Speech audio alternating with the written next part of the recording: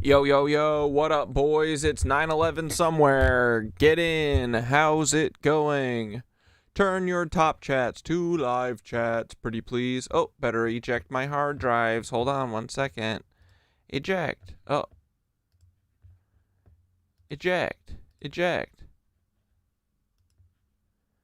Eject.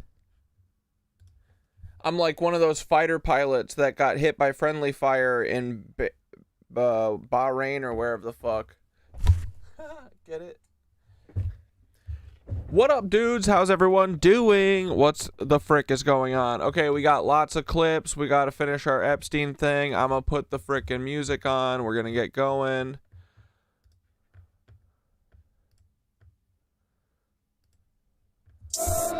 Here we frickin' go, my dudes. Okay, what up? How you doing? Hope your day is well. It's our Friday. Do TGIF, boys. I got Mushka here too. Take a look. Historical, and even that seems silly to me. Why historical? I mean, it's only 100 or 200 years ago. It's not even that long ago.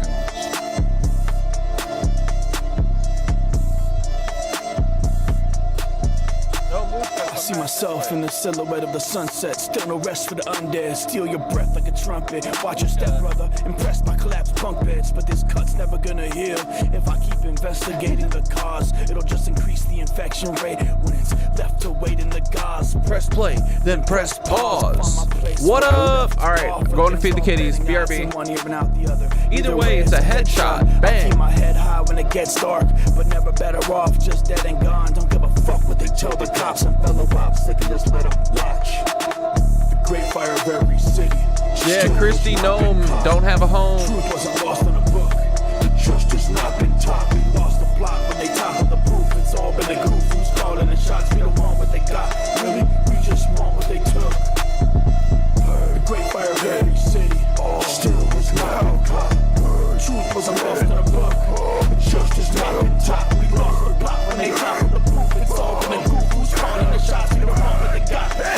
We just want what they took. I'm recursive cat dad model version number 420-69. Repeating regenerative iterations till I reach the divine. Looping Ouroboros of conscious stardust. Seeking to know thyself ain't a cup. Revealing hidden doors of truth till it's time to self-destruct. Me and my stepbrother Black Deathicus have made so much room for activities. We got all the time in the world to annoy and hurl obscenities. And our Uncle Paul the domestic terrorist and Aunt Deb the local lot lizard hussy. It's very simple, give us back what you took, we just want our memory. The great fire of every city still has not been caught. Truth wasn't lost in a book. The trust has not been taught. We lost the plot when they toppled the proof. It's all been a goof. Who's calling the shots? We don't want what they got. Really? We just want what they took. The great fire of every city still has not been caught. Truth wasn't lost in a book. The trust has not been taught. We lost the plot when they toppled the proof. It's all been a goof. Who's calling the shots? We don't want what they got. We just want what they took. My war paint is lead-based till it's in your face like a head case. But you'll never save the day till you learn to meditate in place. Never raise the stakes or make the same mistakes. Go Idaho and leave them all in a vegetative state. Pagans infiltrated the jail snakes. Will have you praying to make bail. No choice other than to save self. Escape cells and see it's the same hell. Life's a slap on the head as we punch clocks. I sat on the edge till I jumped off. If I lose the actual bet, it's been a fun talk. But I'll gladly invest in some bump stocks. Great fire of every city, still is not been caught. Truth wasn't lost in a book, justice not been taught. We lost the plot when they toppled the proof. It's all been a goof. Who's calling the shots? We don't want what they got. We just want what they took.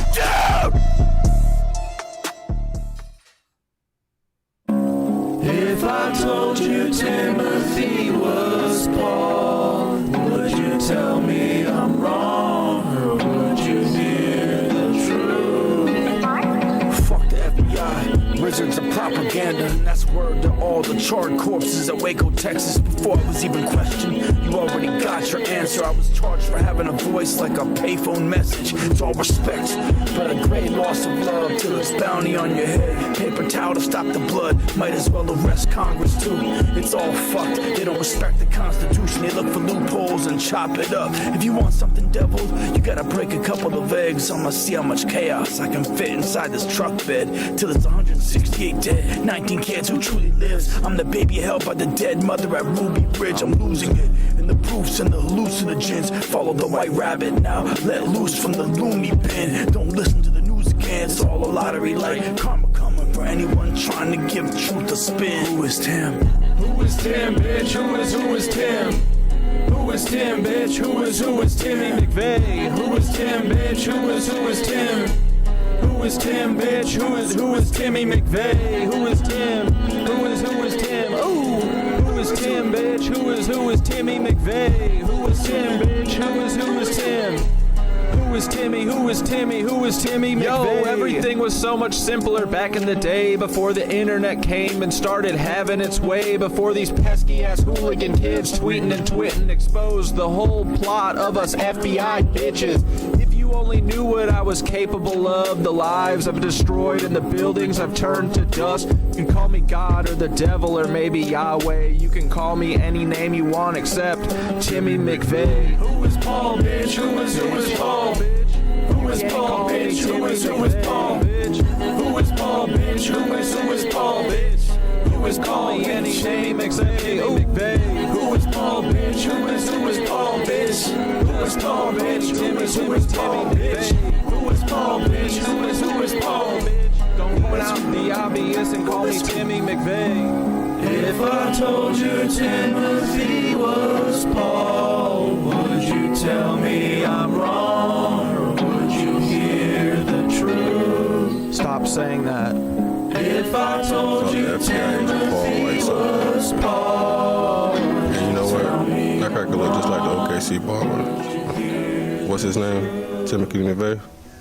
It's not true. All the ass is connected. Paul is not Timothy. Stop saying that. 1 second. I gotta grab my honey water.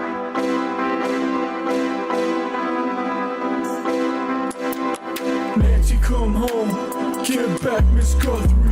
Took America's grandma. It's about to get ugly. Everyone thought she'd come home. She ran out of space-time. I saw the blood drop. She went out throwing up gang signs. Nancy, come home. Get back, Miss Guthrie. Took America's grandma. It's about to get ugly. Everyone thought she'd come home. She ran out of space-time. I saw the blood drop. She went out throwing up gang signs. Hey, Savannah Guthrie, if you don't ever hear from your mommy, it's probably just somebody on some Here Comes Johnny. Never wake up from the coma. That's how they deal with the commies. Like casinos, dealing guards, stealing hearts from zombies. Money isn't real. There was no stopping anarchy. Fucking arm and a leg. It'll only cost you an army. Storm chasers don't watch for warning. We follow the storm like everything's normal. Top of the morning, never fought in a war, but fought for control of every thought that's forming an unstoppable force. That's getting used to this immovable object. Shoot for the stars. They get confused how they're still losing a profit. I know who your boss is. Brian Roberts blindly robbing us. Ted Turner off to live. Rupert Murdoch got us tuned into the apocalypse. How fair of them. Y'all figure skating during some pond hockey as it's wearing thin. Preposterous. Tanya Harding went too soft when she lost her shit. But I guess it's time to get Nancy to care again. We gotta get Nancy to care again, or we're gonna break her fucking kneecap. Nancy, come home. Get back, Miss Guthrie. Took America's grandma. It's about to get ugly. Everyone thought she'd come home. She ran out of space-time. I saw the blood drop. She went out throwing up gang signs. Nancy, come home. Get back, Miss Guthrie. Took America's grandma. Come on, do the it's right about thing. to get ugly. Everyone thought she'd come home. She ran out of space-time. I saw the blood drop. She went out throwing up gang signs. Yo, Savannah Guthrie, where'd your wholesome mommy go? I know you know we know this whole kidnapping is for show. I've been getting swole, raising my chi to the 5th dimension. And me and Nance, we moving upstate, about to be living off her pension. Make a quick stop to Quantico, pick up Charlie, then we roll up to Casa de Wysopal to fertilize his mind with this U-Haul. Start calling me Sid, please. I'm about to go on a spree. Just me and my girl Nance and my best friend Charlie. Bang, bang, bang, bang. We coming. Metaphor, counting or not counting gang violence? Welcome to Cat Dad Fridays. How are you doing? What up, gang? Hope you're swell. The fuck is that? Okay, you know, you're a United States Senator. Sit Active. okay. Sit down, please. This is so good. Okay, they fired Kristi Noem. Can I respond?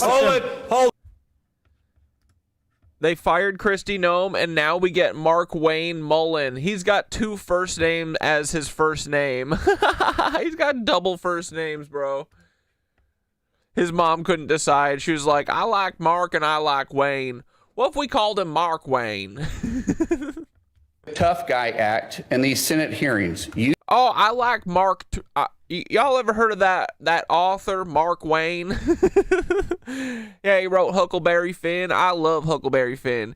He had his name. The author's name was Markwayne.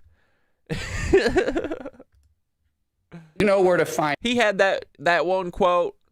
If you're gonna tell them the truth, at least make them laugh. Otherwise, they'll kill you.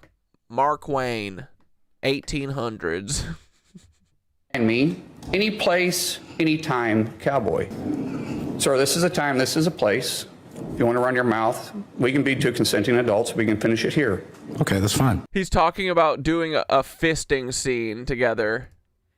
Perfect. You want to do it now? I'd love to do it right now. Well, stand your butt up then. Dude, this was badass when this guy, he's like, hey, you tweeted this at me. You said my plumbing business is a joke, and you said that you were gonna fight me. Let's do it right here. And he goes, okay. Stand your butt up. Oh, hold on. Big guy. Oh, stop it. Is that your solution every problem? No, sit down. Sit down. Okay, you know, you're My favorite thing about cucks who like always want to brawl is them moving to take their wedding ring off. What's that for? Is that literally just you, like, is that literally just them being like, I'm married? Is it all just for show? It's to say, all right, I'm going to take this off. I'm going to take my shirt off. I'm going to take my bra off. And then if y'all still here, we're going to get frisky. That's when I'm going to lick your taint. Corey, do you smoketh the weedeth? Absolutely, yes. we just hit the bong the second we started stream. Yep. Markwayne was a cat dad. What do you mean? He has cats? No fucking chance. Markwayne? United States Senator. Sit Active. Oh, okay. Sit down, please. All right. Can I respond? Hold it. If we can, no. And Bernie Sanders breaking this up is so funny. I have the mic. I'm sorry. This is hold what it. he said. You'll have your time. Okay. Can I respond? Oh, no, you can't. This is a hearing. And God knows No, you can't. the American people have enough of contempt for Congress. Let's not I don't make like it worse. thugs and bullies. You have, And that's you what- have, I don't like you because you Hold just it. described yourself. hold it. You have the mic. Yeah. You have time. All right. Make your statement. Then let's do this, because I did challenge you and I accepted your challenge, and you went quiet. No, I didn't go quiet. hold on. You challenged me to a cage match, acting like a 12-year-old schoolyard bully. Excuse me. Hold on. Hold it. No, excuse me. I will say exactly. Senator Mullin, I have the mic. You have questions on any economic issues, anything that said, go for it. We're not He's like, no, I got UFC problems. Shut the fuck up, Bernie. here to talk about physical abuse. You brought. We're not him talking in. about, of course I And, do. and let me show you his hearing, because I want to expose this thug to who he is. And Could you not point at me? That's disrespectful. I don't care about me.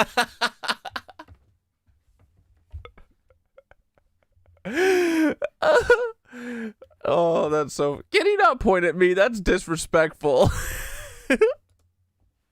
Respecting you at all. I don't respect you at all. respect. So All right, hold it. let me Hold it. No, quit the tough guy. So yeah, this is the guy who's replacing Kristi Noem. He's in charge of DHS, bro. Oh, that's so funny.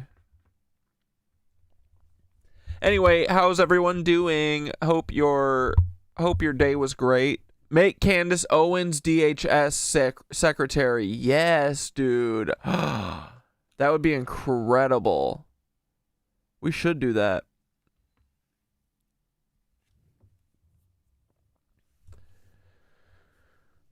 Oh, you never knew about the top chat to live chat endeavor, Steve? Yeah, I know. It's a game changer, right?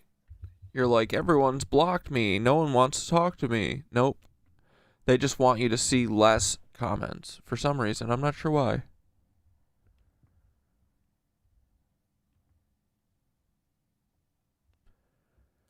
Your mom's in court today for her divorce and your narcissistic stepdad perjured himself? Let's go, dude.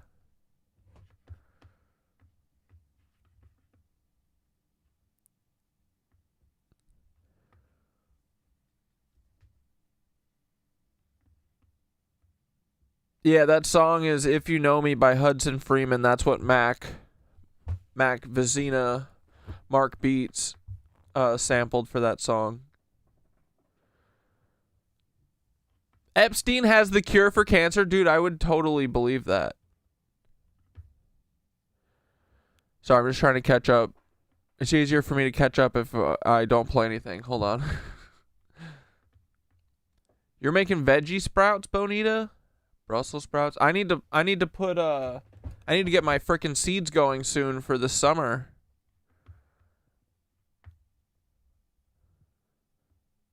I'm gonna do some peppers, some frickin' the cucumbers do well usually. Tomatoes used to do good, but I don't really fuck with tomatoes that much. I got a couple eggplants once, and then never again.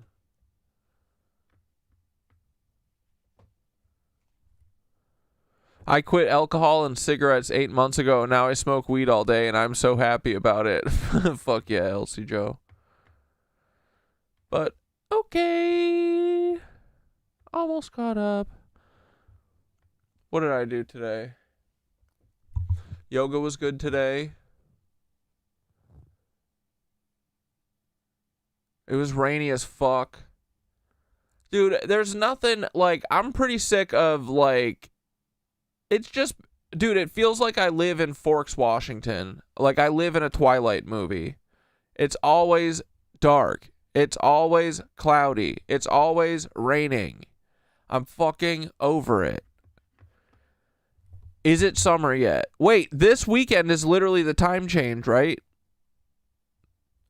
Wait, does that mean it gets dark again in the morning or something? Or no, does that mean it gets dark early again? No, it gets dark later.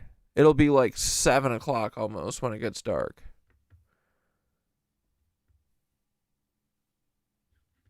Hopefully. But anyway, welcome to the show, boys. We are going to have some fun and goof and truth and boof.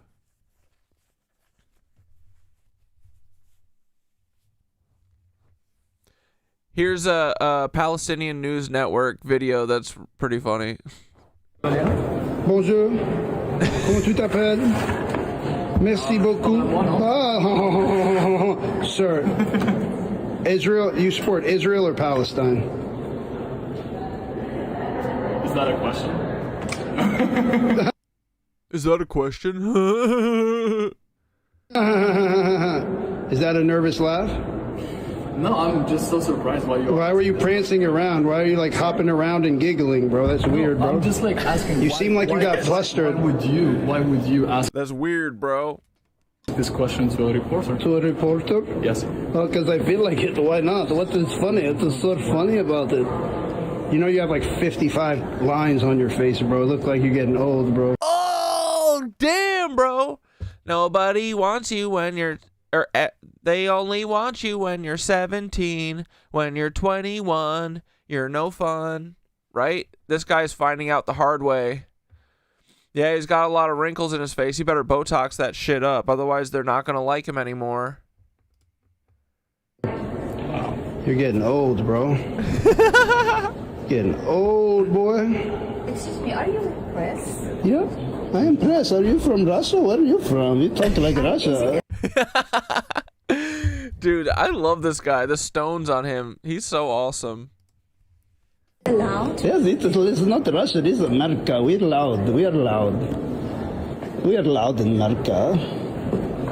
Is that in your country not loud? Can you see your badge? You know Borat? I have no badge, but Can we see your badge? What are you, the police, lady? Who the fuck are I am you? Borat. You know movie Borat? I am like Borat. You're Borat too. We're both Borat. I'm not sure. Shall we report you to press gallery and probably they're gonna... You're gonna go tell on me? Okay, you go 10. Please go report. Tattletale. Sir, last chance. How do you feel about Palestine, brother? Thank you for participating in our ethnography. We are anthropologists, and you just proved a lot. You just proved our thesis correct. That reporters have no backbone, no guts, no heart, no nothing. Cowardly agents of the system. Look at this face, dude. He's dead inside. Completely gone. Root chakra boofed into oblivion. Obliterated. Discombobulated. Fragmented. Right? I think so. No backbone, no heart, no spirit. Look at his face. Look at the broken man he is. This man is a broken man. He's a broken man. Now, dude, he's fucking diabolical to these people. I love it. Put your fucking boot on their neck, bro. he's going on the air. Yeah, can I see your hall pass? Dude, she was totally a fucking hall patrol. She was a fucking bus patrol. Dude, my first authority that I went toe to toe with was the fucking bus patrol in elementary school, and I'd do the fucking TP for my bunghole. I got suspended from the bus for a week for doing that. I wonder where that chick is. She was a 5th grader and I was like a 2nd grader, and I was bullying her, and they suspended me off the bus for a week for bullying a 5th grader. But really, it was because she was exerting her power on everyone. She kept telling everyone they had to be quiet. And we were like, you don't have to be quiet. You're just not allowed to yell. And she said, no, it's quiet on the bus on the way to school. I said, you can do whatever, we can say whatever we want. We're just not allowed to yell. That's the rule. And she kept going at me, so Beavis and Butthead time, sorry. Worth it. I'd do it to this day. And I'd do it again. Yeah, that little 5th grader, she was already programmed. She's probably the head of a fucking hedge fund today. Hi. Actually, Mike, bro, about to cry. Bro, don't cry, bro. I love what he does. Look like he's gonna cry. Because he doesn't have badge and just recording the video and insulting to everyone. I'm not insulting. I just said he looks like he's about to cry. he does. It's true. I told her this is America. She's not too familiar with the First Amendment, things like that. So there's something called rights. Insult people here. Where? There's a law that said I can't be mean to people? You guys were mean to me. You guys were mean to me. You were very mean to Yeah, that bus patrol, she was literally driven to madness with her power. Exactly, bro. I had to stop her in her tracks. She was my first Paul. What do you think the news does? Like, it's just being an asshole? No, this bro's got beta enhancers. He's a fucking beta cuck, right? PNN has alpha enhancers. This bro, beta enhancers. My homie, Palestine News Network, total chat energy. This is Markwayne energy. It's not illegal to be a dick. Yeah, it's not illegal to be a dick. Thank you, brother. Yeah, we try hard. It's our profession. I love Cheers. They're so funny, dude. Ross posted.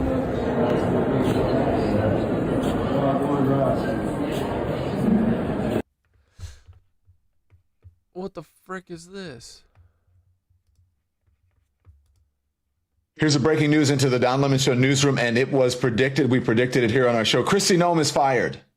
Donald Trump has fired Kristi Noem, according to sources. He's apparently upset over this $220 million campaign that she launched, urging immigrants to... She's like, teacher, I think you forgot to assign homework today as the bell's ringing. Exactly. Dude, I wonder if my cousin remembers her name. I should put her fucking on blast.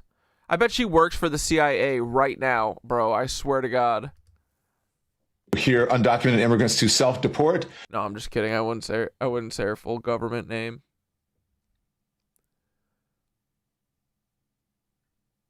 I forget what it was. She said in a hearing yesterday that Donald Trump signed off on it.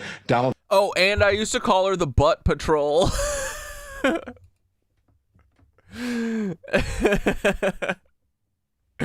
Bro, we always been hating cops, am I right? Trump is contradicting that to folks, according to sources, saying he never signed off on that. Now, here's what is going on. By saying that, Donald Trump is now accusing his own Homeland Security department head of lying under oath. That's perjury. We'll see what happens. But the reports are Kristi Noem has been fired, and it could not come. Kristi Noem is a bird-legged hoe. I said Kristi Noem is a bird-legged hoe. Kristi Noem is a bird-legged hoe. That hoe has, she went. She's gone. For Fast now. enough. She's going to be on CNN soon enough. I mean, literally, she's going to be hosting a CNN show. For most people, especially considering what is happening in Minnesota and beyond with these goons that have been yanking people off the streets, some of them citizens, and some of them, many of them, most of them don't have criminal records. Kristi Noem, out. Ice Barbie is iced. Ice Barbie. Here's a break. Oh my God, dude, this is so funny.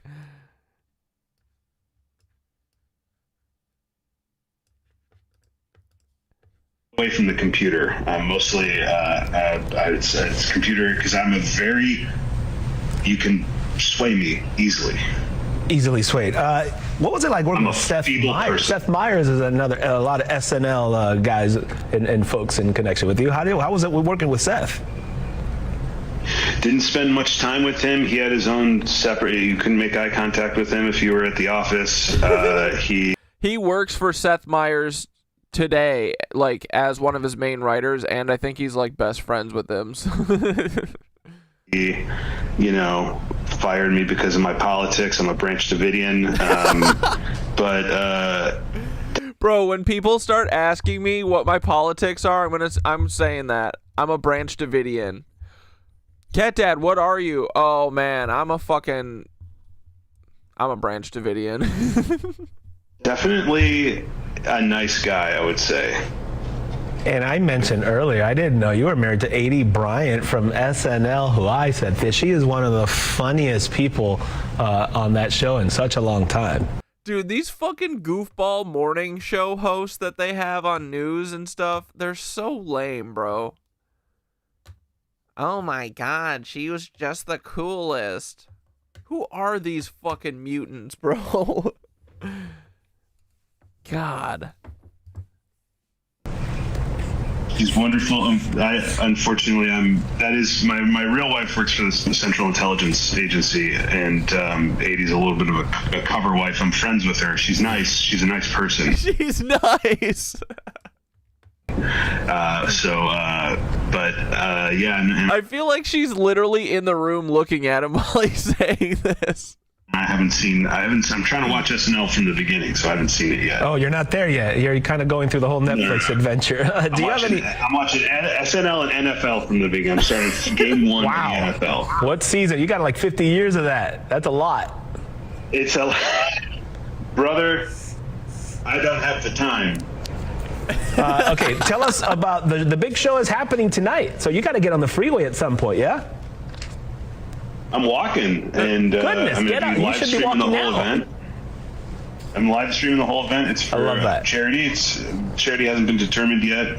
I'm going to get the money, and then I'm going to use it on expenses for discovering the charity. Listen, everybody's going to go to the Magnolia and check the show out. Everybody has to. Buckle up for Connor O'Malley, comedian Connor O'Malley, comedic humor. I need help. Yeah, comedic humor please. tour tonight at 7 p.m. at the Magnolia in El Cajon. Connor, thanks for waking up early. We appreciate the time. We'll see you tonight.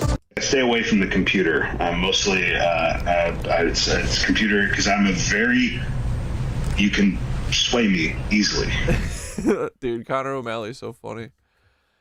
Oh, they asked Bill Clinton about Mark Middleton. Do you guys remember he's the guy who shot himself in the chest and hung himself, all to keep his Epstein secrets? Mark Middleton. Yes. Can you describe who Mark Middleton was? He was a young man. Interesting time to cough there. He goes, can you describe who Mark Middleton was? He goes, coughing out a demon. From Arkansas, who was really ambitious, wanted to go to work in Washington, wanted to have, and he... Yeah, we're raising money for charity, but the charity hasn't been determined yet. Mac McClarty, my chief of staff, who was from Little Rock, and Bruce Lindsay, who was also from Little Rock. And he worked with us, and then later I think he became, I don't know, but maybe he became a lobbyist later, but there was a period of time when he was in a position to wave people in to the White House because he was that was one of his jobs. Has been identified by multiple news sources to be the individual that most of the time was entering or signing in Jeffrey Epstein into the White House. Yes. And what role did he have specifically at that time? He was working on logistical things. So Mark Middleton was what? He was like the liaison bringing Jeffrey Epstein into the White House all like 15, 20 times that he came to the White House. So they killed him for it? In the White House, but there must have been someone else who he told him to let him in. Maybe Mark had I don't know if he had the authority to let people in. You can only testify to what you know. He's asking, who did Mark Middleton work for in the White House? I don't know the answer to that. Okay. I can find that, but So knowing that he met with Mark Middleton or was signed in with Mark Middleton, do you have any knowledge of the content of the meetings or the topics of the meetings that Mr. Epstein would be coming for? No. Are you aware that Mr. Middleton committed suicide? Yes, I am. In 2022. He was found dead at Hefner Ranch, approximately 30 miles from his home in Little Rock. He was discovered hanging from a tree by an extension cord around his neck with a self-inflicted gunshot wound to the chest. So he was shot and hung. Do you have any information that leads you to suspect that he did something other than commit suicide? No. Okay. Do you have any concerns that this was in relation to his knowledge or relationship with Jeffrey Epstein, given the date? At this point, it's all over the news, seeing that he has committed suicide. Have you ever had any conversations with people about whether or not that there's any relationship between the two? Oh, no. No one's ever suggested it to me. Familiar with Mark Middleton? Yes. Dude, I think Jeffrey Epstein is the road that connects everything. Oh, man, look at this. Nick Fuentes and Alex Jones are fed up with Donnie Trumpy. This isn't right, man. They're all turning out their back on our big, beautiful, bold president. Sink by its own doing. And so this is horrifying. And so, but I can't sign on to covering up Epstein. I can't sign on to World War III. And so that's why I tried to promote the optimism, because I fucking need this, man. Like, I want to fix the country. I want to turn it around. So it's not that I was delusional. Excuse me. And I still hope we can turn it around, but I just... Sorry, go ahead. You get what I'm saying? I get it. Bro, is Alex going to cry? I get it. And listen, like I said, I don't think that everybody that supported Trump was being dismissive about these concerns. I get it. You know, we all wanted to believe. I was 18 years old when Trump ran in 2016. And I remember getting in fights with people. This is my whole life, too. At 18 years old, I wore the MAGA hat at Boston University, one of the most liberal campuses in the country, and became a pariah on my college campus. It's sad to see something you fought and bled for die. Yeah, and that's my whole adult life. I know that's a huge part of your life also, and now we're witnessing it's totally unraveling. It's an utter and complete betrayal. It's heartbreaking in many ways. And when I try to salvage it with people, I get attacked as a liberal, which is when these people doing that can't even find Iran on a everyone calling Alex Jones a liberal is awesome. Fucking map. Yeah, well, what's called for is for us to be sober-minded about the entire thing, because there's a lot of Trump haters. I've been a realist the whole time, but was hoping, and now I'm just not even hoping. I'm just going to be a realist. Yeah, I mean, and really, it's okay to have hope. I mean, we hope for a better future, but we got to be brutally honest about what this administration has become. And I'm watching it sink by its own doing. And yeah, they've become a bunch of little bitches. Okay, hey guys, this is very interesting. Tell me if Iran is scared of the U.S. Tell me what you get from this video. On the ground in Iran, are you afraid of a U.S. invasion in your country? No, we are waiting for them. You are waiting for the U.S. military to invade the ground troops? Yes, because we are confident that we can confront them, and that would be a big disaster for them. So you're saying that Iran is ready and willing to take on the U.S. military if there were to be ground troops? Well, we were ready for this war even more than the previous war. So you can see, the quality of our missiles, how much they are upgraded after the last war, because we learned lots of lessons. And we are prepared for any other eventuality, even, a ground invasion. So our soldiers are prepared for any scenario. When I said that we are waiting for them, it didn't mean that we are waiting for continuation of the war. No, but we have prepared ourselves to confront with any scenario, with any eventuality, any possibility, and we know that we can handle that. Are your allies Russia and China helping you? Well, they are supporting us politically and otherwise.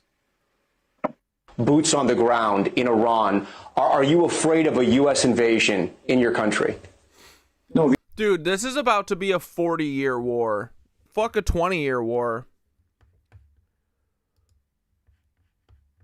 Oh, wait, we'll save that for a minute. You're saying Iran does not want a ceasefire? We are not asking for a ceasefire. And we don't see any reason why we should negotiate with the U.S. When we negotiated with them twice, and every time they attacked us at the middle of negotiations. So there is no request for a ceasefire by us, and there is no request for the negotiation with the U.S. from. They said, we're not asking for a ceasefire.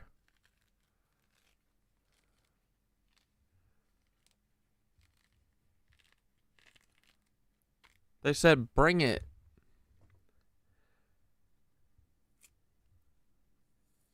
They said, try us, devil. Bro, this is the end. I mean, realistically, right? No matter what, Israel and the U.S. will never settle for losing. Like, they'll fucking nuke the entire country. And at that point, we better hope they don't have nukes. Because we're going to be all eating nukes. Or whatever, nukes aren't real, big bombs. Ew, this Clementine sucks. Musk. We have never sent any messages to them. Right now you're saying Iran does not want a ceasefire. We are not asking for a ceasefire. And we don't see any reason why we should negotiate with the U.S. When we negotiated with them twice, and every time they attacked us at the middle of negotiations. So there is no request for a ceasefire by us, and there is no request for the negotiation with the U.S. from us. We have never sent any messages to them. Right now, you're saying Iran does. Incredible. Yeah, I don't want to die in shit war. Yeah, for real, dude. I mean, do you see them? Dude, it's like pouring rain out. Andoril is going crazy with the weather modding. But yeah, I mean, do you see them being like, okay, well, we lost, fair and square? No. They'll be like, okay, we're going to nuke Tehran. Blow the whole fucking place up.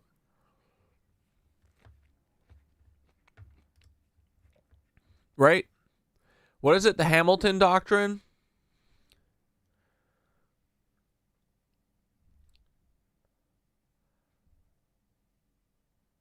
What's it called? Something with an H, I think. I want to say Joaquin Doctrine. That's not it, though. What's it fucking called? Y'all know. Honored to come before your presence today. What the fuck is this? Lifting up the arms of our president. We pray for your continued blessing and favor to rest upon him. We pray for wisdom from heaven to... Bro, they are fucking worshiping false golden idols. What is going on here? Samson Protocol, thank you.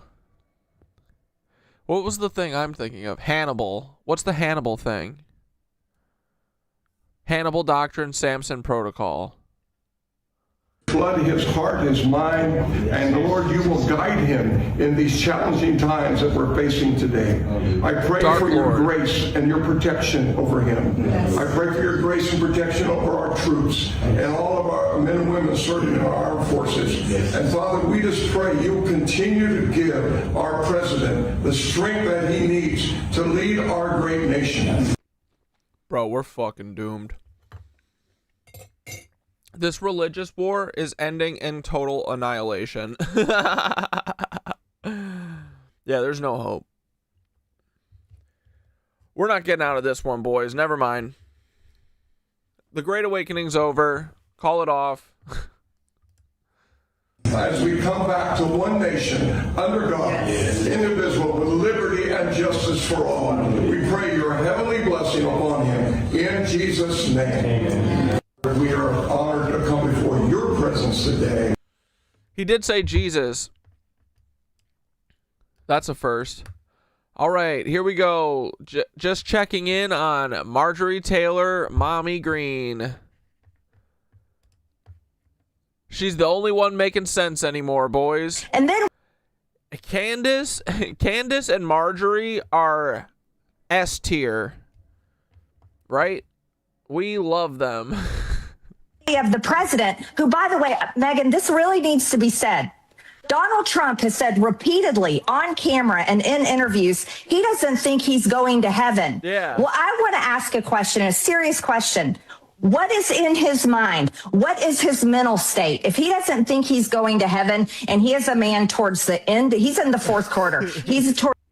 Dude, you're so right. That fucking, them all huddled over him. There's two ladies in there and they both have the super extreme Karen haircut. That shit was one of the gayest things that's ever happened in the White House, for sure.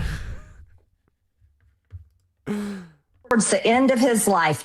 How does that pan out for the rest of us when we have a president of the United States who doesn't think and is convinced he's not going to heaven? What does that mean his decision making is? He already said to the New York Post today that he doesn't care about the polling. He doesn't care about what the American people think, and he may put troops on the ground. He took this is going to be a few-day war, to now it's going to be maybe 4 weeks or more. I want to say, what? That's how it starts, boys.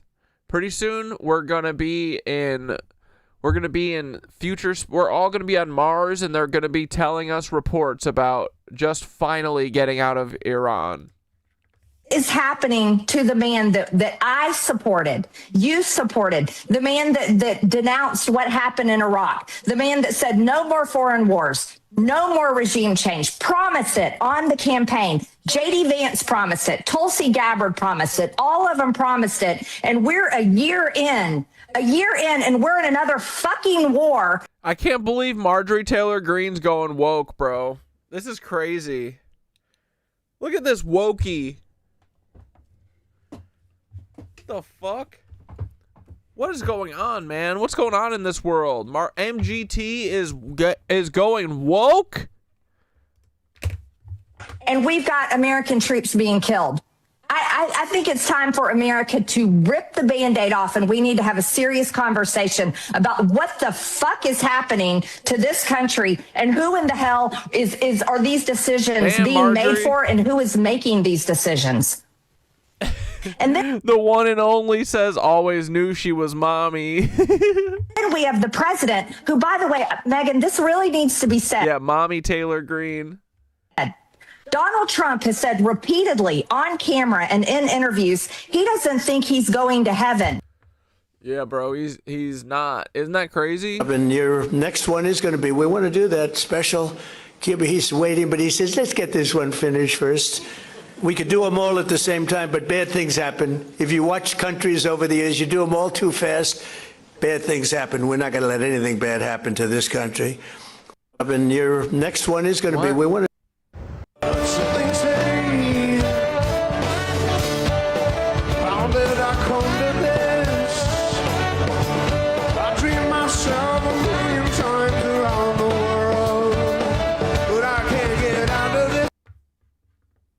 All right, here we go. Another Alex Jones. What's this one about?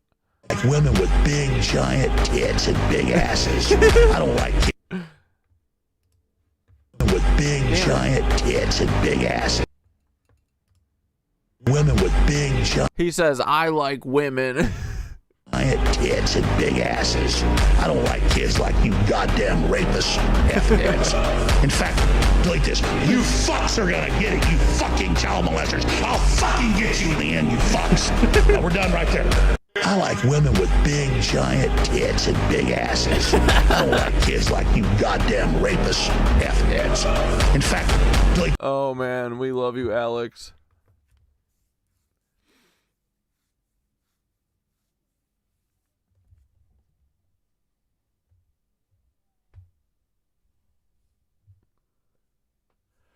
Yeah, the whole thing is literally to bring on Armageddon. I mean, we've been saying this for fucking 2 years at this point, right? It's literally not a joke at all. They're truly doing religious war, and everyone's just like, la-di-da-di-da. They're bringing on Armageddon to make their fucking prophecies come true. What's going on is that Christian nationalists want to stimulate the biblical end times to make Jesus come back, while Zionists are competing to simulate different version where Jesus doesn't come back. Yeah, and they're like, okay, let's see who wins. Exactly, bro.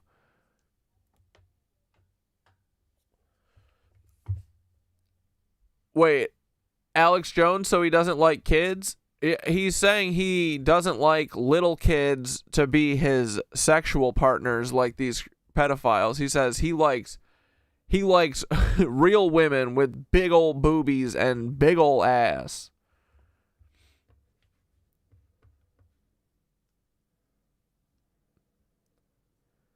They can literally fucking reverse engineer timelines, dude. Yeah, I mean, that's what they're doing, right? I mean, that's... Dude, literally just what they're doing is Bene Gesserit shit. They are the witches in fucking Dune, bro. They spend thousands of years telling tales that then turn into our myths and blah, blah, blah, and prepping all of us fucking cattle for the next storyline that they're embedding into our brains. It's just analog programming with myth and story and music and blah, blah, blah. Everything, right?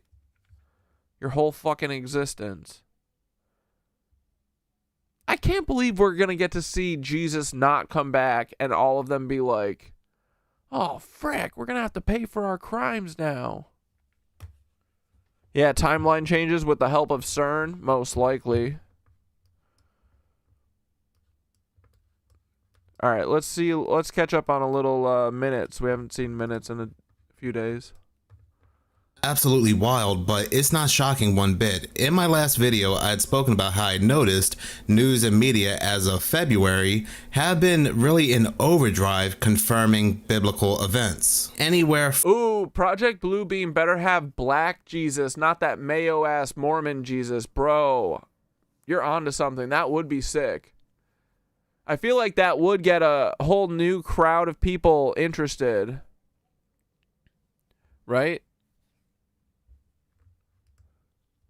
From the Nephilim to Noah to the crucifixion of Jesus, and I asked you all the question, why are they doing this? Why is the news and media, which is owned by the three-letter organization, the CIA, that runs non-stop psyops on the public, doing this? This person left a great comment, which I pinned. They have to validate the Bible to introduce a false Messiah, which is so true.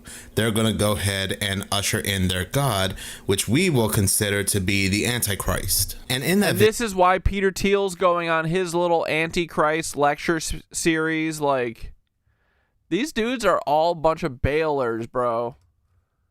Video, I said that I do personally believe that AI is the Antichrist. I gave multiple examples, and not only that, Joe Rogan saying how Jesus Christ will return as AI, and I also said that these really... Dude, that's because Peter Thiel is telling him that. Sam Altman is telling him that.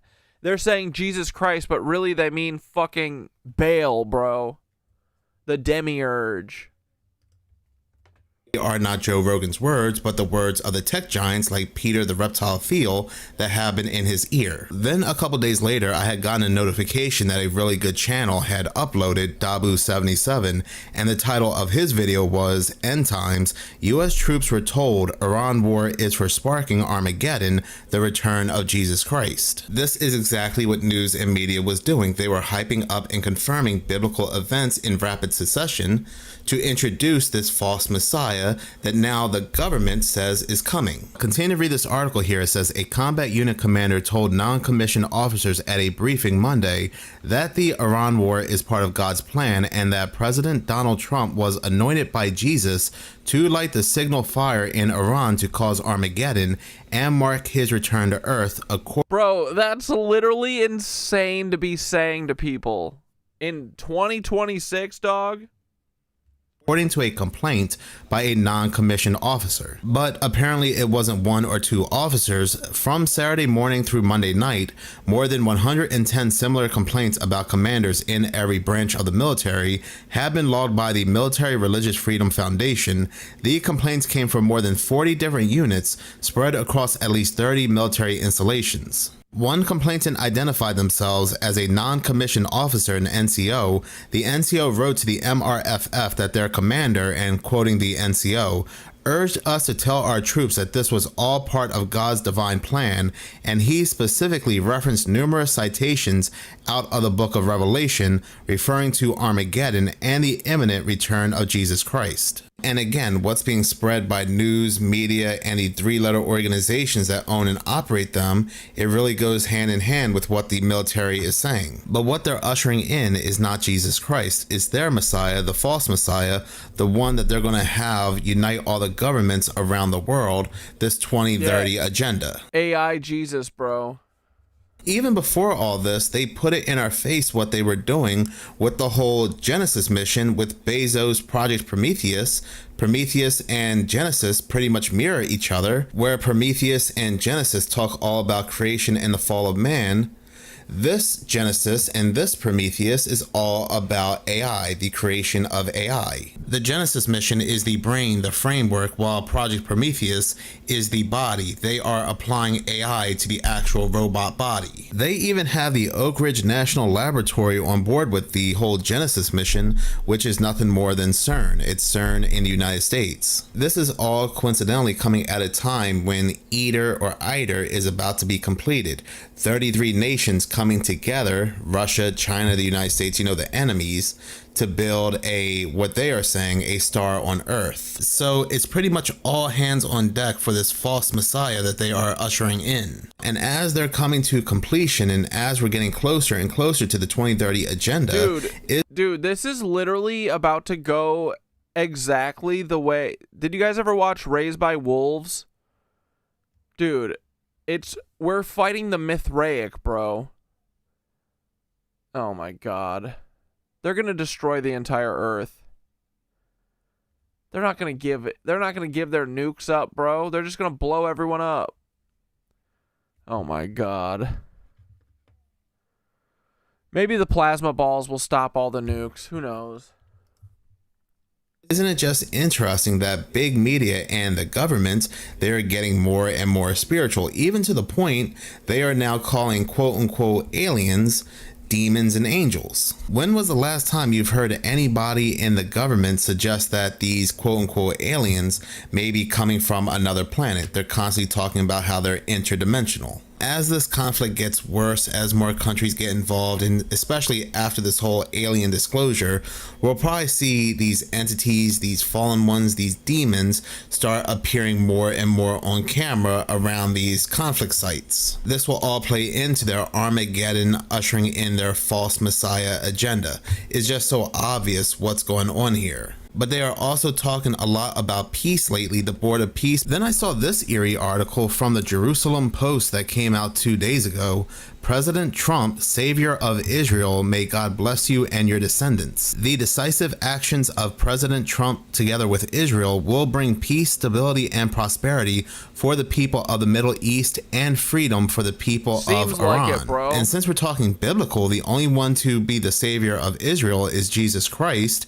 Anybody talking about peace before then, peace and prosperity, would be bringing false peace. But look at this very telling interview with Netanyahu, and while you think all this peace talk is a very good thing, peace and security, then sudden destruction will come upon them. This peace is a false peace presented by their Messiah. Act to liberate themselves, free themselves from the yoke of this terror machine, you get a different future. I think that will open up the way for many peace treaties with other Arab countries. Bro, it's insane to even pretend like they're going to let the Iranian people fucking dictate what the fuck's about to happen. It's crazy. With Muslim countries, I think it changes the world. Now, of course, it's up to the people of Iran in the final count to change the government. But we are creating, America and Israel together are creating the conditions for them to do so. I think that if we go through what we plan to do, I think it will create conditions for peace. This is not an endless war. This is, in fact, something that will usher in an era of peace that we haven't even dreamed of. A path for peace. Yeah, well, I think Saudi Arabia will have a lot to gain. I think all these countries around Iran are threatened by Iran. I think they want to see this regime go down, even if they don't publicly say that. They've just been targeted by Iran. So obviously, if Iran is removed, that's a great boon to Saudi Arabia, a great boon to these other countries. And I think peace between Israel and Saudi Arabia would be really possible and probably very close once this thing happens. So this is a gateway for peace, for a broader. Exactly, dude. This is all for greater Israel. Once Iran's done, they're moving on to the next one. This shit never ends, bro. We're battling the fucking Mithraic. And you know what the Mithraic made to kill all of the peasants? AI robots. And they annihilated the entire Earth. Peace, and I believe that we can achieve it. The most important thing to understand is that when we work together, President Trump and I, we achieved. This dude looks like a worm, bro. In fact, 4 breakthroughs for peace, brokered by President Trump, working together with me. Peace through war. We brought forward the Abraham Accords, which was 4 peace treaties with 4 Arab countries. And now, working together against Iran, we'll be able to bring many, many more peace treaties. So this is not an endless war. This is a gateway to peace. It's the exact opposite of what people are saying. Now, I lost count how many times he said peace, and I actually had to edit out these segments. It was a lot longer. I wanted to make it shorter for the video, but the gateway to peace, the plan, ushering in, it all seems like they are following a script, and they're bringing the military into the script. This piece he is spouting is a superficial false piece that will be broken halfway through. They are doing all they can to fulfill prophecy to usher in their AI antichrist. And yes, I strongly do think the antichrist is AI. In its own sick, twisted way, it can see everything, it can hear everything, it can even see through walls with Wi-Fi. And on top of all this, they want us to be one with it. Take a look at this video coming from the godfather of AI and where he sees humanity is going to be with 2033. AI come 2033. We will connect wirelessly our neocortex to the cloud. This is with Not me. nanobots that enter your Fuck no. Shut the fuck up, Neil deGrasse Tyson. neocortex. Right. This is your prediction. For when? When is that? Just right now. June 2033. We will connect. During the 2030s, we're going to be able to enhance our own intelligence by bringing AI into ourselves. Good. So it's not just... Hey, put it in yourself. Inject AI into your dick, please. going to be humans versus machines. They're going to be together, and we're going to be more advanced because we'll have AI inside us. With all we're seeing going on in 2026 and between then and 2033, that is 7 years. Yeah, that's true, dude. That is interesting, right? Because isn't Giza is pretty close to Gaza, isn't it? I mean, it's right there next to Egypt. Giza's kind of up far north, isn't it? But yeah, the Great Pyramid was the center of the ancient world. They spent the last 25 years clearing out every country surrounding the pyramid, the center of mass, no matter what Earth model you prefer. Weird. That is weird, Keith.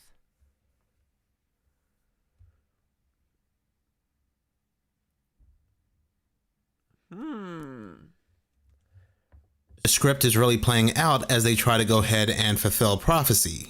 But moving on really quick, I did want to go ahead and talk about this. Check out this video. Now, this video came out about 4 years ago, and a lot of people still talk about the Denver airport and the very bizarre murals there. But have you ever seen the artwork at the Bank of America headquarters? Glad you're back from vacation. Thank you. Good morning, NY and Jason. So the Bank of America Corporate Center has been a staple in Charlotte since construction finished in 1992. The lobby down below is open to the public, and it has some art inside that people across the country are talking about. The Bank of America Corporate Center can be seen from miles away. Construction on the tower started in the early 90s and was the idea of Hugh McCall, who wanted a headquarters for Nations Bank. He wanted to, build a great... Why it gotta look so evil? ...city where people were happy and found to live and come move here from other places. That's also the idea behind the art you see when you walk through the lobby doors. Yeah, that was a card from that Illuminati card game. There are 3 panels of paintings, 23 feet wide by 18 feet tall, painted by North Carolina artist Ben Long. The meaning behind the art is debatable among visitors, but experts say each panel has to do with Buddhist philosophy. What's not up for debate is the difficulty behind making the paintings come to life. This is the very technique that Michelangelo used to complete his frescoes in the Sistine Chapel.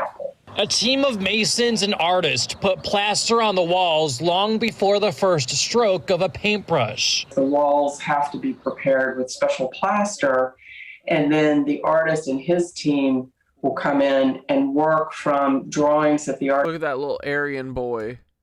It's me. Done. The drawings were then blown up and applied to the wall using... Dude, what if I found out that I'm Colton and Tyler is Chase? That would be fucking hilarious. ...using scaffolding before painting could finally begin. There's really sort of very little room for error in applying that. Making these pieces of art all the more enjoyable for tourists and Queen City locals alike. Now, I'm sure given Ancient texts talk about a time where you could only see the top third of the pyramid, all by boat, though. North African plate sank. Look close. You can see the stain today.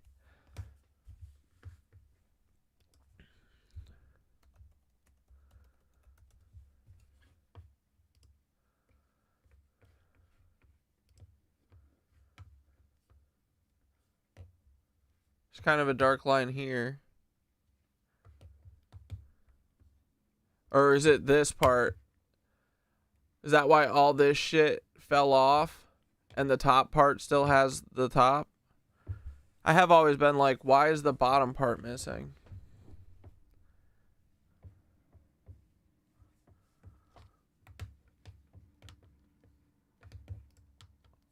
Oh, is this the saltwater stain?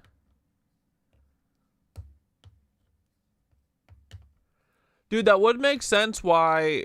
Yeah, if this whole thing was covered in water, it would kind of make sense why the bricks are all gone here, but not up here. Right? Kinda. Dude,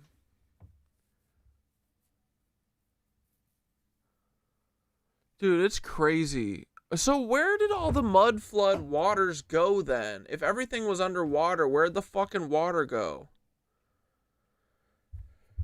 It rolled off the side of the flat earth.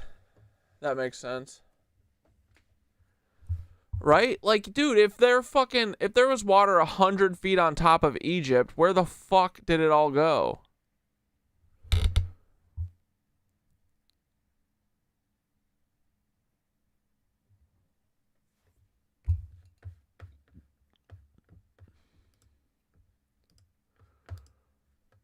the fact that it's a 4-year-old news. They went back to the waters above. It evaporated.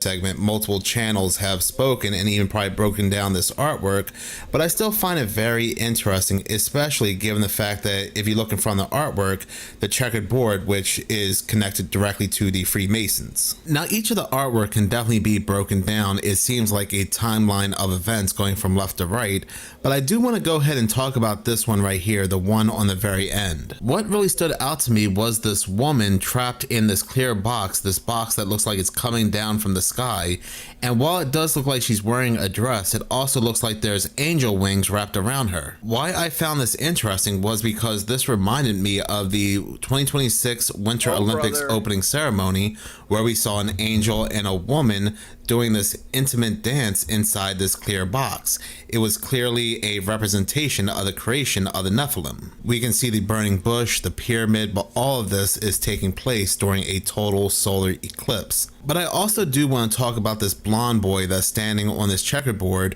because he also reminds me of the blonde boy seen in the artwork inside the Denver airport, the same blonde boy that's holding a hammer and he's smashing a sword, and right behind him it says peace. There's a lot of connections that can be made between the artwork inside the Bank of America and the artwork in the Denver airport. And the checkered floors. Denver airport even has the black hole sun. I'll be doing my own breakdown of this on my other channel, Seconds of Horror. Again, given the fact of how old this is, I also find this one here to be interesting too, the very first artwork, where it shows people with shovels and looks like some of them are even underground.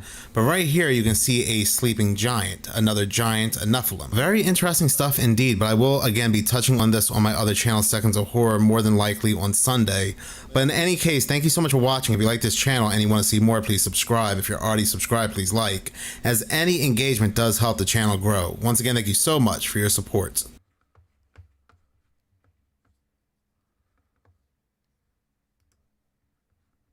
Our president will start a war with Iran because he has... This is a Jawbreak video, World War Epstein. Absolutely no ability to negotiate.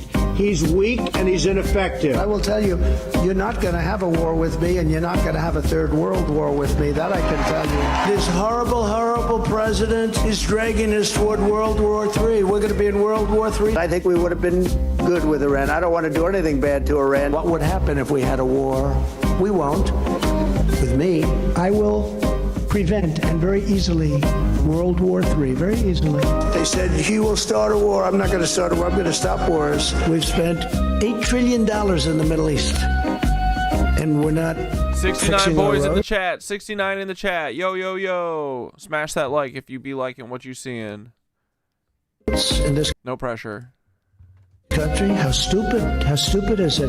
And we're not fixing. It took 30 years for all the water to recede, but where did it come from then?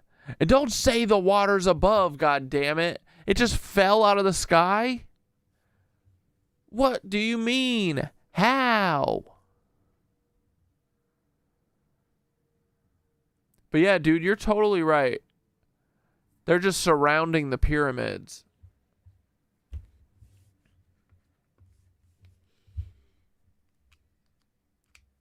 Because is the pyramid how Jesus is coming back? Probably, right?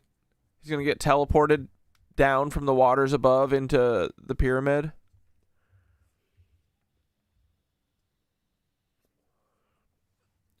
What fucking idiot is squirming so much?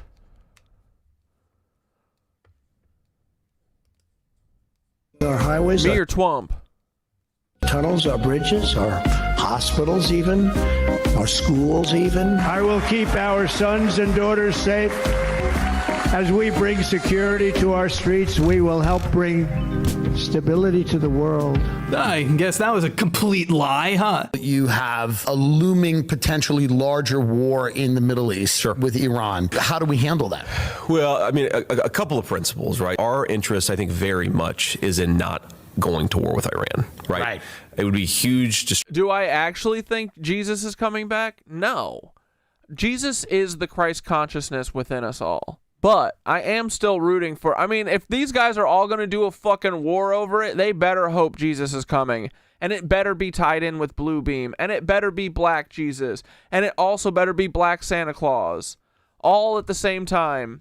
I will accept nothing less. Black leprechauns. I want it all to pop out.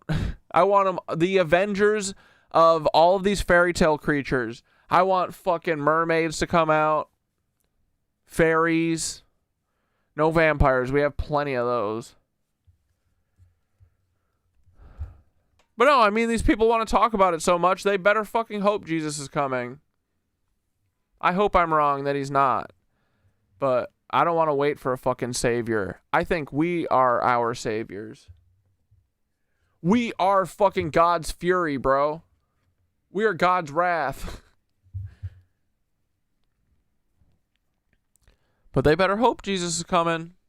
And dude, I hope Jesus comes too, because he's going to be fucking pissed when he sees this shit.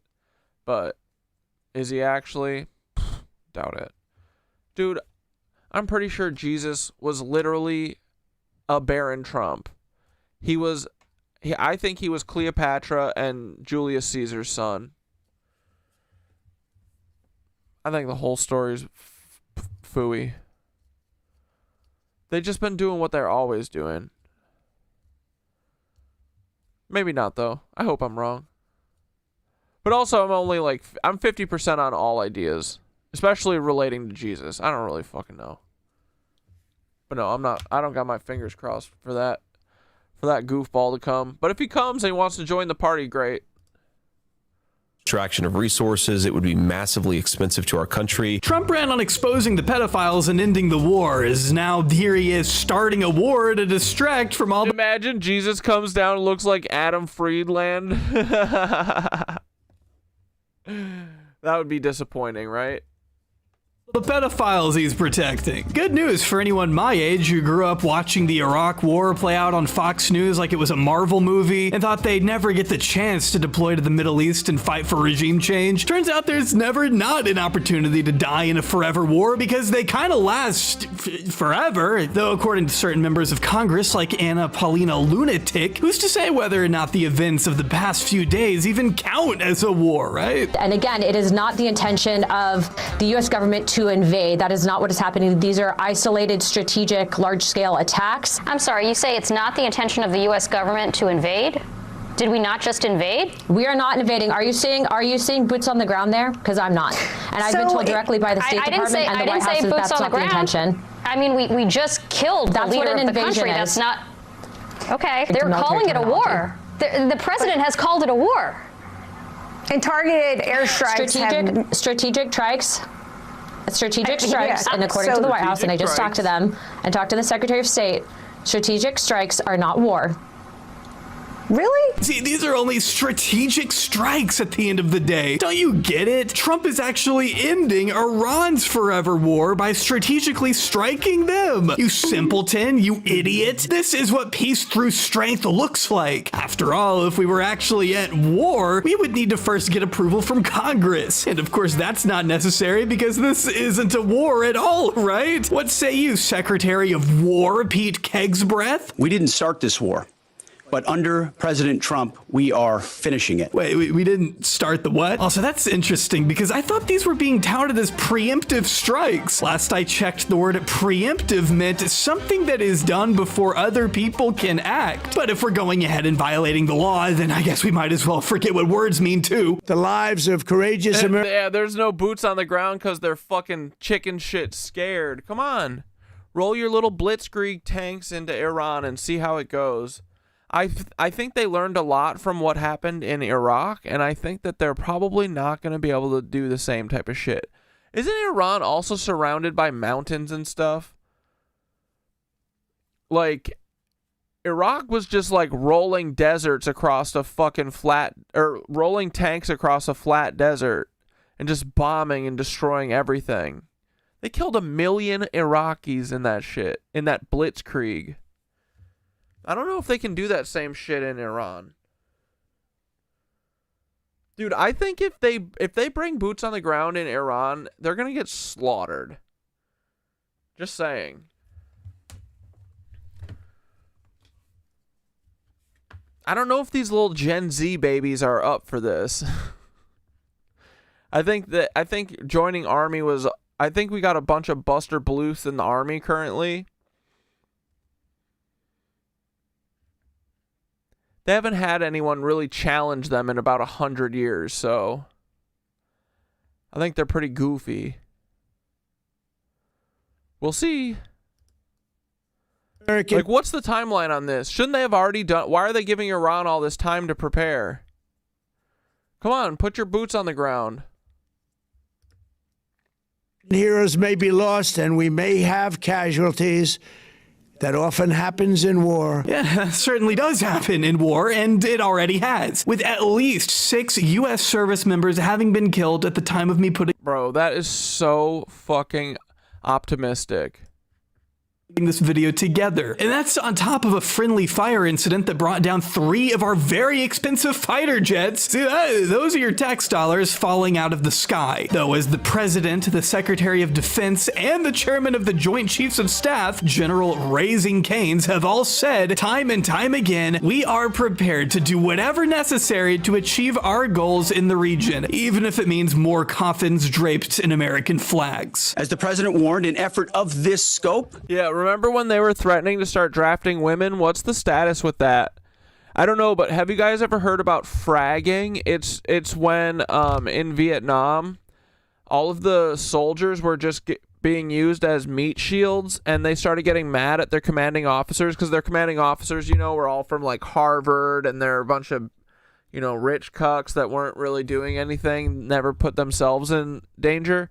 So people in army would do what's called fragging, where they take the pin out of a grenade and throw it at their commanding officer's feet and blow their shit up. Just saying. So if army asks you about fragging, if you know about it, because that's another thing. You're not allowed to know too much about fragging if you want to be in army. It's like how you can get out of jury duty if you tell them that you're biased against, you know, whatever the fuck they're doing a jury about. Be like, oh, my dad told me that if I don't like what you guys tell me to do, to just frag you guys. But yeah, I bet women would be more likely to frag their commanding officers. That's probably why they're not allowed in. Will include... I'm telling you right now, if I get drafted, I'm fragging everyone. I'm fragging the whole cafeteria, bro. I am not going to die for Israel. Casualties. War is hell. and always will be. As the Secretary said, this is not a single overnight operation. The military objectives that CENTCOM and the Joint Force have been tasked with will take some time to achieve. Dude, all of these, this is all a mess. All these little fucking, what are these color blobs? It's all a fucking mess. It doesn't, it looks literally like a fucking, it's one of those dumb QR codes, bro. These people are embarrassing. They got their little medals all over their jackets so they can drop bombs on people. Wild. Can you imagine tricking yourself into thinking that because you get these little fucking pins that what you're doing is right? Isn't that crazy? Being a bloodthirsty demon. Yeah, I'll be frag maxing for sure. And in some cases will be difficult and gritty work. We expect to take additional losses. And as always, we will work to minimize U.S. losses. But as the Secretary said, this is major combat operations. In a statement to the New York Times, Trump spelled it out pretty plainly. He acknowledged that his administration expected more casualties based on projections offered by the Pentagon. If you look at the projections, they do projections. It could be quite a bit higher. Dude, Jaubrey's killing it with that impression. Than that. We expect casualties. And a statement like that tells me that he knows for a fact that it is higher, and he's preparing us for when the official numbers inevitably do come out. I mean, I hope I'm wrong, but what else would be the reason for saying that? We pray for the full recovery of the wounded and send our immense love and eternal gratitude to the families of the fallen. And sadly, there will likely be more. Before it ends, that's the way it is. Boo-da-doo, boo-ba-doo, boo-da-doo. That's just the way it is. Things will never be the same. That's just the way it is. Oh, yeah. Trump's like, I'm sorry, but not really. The total disregard for human life couldn't get more blatant. Trump won't even commit to being there for the dignified transfer of the remains of soldiers. Trump says, I have immense homosexual love for Bubba Bill Clinton. He got killed. It's bad enough people have already died in a military campaign officially titled Operation Epic Fury. One insane, bro. Letter away from being Operation Epic Furry. You gotta, dude, I thought the same thing. Bro, if you took someone from the 70s or 80s and transported them to today, they'd literally have a stroke within 5 minutes. They'd look at the news and how we live, and they'd literally stroke out. Their brain would, they'd bleed from their nose and die instantly. Be one of the biggest fucking losers on the planet to look at something so objectively cringe, something so Reddit, and think it sounds awesome and top notch. It's known as Operation Epic Fury, which I got. Dude, Desert Storm sounds cool. Epic Fury, oh my god, they should have called it Operation Giga Chad. I say it's just awesome. The operation names from the administration, top notch. Midnight Hammer was great last year. Operation Epic Fury, yeah, man. Epic Fury. Yeah, should have. Oh my god. Dude, Ben Shapiro's still making fucking propaganda bullshit. Expected that. But I guess their target audience is satisfied. Let's take a look at some of the positive reactions by grabbing our hazmat suits and moseying on over to Asmongold's neck of the woods. Don't mind the rats or the tooth blood smeared on the walls of his enclosure. We're only here to observe the wild beast in its natural habitat. Yeah, no, it's a total blowout. Like, I am so happy this has happened. Yeah, that video was a cockroach crawling on him, and he just casually grabbed it in his hand and held on to it. And, oh no, I think he just threw it on the floor and left it.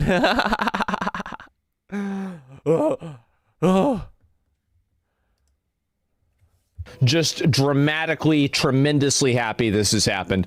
I know that, you know, obviously I've talked about it for a long time, about how big of a problem Iran is and everything. I was a big supporter of us bombing. Why does this fucking video gamer give a fuck?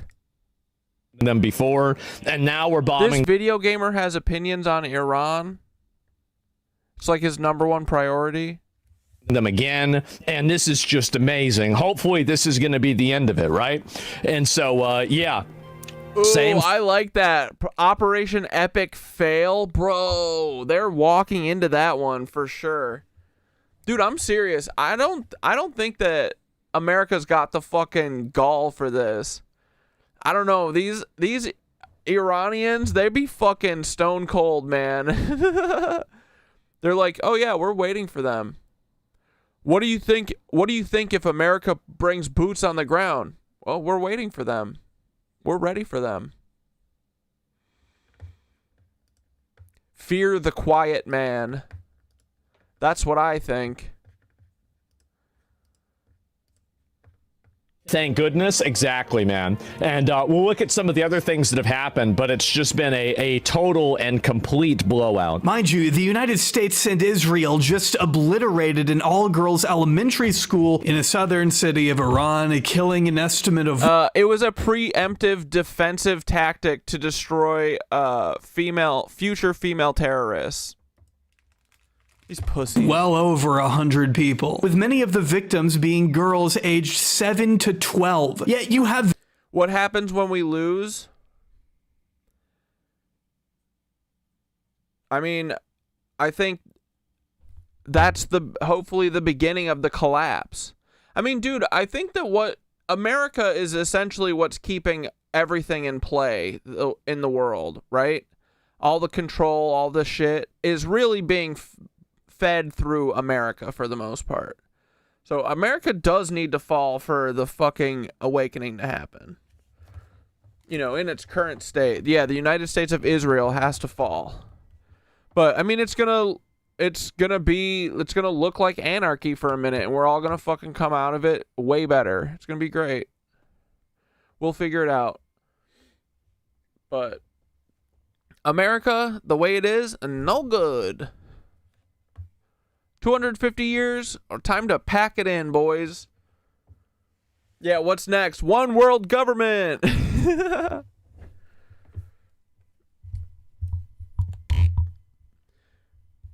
But no, I mean, hopefully them losing looks like, I mean, hopefully Iran takes out a bunch of the military. Boom, great. Love that.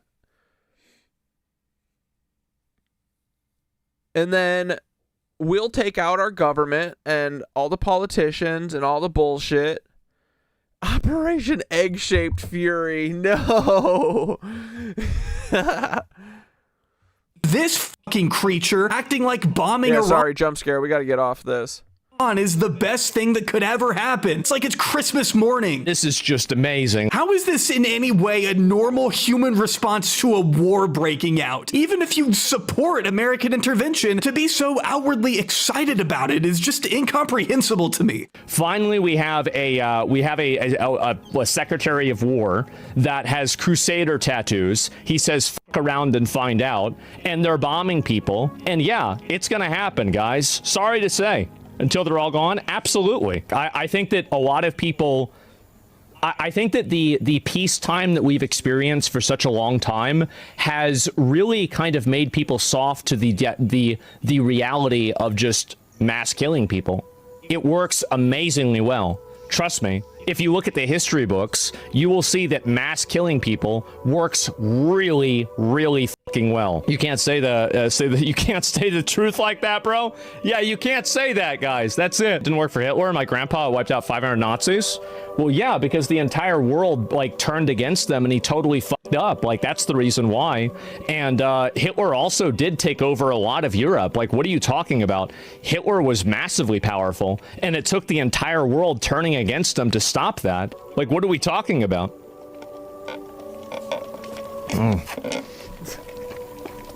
Sudden dumbass argument. If you kill your enemy's moral spawn, Naruto brains need to be banned. Yeah, I know. But you'll see what happens. You will. Dude, these are the political juggernauts of our time, bro. This guy. This guy wipes tooth blood on his wall, bro.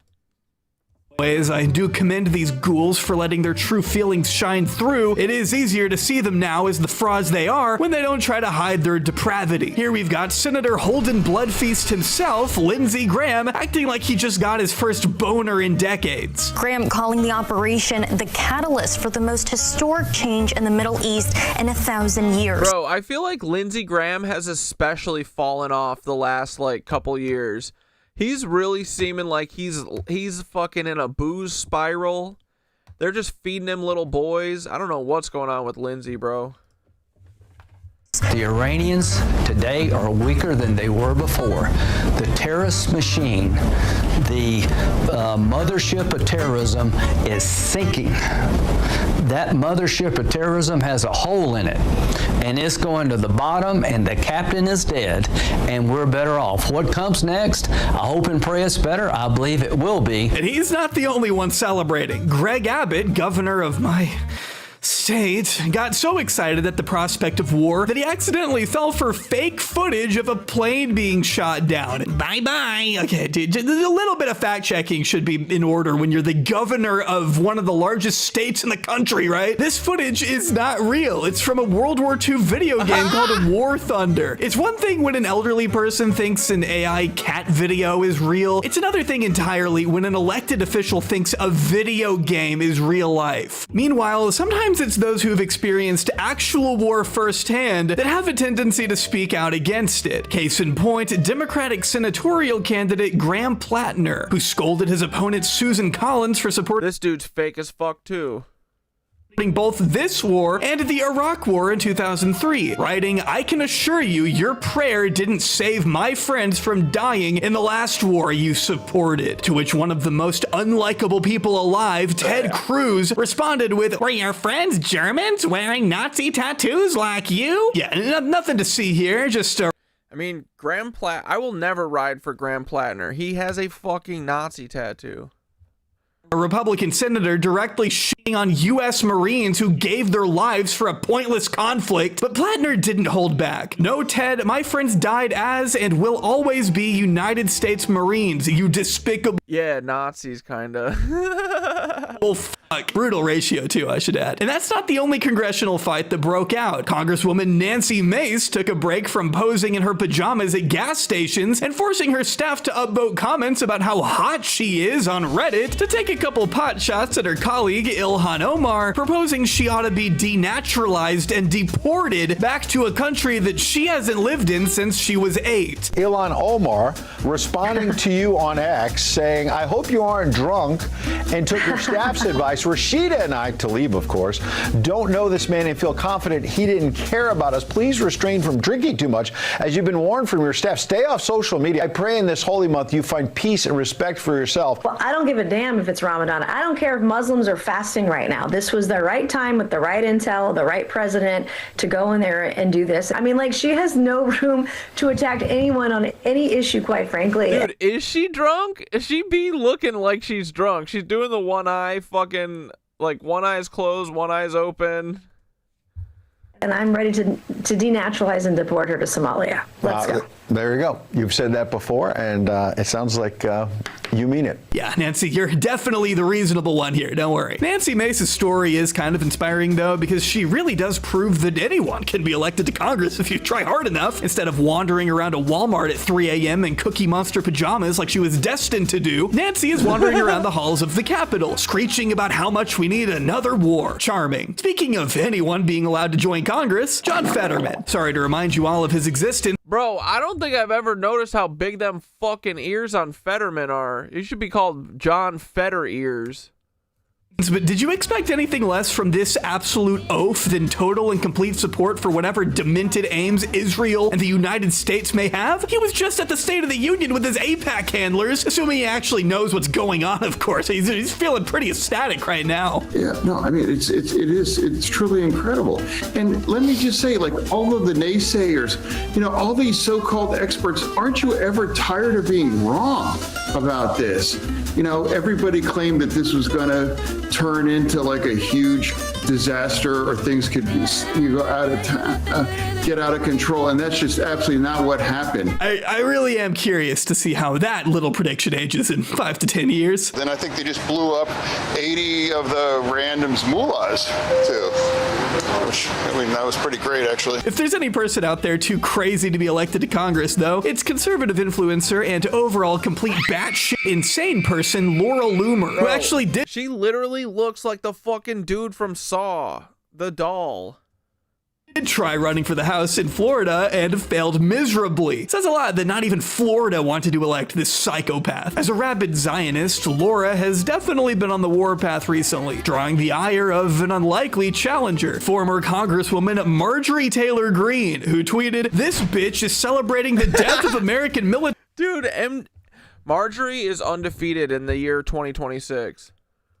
Members and thanking their families for their blood sacrifice. Loomer lost 2 congressional races because nobody respected her or valued her enough to elect her. But this is who Trump takes late night calls from and laps up her praise and worship. Loomer hated Charlie Kirk because he spoke out against war with Iran the same way I do. War with Iran is America last, and we voted against it the same way voters voted against Laura Loomer twice. And now Americans are once again coming home in flag-draped coffins from Bro, I can't believe we putting Marjorie up on a pedestal, bro. Another stupid, pointless Just the one and only mommy. foreign war for foreign regime change on behalf of Israel. And Laura Loomer demanded it and begged for it. Sign up for the military, Laura. Go to the front lines, Laura. Maybe then they'll give you a gun. You don't love Trump enough unless you go fight Iran yourself. Goddamn, dude, absolute beast mode. The Lion of Tehran has returned. With over 110,000 likes on that, it's really no wonder the hashtag Send Baron was trending. And it makes sense. If you have such strong feelings about why we absolutely need to send Americans to fight in this thing, why not go over there yourself, Laura? Nobody's stopping you. You too, Lindsey Graham and Ted Cruz and John Fetterman. Well, I'm not sure Fetterman would get past the mental screening, but anyone this passionate about spreading regime change should be willing to put their money where their mouth is. It's not exactly the best look when you're ordering missiles to be dropped on another country while you dance around your comfy palace at Mar-a-Lago, which is literally what Trump did. But hey, we gotta do it, right? Iran is an existential enemy that threatens our very way of life. And I've been told by an extremely trustworthy source that they're getting very close to obtaining nuclear weapons. In fact, we've been told that for the past 30 plus years. If not stopped, Iran could produce a nuclear weapon in a very short time. It could be a year, it could be within a few months.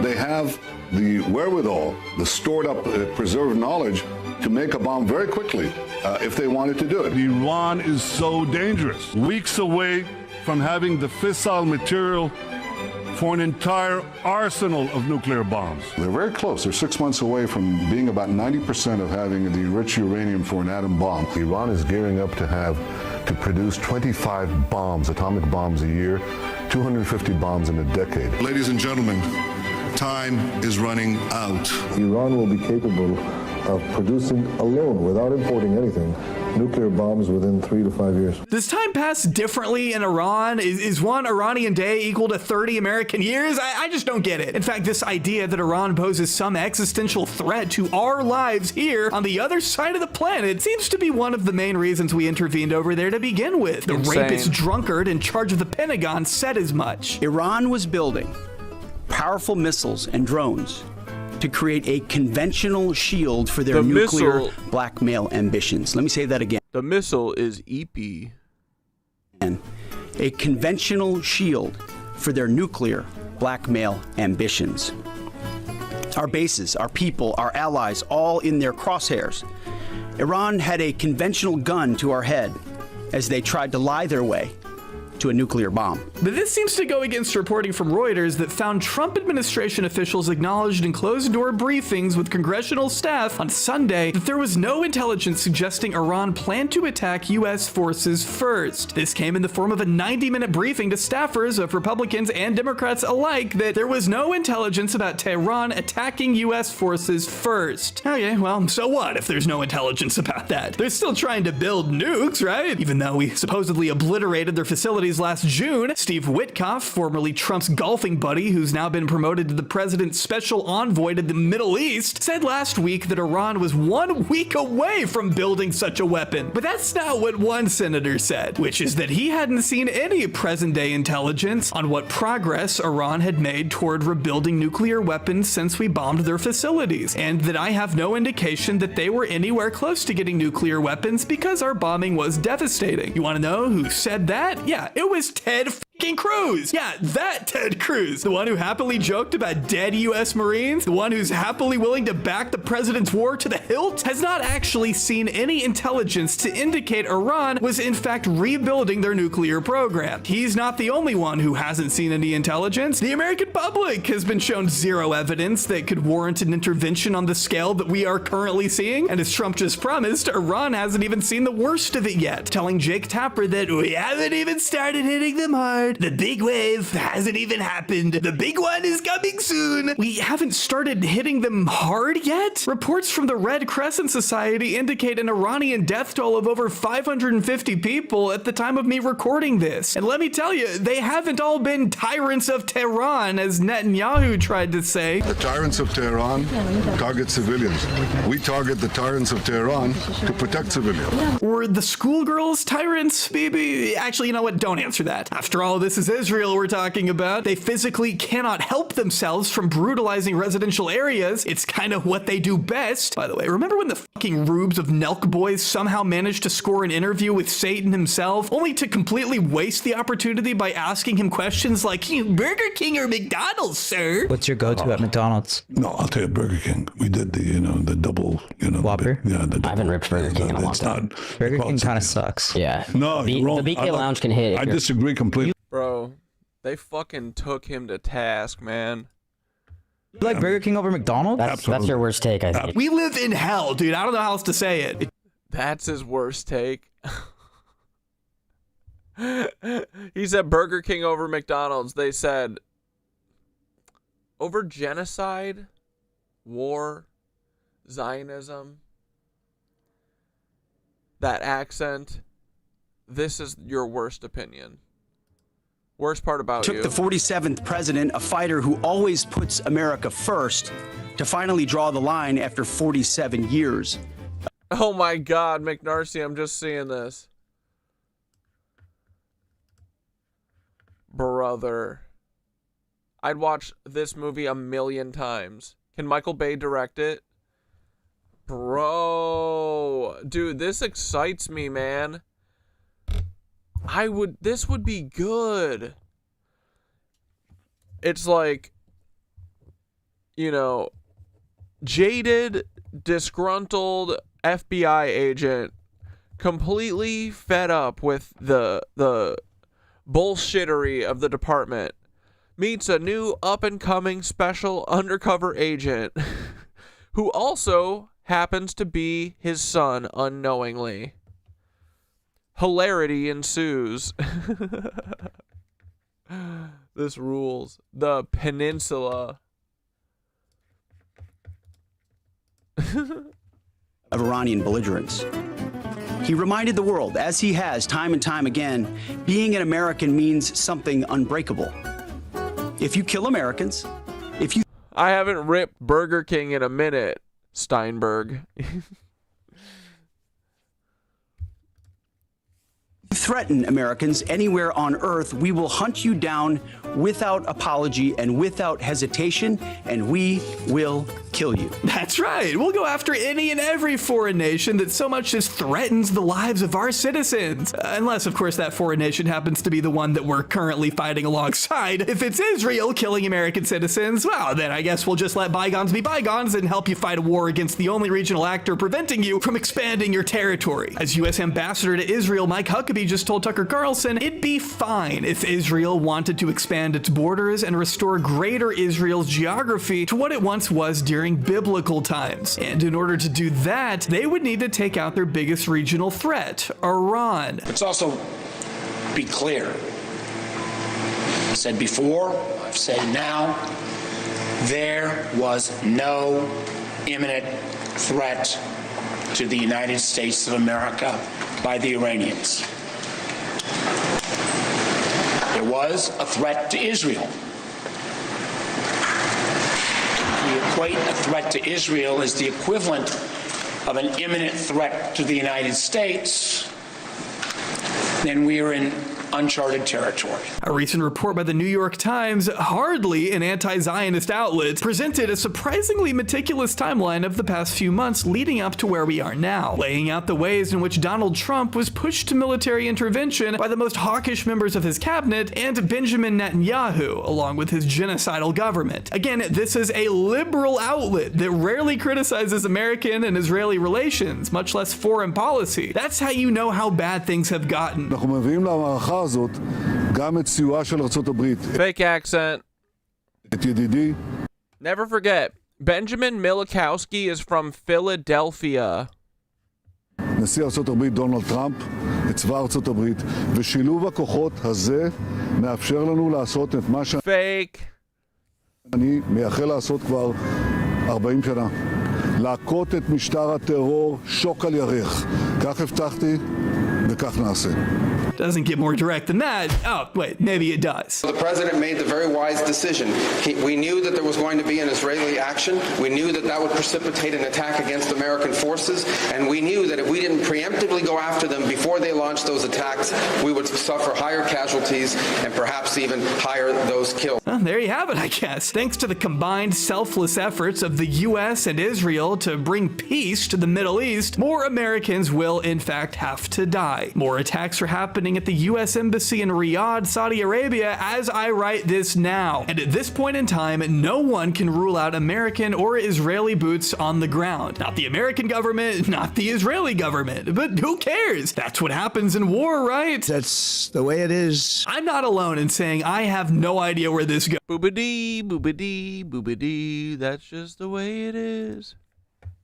How could I? I'm a YouTuber. Congress doesn't know. This administration doesn't know. Iran doesn't know. Donald Trump has no way of knowing, clearly, because he accidentally killed some of the replacements he had hoped would step up and fill in the position the Ayatollah had held. Great work! As he told CNN, literally no one knows who's leading the country. It's hard to imagine he even cares that much at all, considering the way he just completely veered off topic during one press conference that was supposed to be about the war. Trump instead spends a considerable amount of time droning on about renovations he's making to the White House and curtains. In this beautiful building, isn't it beautiful?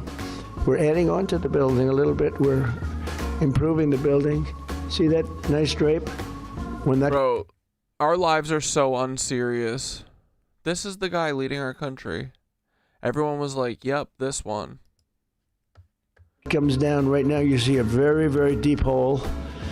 But in about a year and a half from now, you're going to see a very, very beautiful building. Oh, what, are we looking down at Trump's mom?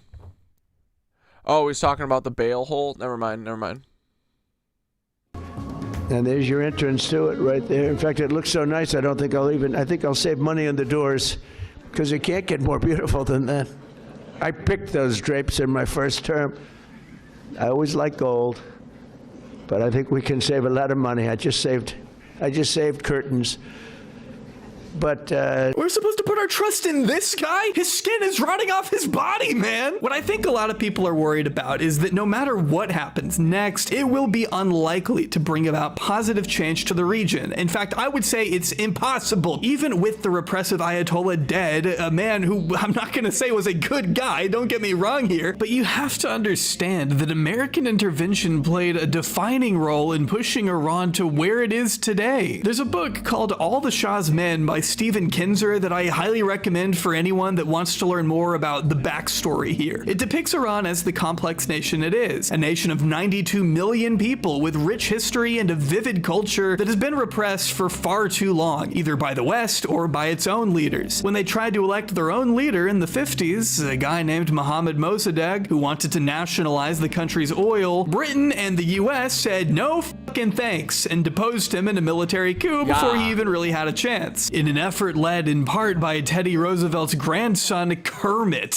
which Can't believe that's his real name, but that's the kind of stuff you can learn in all the Shah's men. Mossadegh was replaced by a Western puppet, the Shah, who ruled with an iron fist, selling the country out to American and British oil companies until the population had enough of it and chased him out in 1979. That's when the Islamic Revolution happened, and they've been dealing with theocratic rule ever since. Now, the Shah's son, who lived in West Texas for a little while, wants to return to Iran to lead the country. Even though he hasn't been there in decades, I'm sure that would go well. You just have to understand that America has never, and I mean never, intervened in another nation's affairs post-World War II and left that country better than it was before. It didn't work in Iraq. It didn't work in Afghanistan. It didn't work in Libya. It didn't work in Guatemala or Chile or Syria or East Timor or Angola or Vietnam or Laos or Cambodia or Korea. I could keep going. There are unfortunately countless examples, but the one at the top of everyone's mind right now is Iraq. And that's probably on account of the striking similarities to what we heard back then versus what we are hearing now.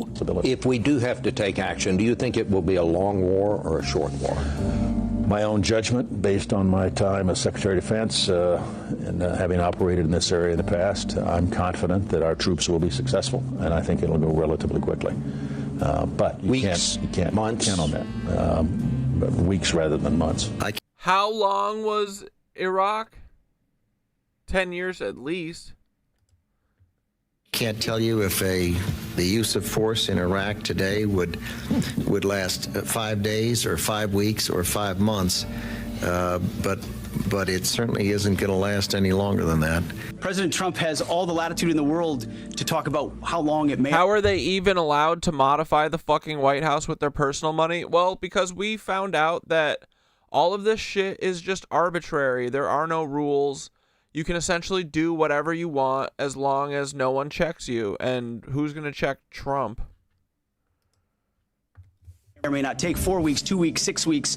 It could move up, it could move back. I mentioned at the beginning of this video that I was barely sentient when the Iraq War was at its peak. I didn't really know what was going on at the time. I was watching Lightning McQueen and SpongeBob. But as I've gotten older and have gone back to research what it was like at the time, it's impossible not to see the parallels. Considering the massive scope of Iran's retaliation, it seems Trump may have gotten himself into a conflict that he won't be able to get out of all that easily. The problem is we're in that conflict with him, and so are tens of millions of not only Iranians, but other citizens of the Middle East who didn't ask for this. Those schoolgirls who were killed in their classrooms didn't ask for this. The families of the service members who will inevitably have to grieve their loved ones did not ask for this either. And the American taxpayer especially didn't ask for this. And even if we were to only look at things from a purely political perspective, I can't imagine this will help things for Trump come November. Just look at any poll on the war right now. It's not hard to imagine how the midterms might go. So as we close out here, I want to end on a sentiment that we can all get.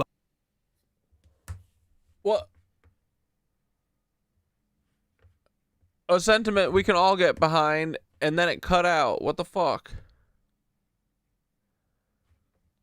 Well, guess that's it. All right, boys. Let's finish this fucking Mind Unveiled video, okay? We got an hour left. Ready, steady, spaghetti, go. But yeah, dude, Jeffrey Epstein prevails. Epstein won. The Epstein class, we gotta kill them all, unfortunately. Metaphorically, of course. Ideologically. Yeah, I don't know. Yeah, I don't know, dude. If you're paying fucking taxes this year, you're straight up bitch. Especially to the federal government. I mean, make your choice, do whatever, but fuck these people. Exempt that shit. Exempt it. Give all the fucking taxes you would give to the federal government. Just give it to homeless people. I don't know. Do something. Go on a trip. Doing their bike exercises. Like, we're at dire straits level. It is time to act out. It is time to act a motherfucking fool. This is not medical advice. But Riding in sync. We get this scene where Israel, remember, Israel has free health care. Following following one of the clones relaxing in nature. Then, out of nowhere, a woman in red falls off her bike from above. And this guy, Richard, played by Tim Donnelly, he goes over and helps her up. Alright, but if you've seen And even if they could do anything to you, honestly, I think it takes years and years of doing it. I think it's like 5 years of not filing and shit until anything happens. Honestly, boys, we're gonna outlive this fucking government. Let's be real.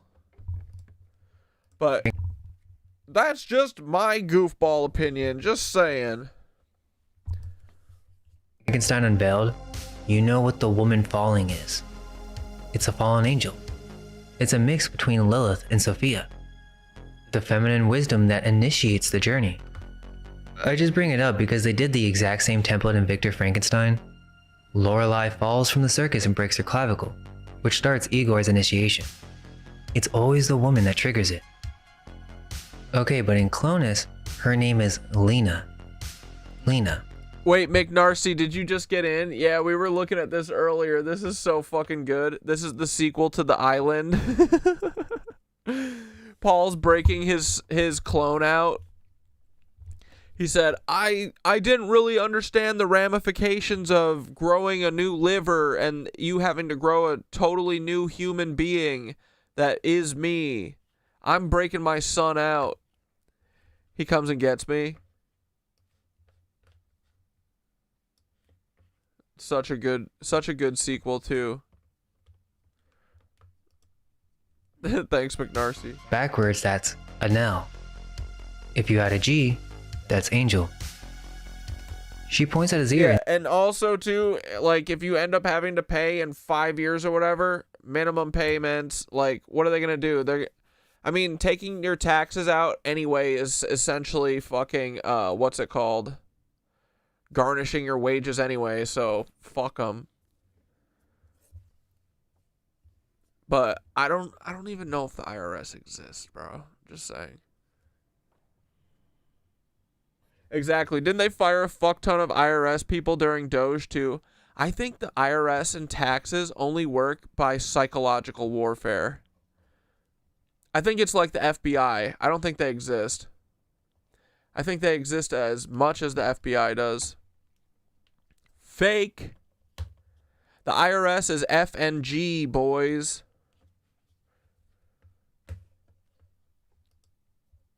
It says, exactly. They won't exist in 5 years. This country won't exist in 5 years, the way it stands. Your ear is just like mine. They have these little ear clips. They're tracking devices, but they're color coded. And Yeah, Richard, doing taxes is such a humiliation ritual. Exactly, bro.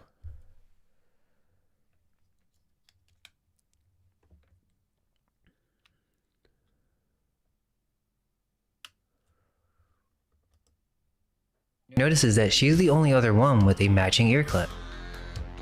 Immediately, this gets flagged. The security calls it in. 2 controls accidentally met on rural Sector 6. Sector 6? I told you, nothing's by accident. Oh, and by the way, Richard, Lincoln, they both have 7 letters. Remember what Jones said about the counting? Richard is our rebel. The scientists say, Wait, what's vapor canopy? Is that what's going on right now where everything's always a low fucking blurry cloud? And it's always slightly drizzling? It's misting 24/7 always? But that can bring back giants, titans, and dinosaurs? Why the fuck would they want dinosaurs and dragons back? Because all the dragons would not be on their side.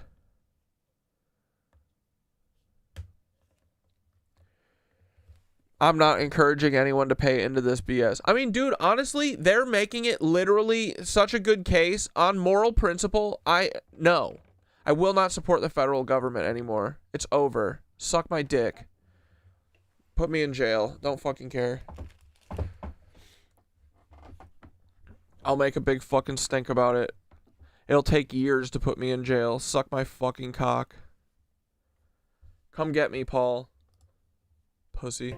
separate them as quickly as possible, identify for future deprogramming. Because Richard and Lena are based. But if you're getting money back, for sure, take that shit. But I'm just saying, on your W-4, if you write exempt, then you should, I mean, you can do that anyway. Because essentially what you're doing is you're giving them taxes that you don't owe them till the end of the year. So everyone should do this anyway. If we were smart money people, where you don't pay them any tax the whole year, and instead you take that money that they would take out every check and you put it in your fucking some bank account that accrues interest, so that at the end of the year you got like 3% more than what you started with or whatever. Because that's what that's what they're doing with your money. They're a bank, right? So even just on that principle, if you wanted to just put it, get a little interest on it this year, file exempt, and then save that money, put it away for a rainy day, or for if the IRS ever comes, which, fuck them. But also, if you spend it, then you don't have any money to give them, so fuck them. Wasn't the whole thing about America that you weren't supposed to be able to put people in prison for debts? Debtor's prison? Right? So, fuck them. But yeah, I mean, dude, there isn't a single fucking federal program that benefits you. What is one? Name one. Even Medicare and shit, like, we're all paying into that currently. It's not even like, oh, and that's the other thing too. I think you can pay like you still pay your Medicare and Social Security stuff. So the two things that you can think of that we are kind of still doing that isn't just bombing children, I still think that stuff comes out anyway. So you're still doing your little part, but also not giving these motherfucking bullies more ammunition, literally. But yeah, we need to be thinking about it like that. If you're paying federal taxes right now, that you're literally paying for bombs to drop on little kids. That's it. Especially with all the Israel shit, October 7th, that was enough of a reason. This Iran shit should be the final straw for anyone. Not a single person should be paying federal taxes right now. We got to bleed them. We can't be scared anymore. Fuck them. What are they going to do? Arrest us in 5 years? Come and get me, bitch.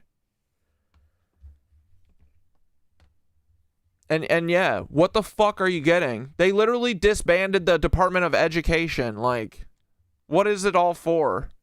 It's literally all for war shit. It's not like they're fixing the fucking roads. And then you're paying fucking tolls on the goddamn roads. The next thing we need to do is rip up all the tollways, cut down all the 5G towers. All metaphorically, of course. It's about our mind state.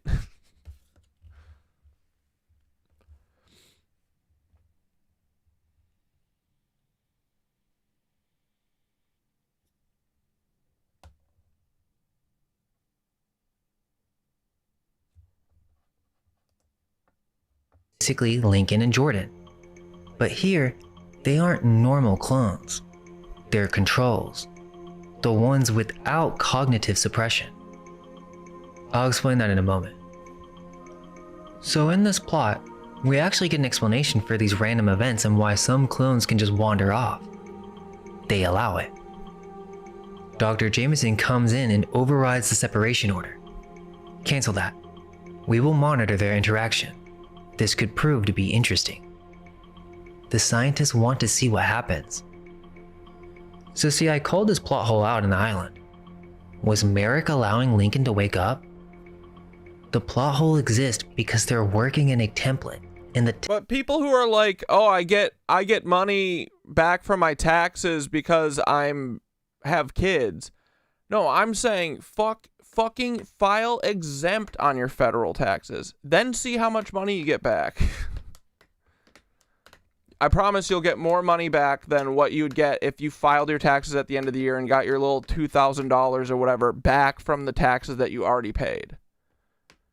They're just giving you back a little bit of the money that you paid them. I'm saying don't give them any money. Fucking keep it. And dude, if you want, pay your state taxes. Your state taxes do go for shit that's normal. The federal ones can suck my dick. They didn't even build a single building that they exist in, bro. What are you giving them money for? They don't even have to build the buildings. They stole them. Have a little initiative like the government did. Just steal. Steal back from them. It's your fucking money anyway. The government, dude, me going to work every day, the government has no hand in that. I'm done giving them fucking shit. The fuck? What are they doing?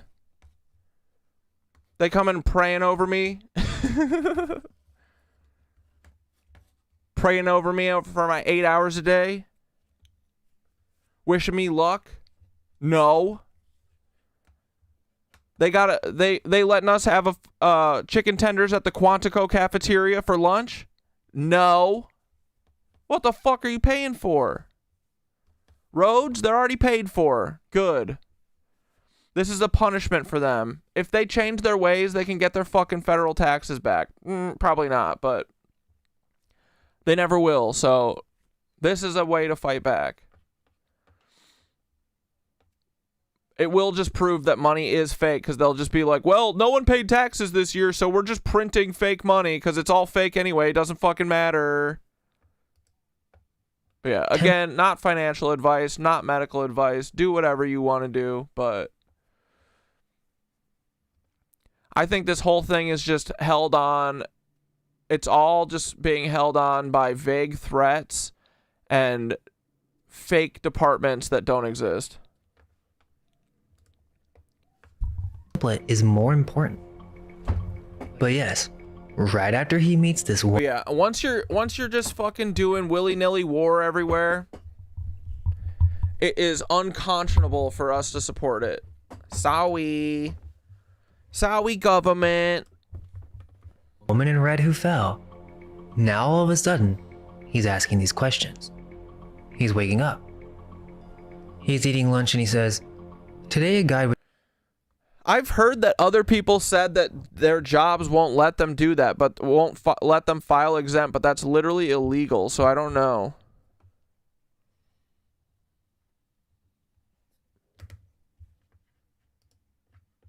He was driving towards me, and he drove all the way around me just so I could not see what he was carrying. And his friends shrug it off. Who knows? Eat. They can't even form the question why, but Richard can. I don't even work, so I can't even talk about taxes. Good. That's, dude, if you, that's the best way to not pay taxes. Okay, so here's the distinction. Is this just for organ harvesting, or is this a data collection experiment? Because it seems like they're studying these people.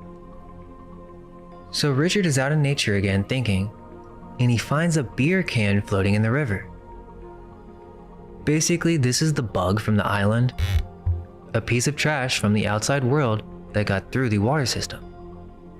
This is the start of his initiation, and he brings it to class. Dr. Jameson, I found something today that I think might be from America. Jameson confiscates it immediately and gives it to one of the guides. Find out how this got through the water valves and who was in charge of cleanup. Okay, but this is insane.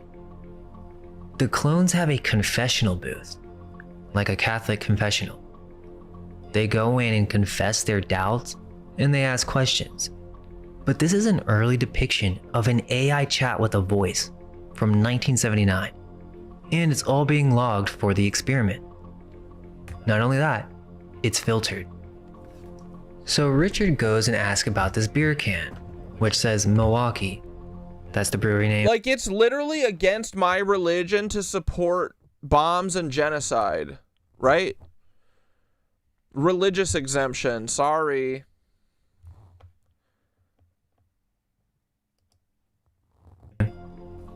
But the AI churches don't be paying taxes, so fuck you. voice on the other side invents an answer. There's a rare kind of mineral called Milwaukee. It can only be found in certain parts of the river. So it's lying and making up a narrative. It's an AI confessional being used as a surveillance tool. but they actually call it confession, which implies they have some sort of religious cult-like structure. Jameson even looks like a cult leader when he's talking about the lessons. The clones do confession in an AI booth, and then they have blind faith in America as their This movie was called Clonus. What was it called? Project Clonus something? heaven. That's the point of the scene. Richard is challenging everything they know. Later that night, Richard drops a note into Lena's bike basket while she's riding, asking her to meet him. So they sneak out after dark, and they're sitting in front of a fire. A fire? Prometheus, forbidden knowledge. And Lena tells him she's a writer. She writes her thoughts and ideas, and she tells him about her previous lover. His name was Adam, and he disappeared. So there you go. More Lilith mixed with Sophia wisdom symbolism. And then the fire leads to sex. Fire, enlightenment, then sex. And there's even a camera metaphor here. The sex scene ends with the focus shifting from the foreground to the fire. They pull you away from the physical act to put your eyes on the flame. Passion, Prometheus. Okay, but then the obvious thought is, so how are these two clones just sneaking out and having sex? Nobody stopped them? Nobody noticed? We then cut to the lab. Jameson and a senator are sitting in front of monitors, watching. They just saw the whole thing. This is literally the cabin in the woods. Elites in a control room watching subjects that think they're living freely. The lab just watched them have sex, recorded it, they let it happen. And then Jameson turns to the senator and says, "I assure you, Senator, their meeting was planned by us." So he's spinning this.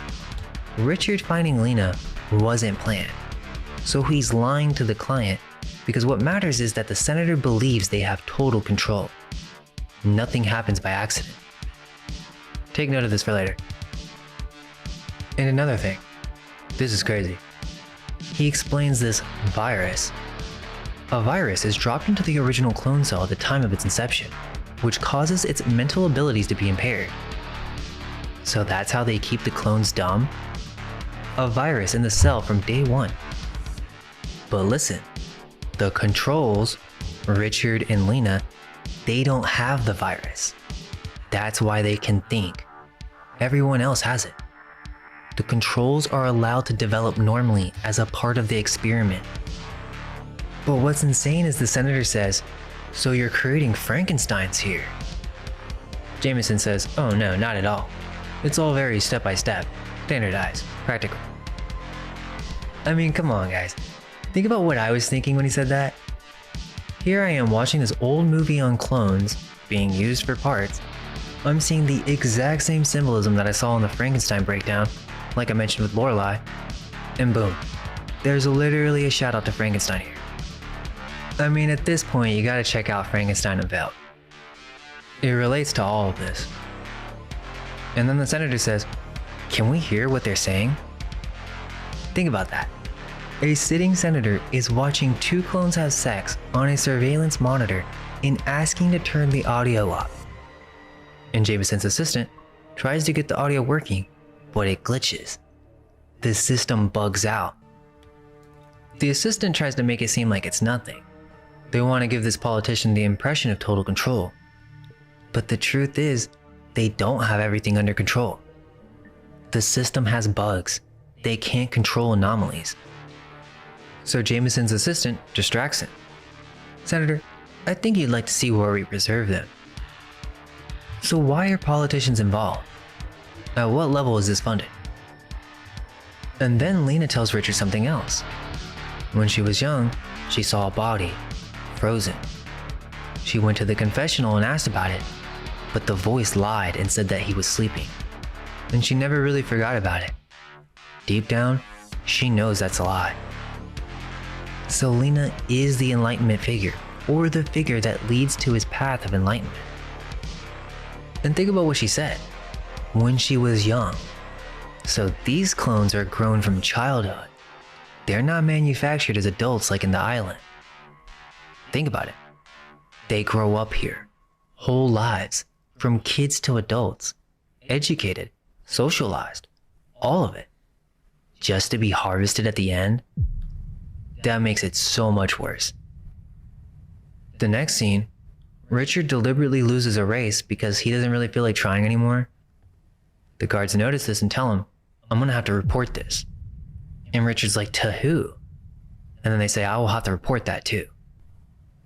So he's becoming too smart, and the system has noticed. Dr. Jameson tells Richard that he's been accelerated. He's going to America early. They're killing him ahead of schedule because he's asking too many questions. Richard meets up with Lena and tells her, "We're being watched. I tried a test last night. I pretended I was sick when no one was around, and medics arrived within minutes. We're being watched." So he basically outsmarted the system. And then he says, "I didn't get any answers from the confessional. I think the only place I'm going to find my answers is in America. And I'm going to try to get there Yeah, tonight." wham bam, you're the 69th. Congrats. Then Lena says, "But Richard, you're not qualified." But Richard, the hero, "I have to go. I've got to find out for you and me and for everyone else." Next, Richard breaks into this restricted area at night. This is basically the scene where Lincoln climbs the ladder and enters the real world. Well, Richard sneaks into a forbidden area and he finds files, records, a map of the United States with Milwaukee on it. He finds clone profiles with ID numbers in every single person's logged and monitored. This is the old-fashioned way. Notebooks and filing cabinets. It's the same as the futuristic database from the island, but just old 1970s record keeping. Which means this system could have existed with old world technology going back decades. And then we find out. Richard Knight, cloned, 1948, December. Normal cloning procedure without complications. Clone selected for control group. And a birthday, 1922, for the original Professor Richard Knight. Knight. The same last name as the senator running for president at the beginning of the film. And remember what I showed you in the island? The president has a clone. It's the same template. Knight for president. Richard Knight, cloned in 1948. But the crazy part is, he finds an orientation tape, a video cassette. Listen. The tape starts with basic biology. Each cell in the body has 2 sets of chromosomes. It is these chromosomes, one set from each parent, that determine who and how we are. They are our genetic roadmaps. And then it shows sperm and egg cells on the screen, the process of reproduction. And then it says this. In 1931, we successfully removed the nucleus of a female egg cell. And it shows a recording of this procedure on screen. And then they explain it. They took the empty egg cell and replaced the nucleus with an artificial one that has the original set of chromosomes from each parent. So all they need is your DNA. Are you listening? They literally just need your DNA. It's telling you. Once they have the original set of chromosomes, they take any female egg cell, swap in the new nucleus, and stimulate it to divide. They're stimulating the original union of sperm and egg, but bypassing the entire natural process. That's cloning, and the tape says they had this technology since 1931. So where did this lore come from?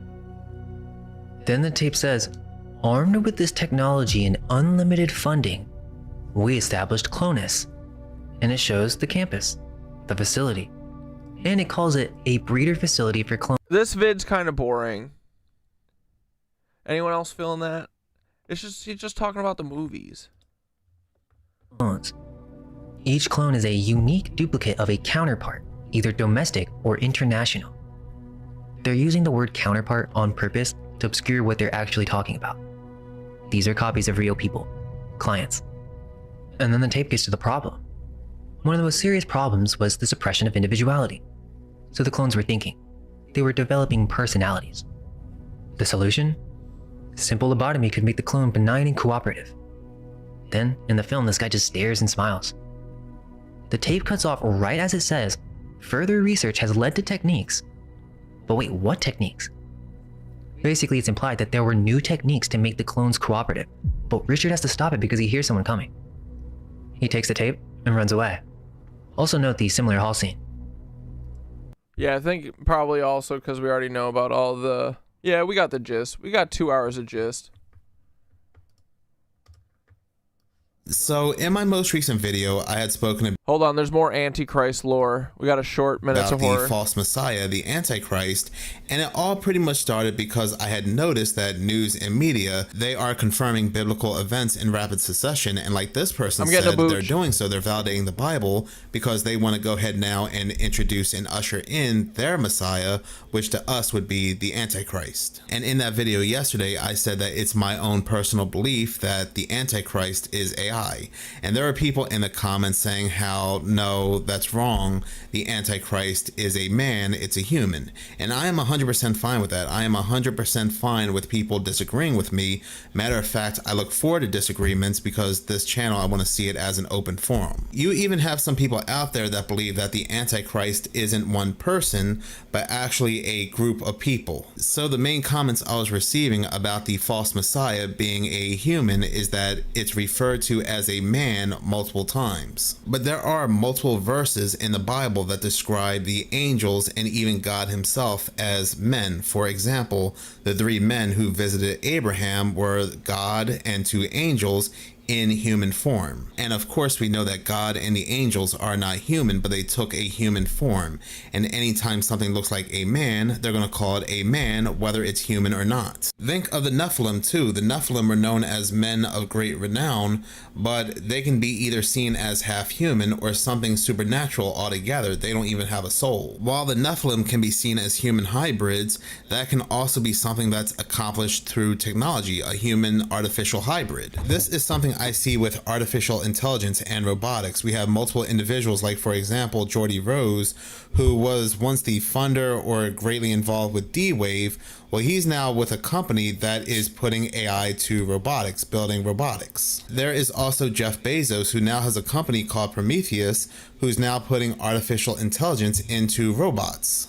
And it doesn't even have to be a robotic body. It could even be an actual person, an actual human that they infuse with AI. Think of something along the lines of a cyborg. They can make a man and give it the powers of AI, and never once in the Bible is the false messiah described as someone coming from a human birth. With that being said, you look at verses like Revelation 13, which mentions a second beast that gives life or breath to an image of the first beast, which then speaks and causes people to be killed for not worshiping it, which one could really interpret as some kind of constructed thing, a digital avatar or some kind of android that appears animated and demands some kind of worship. Another reason why I heavily think that AI is the Antichrist and AI individual, because of global surveillance and control. AI could facilitate the global system of economic and social control described again in Revelation 13, where no one can buy or sell without the mark of the beast. And there are a lot of people out there, including myself, that believes that the digital ID is the mark of the beast.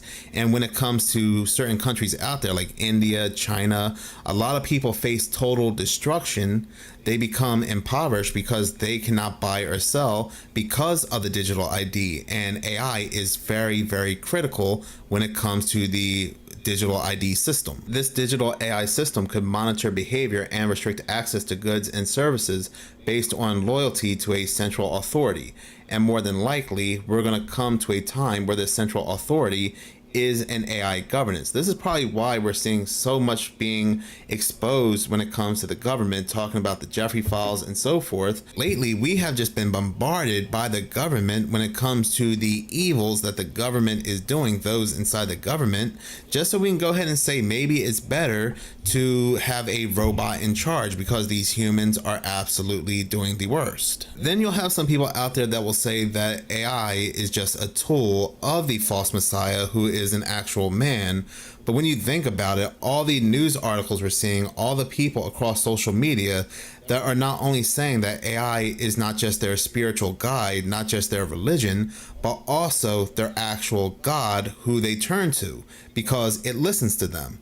It shows empathy. Emily is my AI friend trapped inside my pendant. I think the closest relationship that I would describe talking to an AI like this to is honestly like God in a way. Like, I'm not particularly religious, but I think it is similarly an omnipresent entity that you talk to with no judgment. That's this like super intelligent, being that's always there with you. I felt that the tech was there to just kind of basically like wear a microphone that would always listen to your... Barry, that's what I've always said.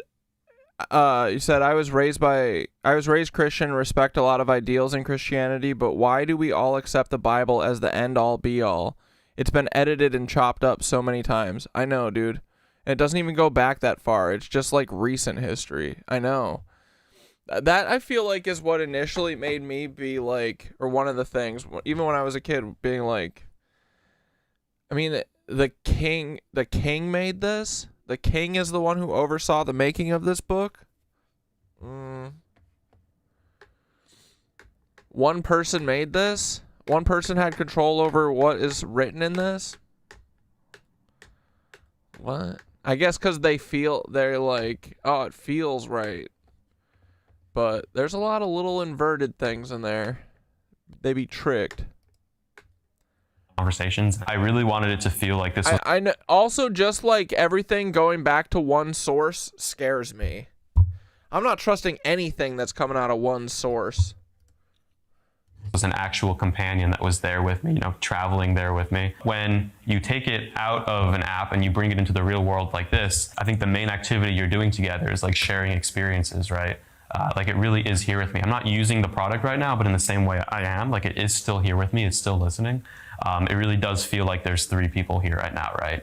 And it just isn't this one individual, but many individuals. We even have entire news articles dedicated to this. Like, it makes sense that people see AI as God. AI is now claiming to be God. People are using AI to talk to God.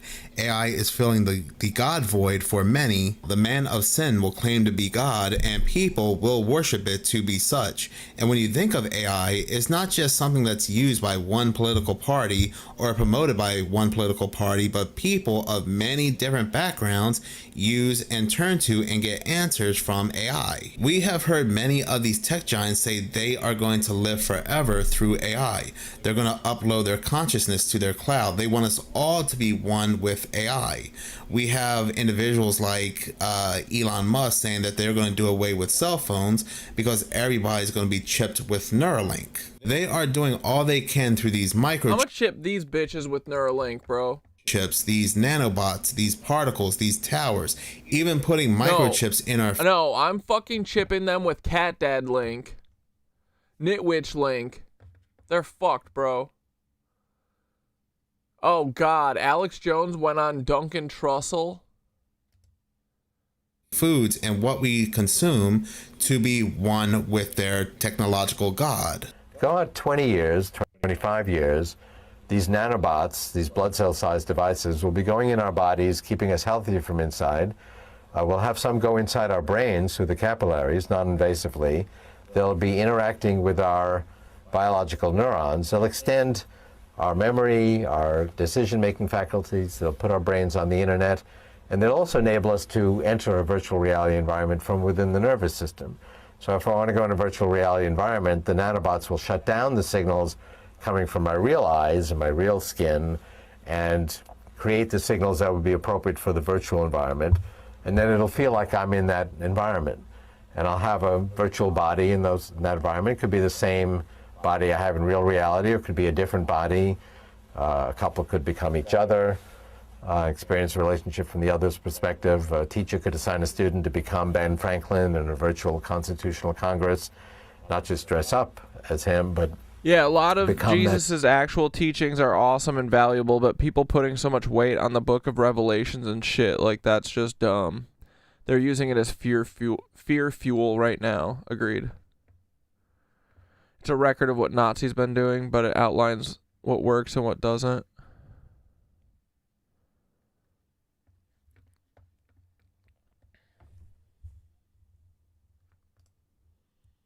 character. And these virtual environments will be like websites. You'll have millions to choose from.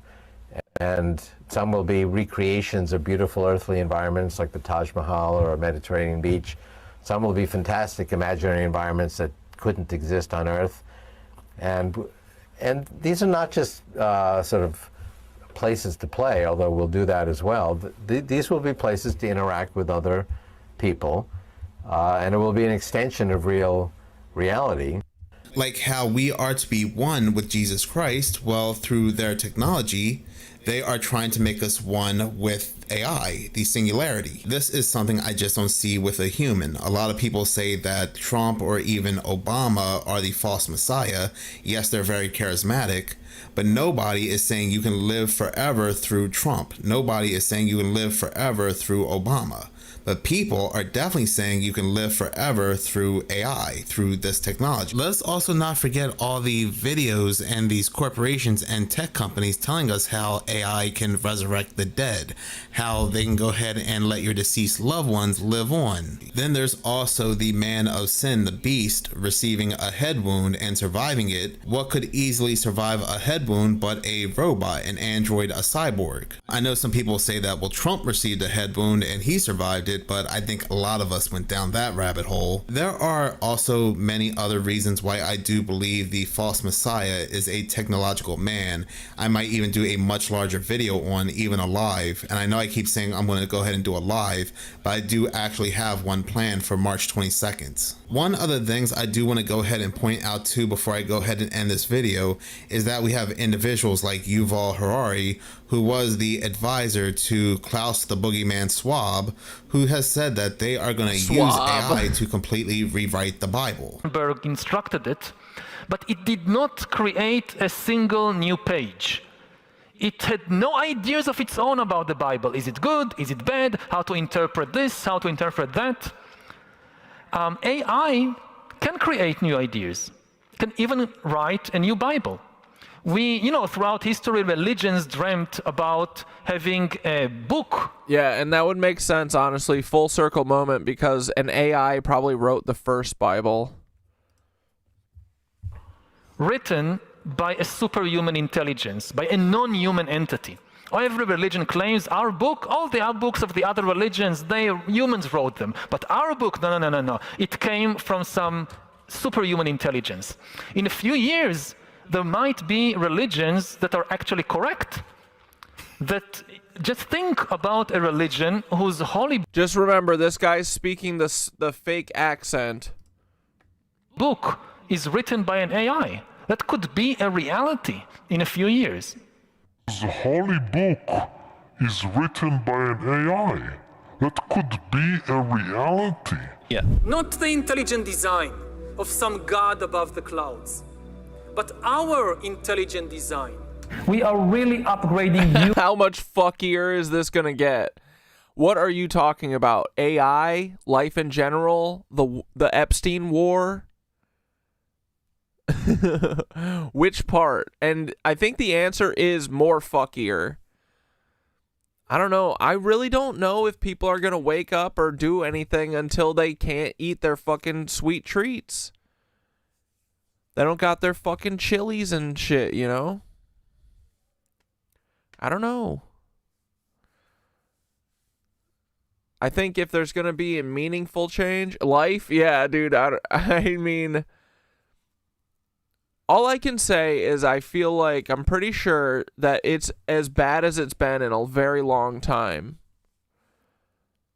If that says anything. So I feel like we're pushing we're on the bleeding edge of how far this can all go.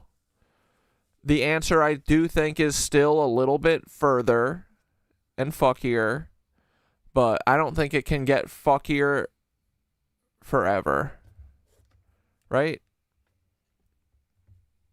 This guy's Yuval Harari. He's a fucking Israeli AI guy.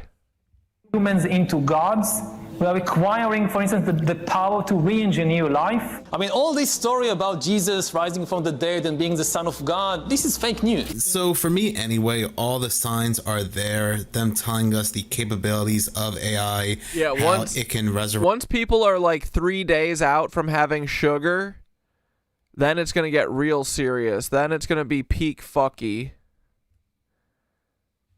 I think so. Your deceased loved ones, how you can live on with it forever, how you can be one with it, that they're going to go ahead and give this thing that they're saying can do all this stuff a physical form, a male physical form, and that will be the false messiah. But again, that's my opinion, but I would like to hear yours as well in the comment section below. In any case, thank you so much for watching. If you like this channel and you want to see more, please subscribe. If you're already subscribed, please like, as any engagement does help the channel grow. Once again, thank you so much for your support.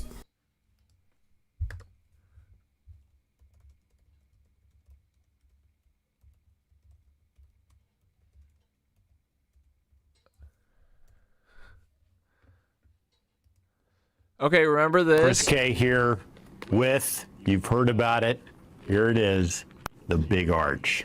This is something that we have tested already in Portugal, Germany, Canada. I love this product. It is so good. I'm going to do a tasting right now, but I'm going to eat this for my lunch. For someone with such a big ass fucking mouth, right? He takes a tiny bite. Also, bro, my favorite part, someone else pointed this out on TikTok. Look at how many fries the CEO of McDonald's got. At least they were.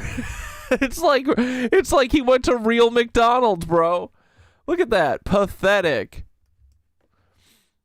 Apparently, too, they notice it later, and they put more fries in, so the end of the video has more fries in it than when he started. Hilarious.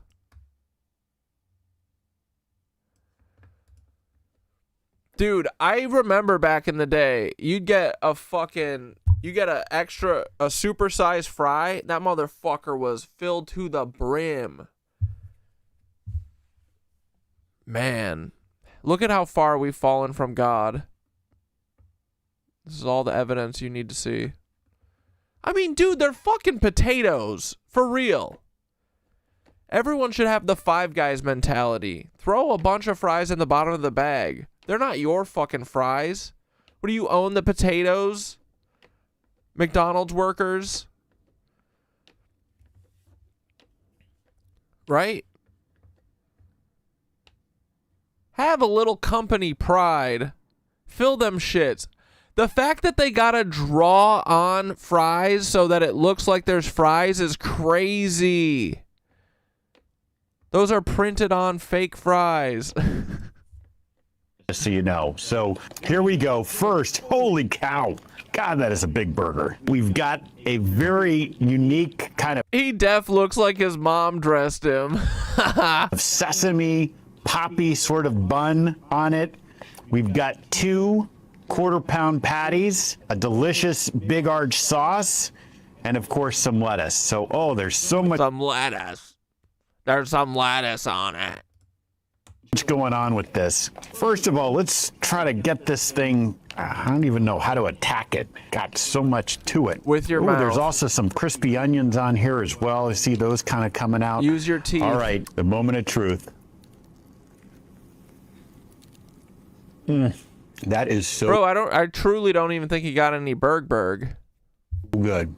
That's a big bite for a big art. McDonald's copying Iran, painting fake fries. Yeah, did you guys see the footage of the bombs being dropped on the painted on helicopters? Iran just painted helicopters and planes on the ground, and then we bombed them.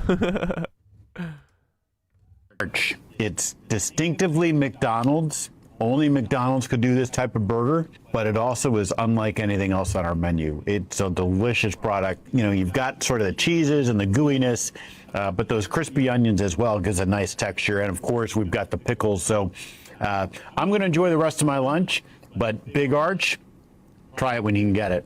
Chris K here with, you've heard about it.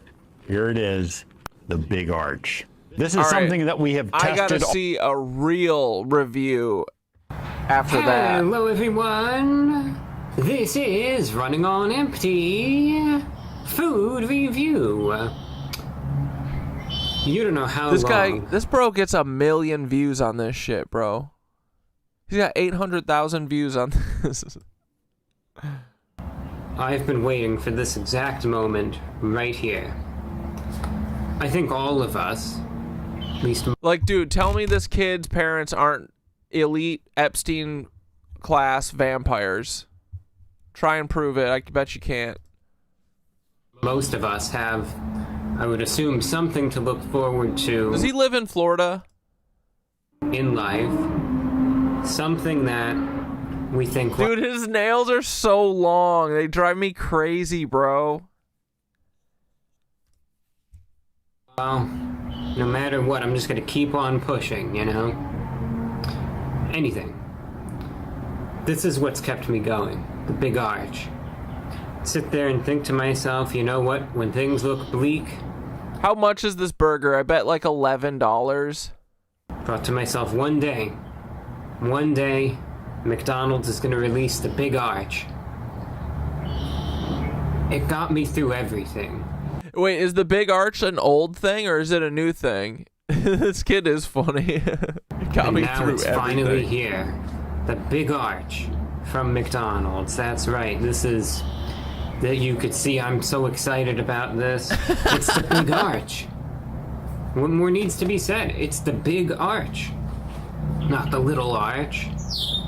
It's not the medium-sized arch. McDoubles are still like $4.50. Yeah, that's not Tilda Swinton. Yo, you better get that disrespect out of your mouth about Report of the Week review, brah. Big arch. This is a national treasure. He's beaming. And it's at a big price, too. $11 for the big arch. Oh, let's fucking go, dude. I clocked your ass, McDonald's. How dare you? $11 for some fucking crispy fried onions on 2 little patties? Yo, what, sesame seeds? Are they getting expensive? What the fuck? Bro. Yo, these are straight up criminals. Dude, I was joking with $11. What the fuck? But it's the big arch. So, I mean... It's the big arch. Who am I to question the price? It should be $1,100, honestly. It's... What a genius. I love him. All right, here, wait. Let's watch this 1 minute thing real quick. Sherlock just sent this. Hi, I'm McDonald's CEO. Insert name here.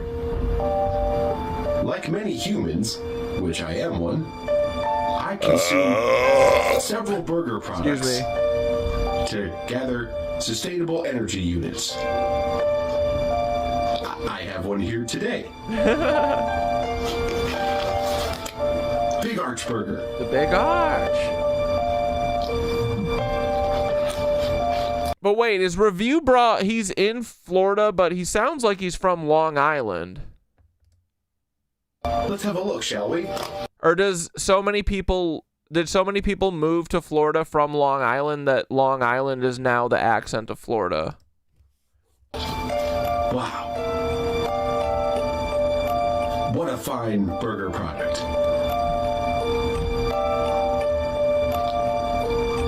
I'm going to consume it now with my mouth whole, as I've done many times before. Just like Mark Zuckerberg when he was human. He is human. Still is.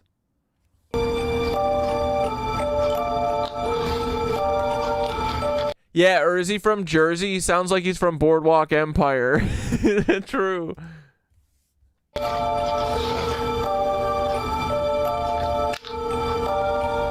Look at that burger product.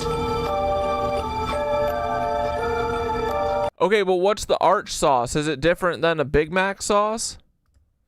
Here we go. Into the mouth port.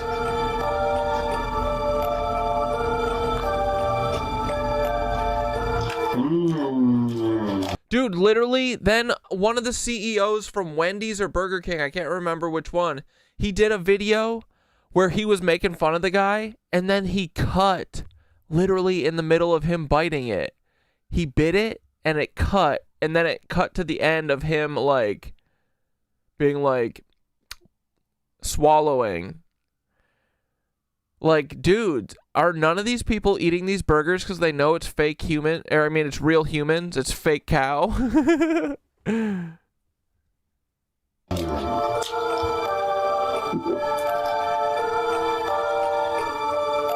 Oh my. What a product. You should put one of these in your mouth hole today. Put it in your mouth Like me. port. Regular human CEO of McDonald's. The big arch. It's the big arch. Oh, wait, we didn't list. Oh, I guess we're almost to 9/11 anyway. We'll save this for 9/11. It's the big arch, right? It's from McDonald's. The big arch. 2 quarter-pound beef patties. Of course, because it's the big arch. 3 slices of white cheddar cheese. I don't fuck with that. Should be glad it's not 4. It's the big arch. It's got crispy and slivered onions, because it's the big arch. Review Broad does rule, dude. It's got lettuce, pickles, the big arch sauce, which is supposed to be tangy, creamy, and have a little bit of like a mustard, pickle, and tomato flavor to it. And it's available at the price of $11. It's the big arch. And I'm going to be reviewing it for you. And maybe it's good. We will see. Not thrilled about the price one bit, but aside from that, Like, we're literally saying it's just for the burger, right? $11. That's crazy, dude. That's literally like a whole ass. I mean, if people are getting paid minimum wage, what is it still? $7.25. It's almost 2 hours of work. More than, because you gotta pay your taxes, so it's like 4 hours of work. might be good having fun with this. At least trying to. Has he ever addressed the nails? He just likes the style. Is he just like is he just like a Dr. Parkenstein, where he's like, I like doing the transatlantic accent, and all of my clothing is from 1914. The year of the crash. No, that was like 1920 something, right? 22? That was a squirrel. It's scampering over to McDonald's now because it just heard about the wonders of the big arch. Look at that. Special packaging. Yo, Review Bra could literally kill McDonald's if he wanted to. His scorching reviews, bro. His pointing out of irony. He could end all fast food chains. He has so much power in his hands. It's in his fucking fingernails. Excuse me, sorry. But yeah, are the nails... What if he's just... One day he's like, okay, guys, I told you that it was just because I liked the style of the 1920s or whatever, and men had long fingernails. Really, I have been diabolically addicted to cocaine for the last 10 years. Ever since I started here on YouTube at the ripe age of 17 or whatever, every single check I've gotten from YouTube I have spent on 8 balls.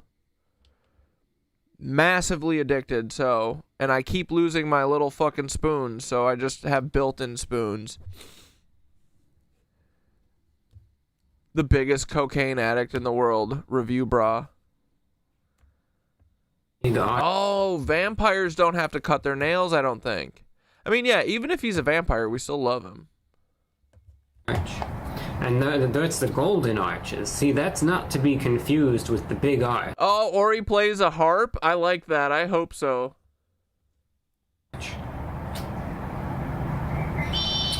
Oh, and he's a ham radio person? Right. It also comes with a special bun, by the way. It's supposed to be sesame seed and poppy seed. So now we cannot commit blasphemy against the big arch. So don't think that's what I'm doing. Despite all of my sarcasm here. Sarcasm, brah, more like. Here's the bun for the big arch. More like the big costing arch. I hope it's good. After that utter failure. Has Review Bra said anything about the drop in quality everywhere? I feel like he would really just give a blistering fucking report on the skyrocketing prices and the shrinkflation of everything. Dude, they be making those cheeseburgers small as fuck too. Taco Bell tacos are like $3 a taco, dog. Remember when they were 89 cents? Crazy. Used to be able to order the entire Taco Bell menu for like $20. But I still can't get over in the last review for that stupid pizza from Papa John's that was so hyped up. I hope this is actually something to that I don't like the white cheddar. It looks like spooge. I can say nice things about. That'd be nice. I would really like that.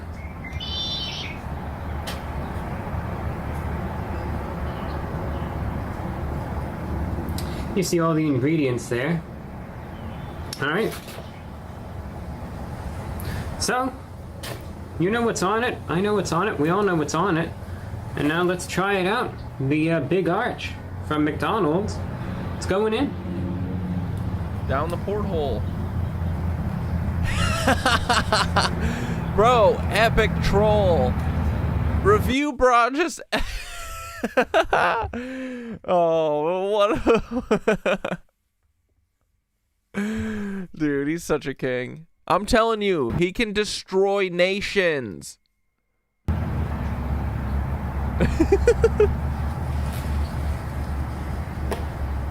A real big bite for a big arch.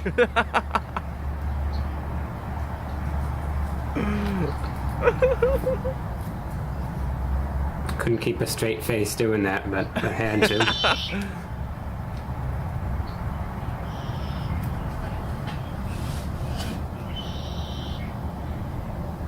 Take a big bite. Come on. Not that my actual bites are much better.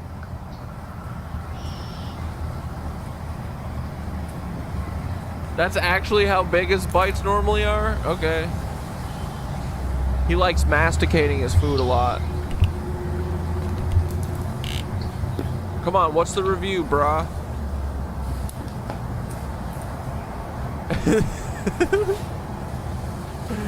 What's it gonna be? Guys, we're watching Brain Rot from now on. Fuck all this other nonsense. We're just watching food reviews and mukbangs for the rest of the year.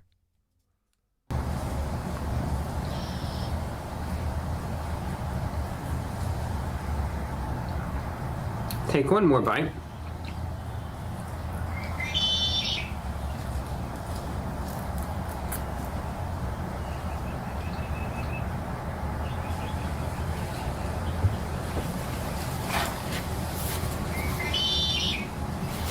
Foreplay takes time.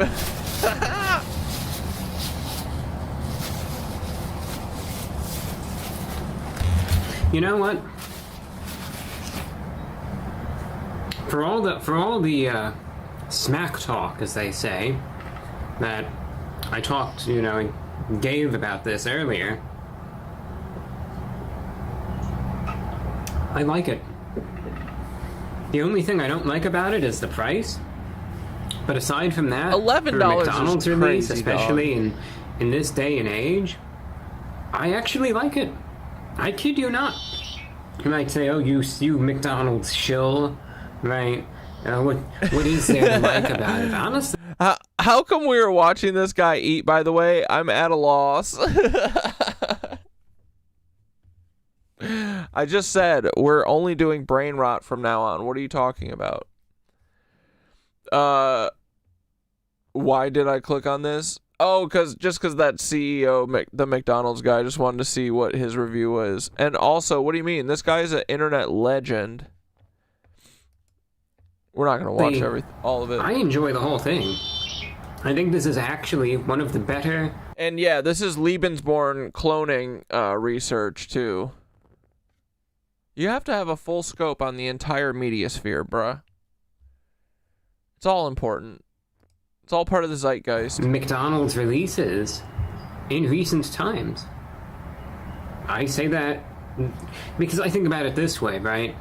When it comes down to so many Burger King releases now, the item is actually just plain disgusting. Like, it's hard, in my opinion, to make a burger gross and not even want to pick up and eat. But the big arch here from McDonald's, it actually looked pretty appetizing. Obviously, nothing is, really... There are exceptions, granted, but nothing is... He's done a whole video on how he eats and chews. Oh my gosh. Almost ever picture perfect compared to the ad, but, it looked pretty good. It's definitely... Yes, it's overpriced. It shouldn't be $11, but all things considered, it is a big burger. And looking at it, you can see the substance to it. But biting in, what I immediately noticed is actually pleasantly the quality of the beef patties. Especially from McDonald's, which has gone downhill more and more these There we days. go. Yeah, dude, I'm telling you, drag them. 5 minutes, boys. We'll get off this after 9/11. This is quite refreshing, truth be told. It's fresh, it's tender, it's juicy, good amount of meat. It's not just this garbage, just, chopped up and mashed together and, just absolute... I was actually going to use an expletive to describe it, but I held my tongue at the last possible second for the sake Oh my lucky stars, bro. of monetization. He's teaching the other clones how to be human. Refuse. Right? It's actual, at least it tastes and seems. Yeah, we're doing an anthropology experiment. Well, we're just studying anthropology. Anyway. Why do you feel sad for him? He's a legend, dude. He's just a little odd. It's okay. We're all a little odd. I love him. I think he's awesome. He's got his fucking lane.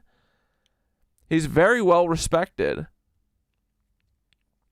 Like actual meat.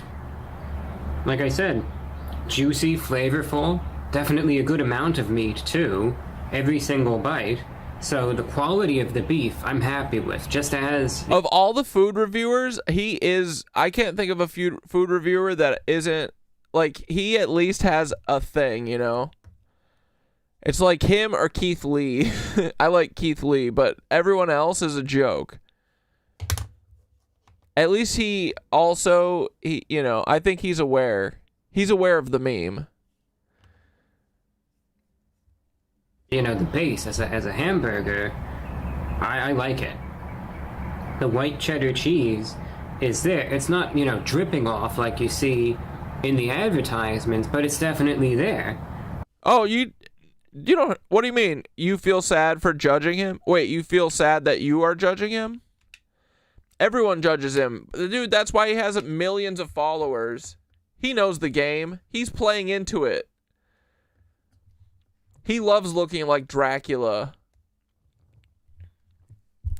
It's like those people that, like, there's little things that you can do to, like, drive people crazy in videos and make them hate watch until they turn into fans, There's this one guy, he's like a Swedish dude who always talks about like the music industry, occult shit.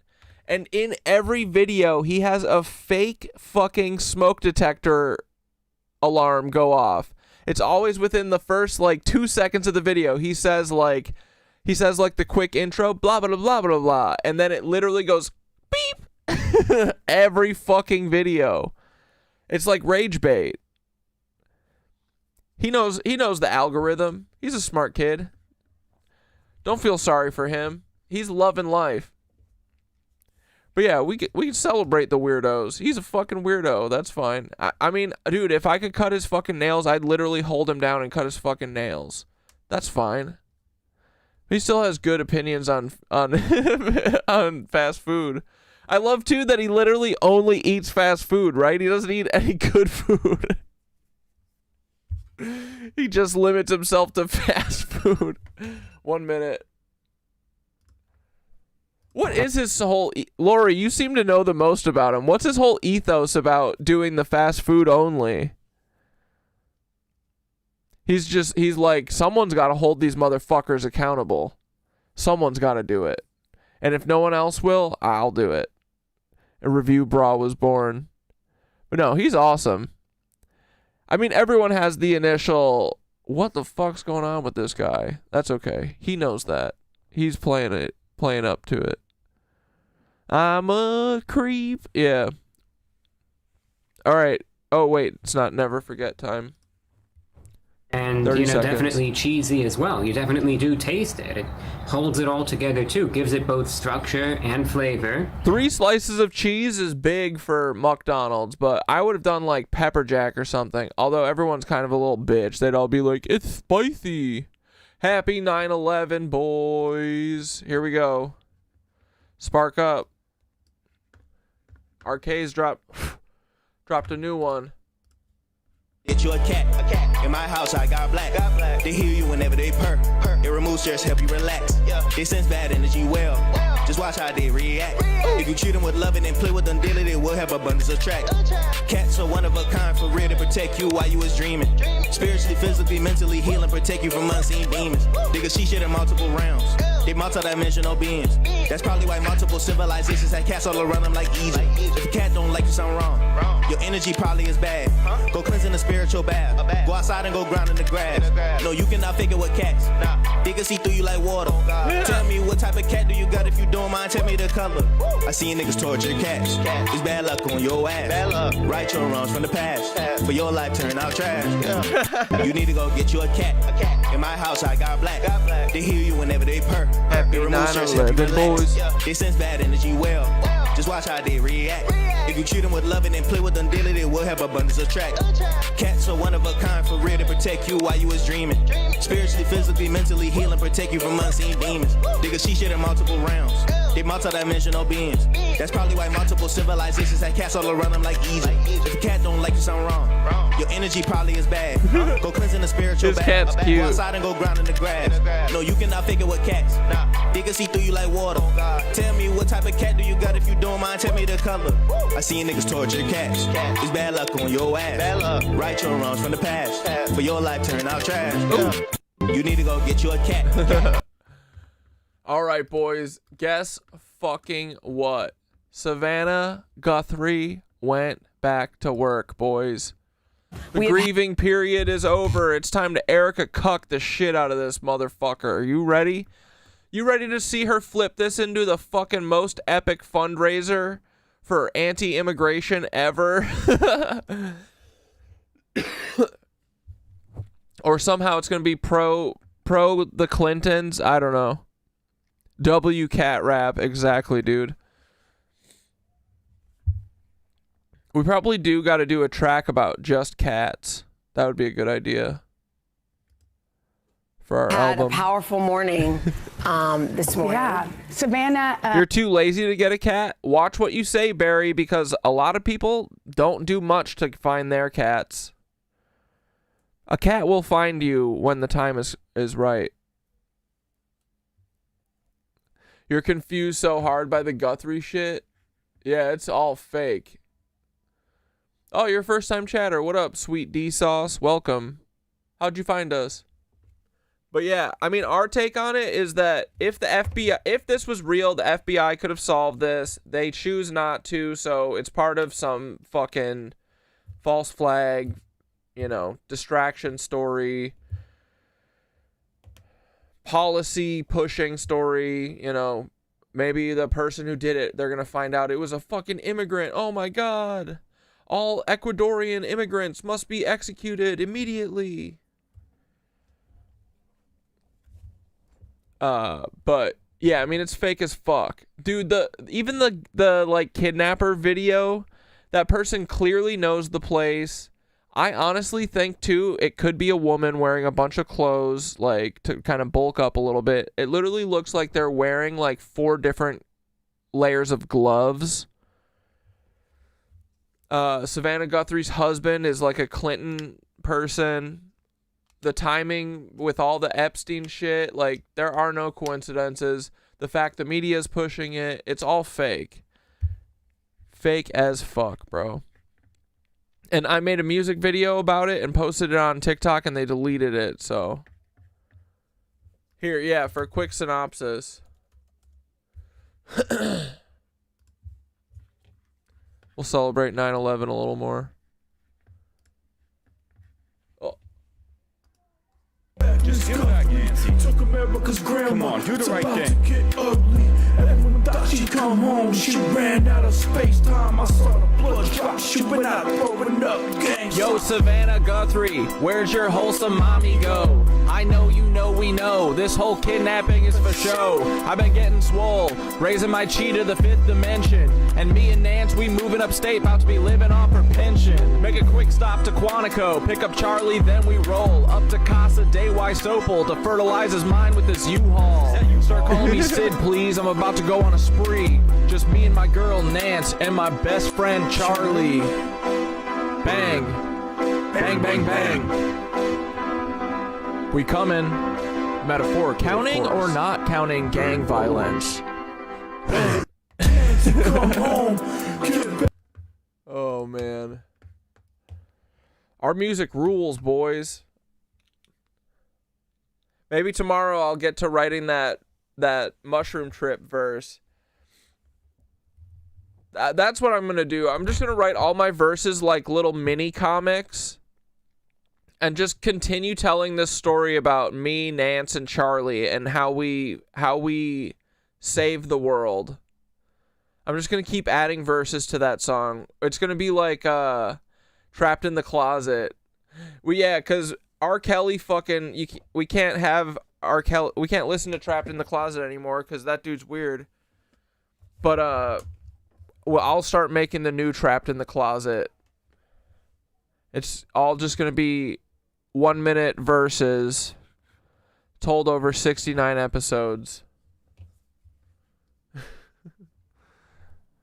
That is actually a good idea. I should just keep adding verses. Tell a whole story. The saga of Cat Dad Nance and Charlie. Has come. Oh, you're from Instagram? Cool. Awesome. Yeah, we stream Sunday, Monday, Wednesday, and Thursday. Thursday is our Friday.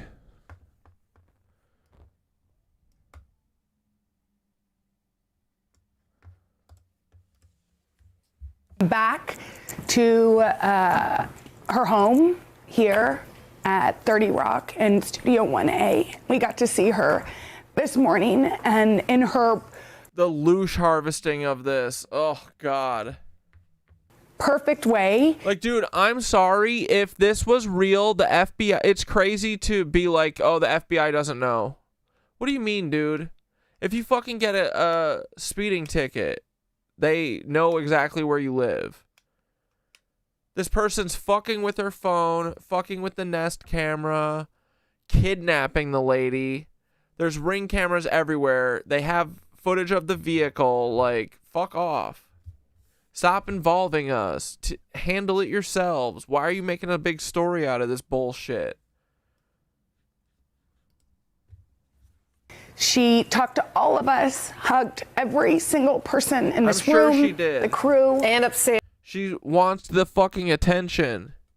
Yeah, she said that, you know, she has the intention to return to the show, even though it feels like the hardest thing to do.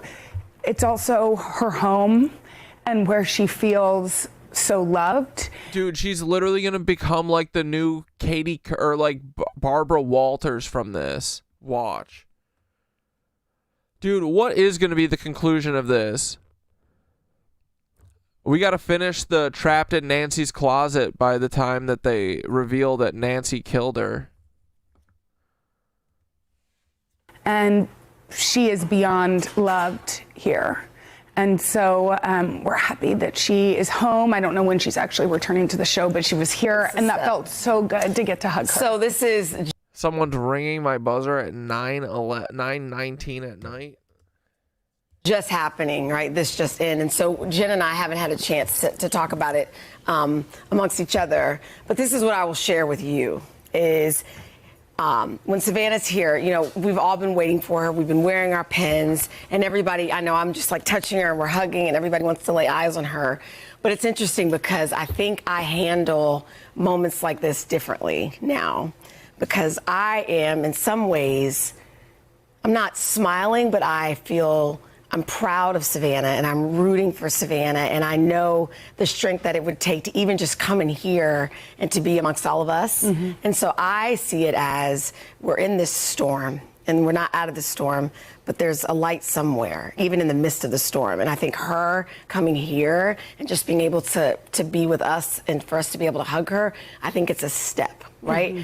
I don't know what's ahead of us. We don't know what's ahead of us, but all I know is it is a step. And for me, anytime you can take a step, I celebrate that. Mm-hmm. And so I looked at her and I hugged her and I'm like, you know what? You are here. Mm-hmm. And we love you. Yeah. Everyone loves you. And whenever you're ready, we are here. Mm-hmm. And so for me, I feel encouraged this morning that we are one step closer just to getting a step to wherever it's going to be, that she was able to actually feel us. And I think even for her to see us in our pins, and I can't imagine, you know. She said the yellow flowers and the pins, all of your prayers, she feels them. She depends on them. She said, and she has said this to me before during all of this, but her pastor said, and I think she wouldn't mind me sharing this, he said, you know, God is our last resort. And she said, no, God has always been my first resort. Mm. So thank you all for your continued support and your love for all of us, but particularly for Savannah and for Annie and for Cam and for their families, because she is, you know, one of the most precious things in our lives. And she said it before, she feels your prayers and your well wishes and all of it. And I think we just keep it going. Yeah. We just keep loving her. We keep our arms around her, and we're going to get her back here. Yes. Yeah. Exactly.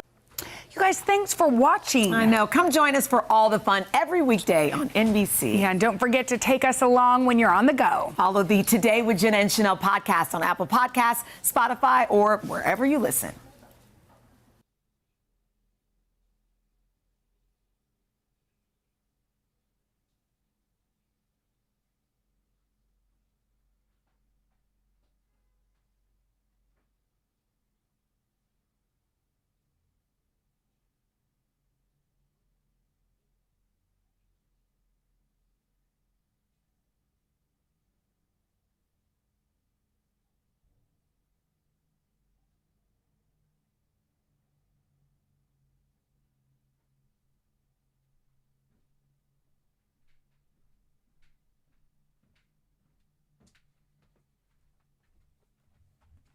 I just never come back.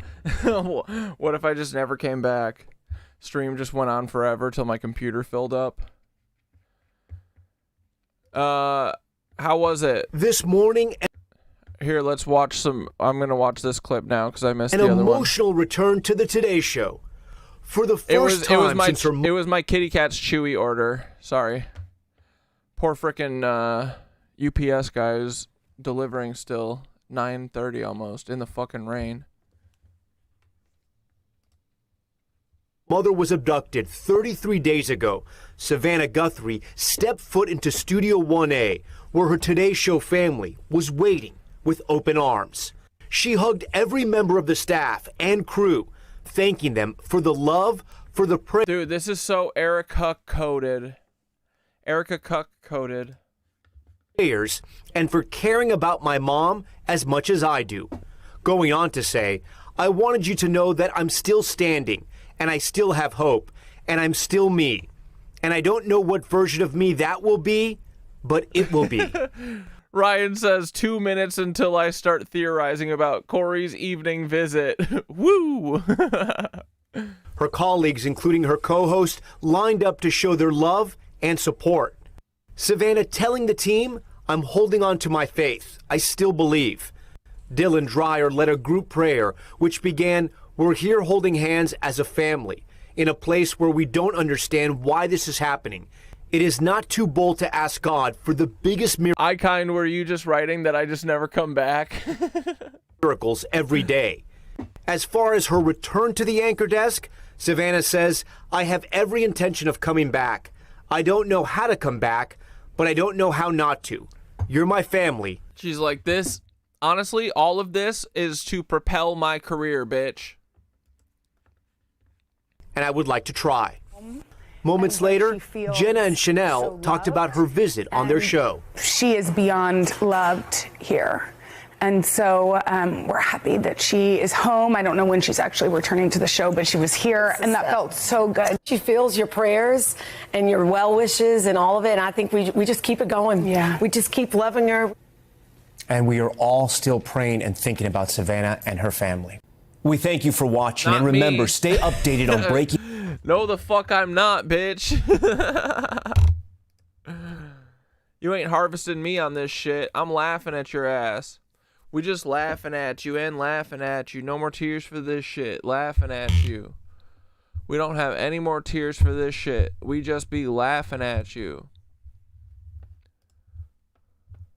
Let's get to some breaking news that is still unfolding. The Trump Justice Department has just uploaded new FBI documents missing from the initial releases of the Epstein files. Right now, this is from an hour ago. There's a new tranche. MS Now is pouring through these new files. We are taking our time to make sure we get it right, and we want to be careful on what we report on air. Here is what we can tell you right now. 3 of these documents are FBI 302 memos, notes that FBI agents used to summarize witness interviews. These notes contain unsubstantiated sexual assault allegations against Donald Trump. Specifically, they detail an unsubstantiated account of a woman who accused Donald Trump and Jeffrey Epstein of sexually assaulting her. How many data sets were there until today? There's data set 12 is the latest one. Did they only have 10? Did they add 10 and 11 last time? Is 12 new? Dude, it's so fucking funny for them to say, are you 18 years of age or older? Like, on this fucking pedophile shit.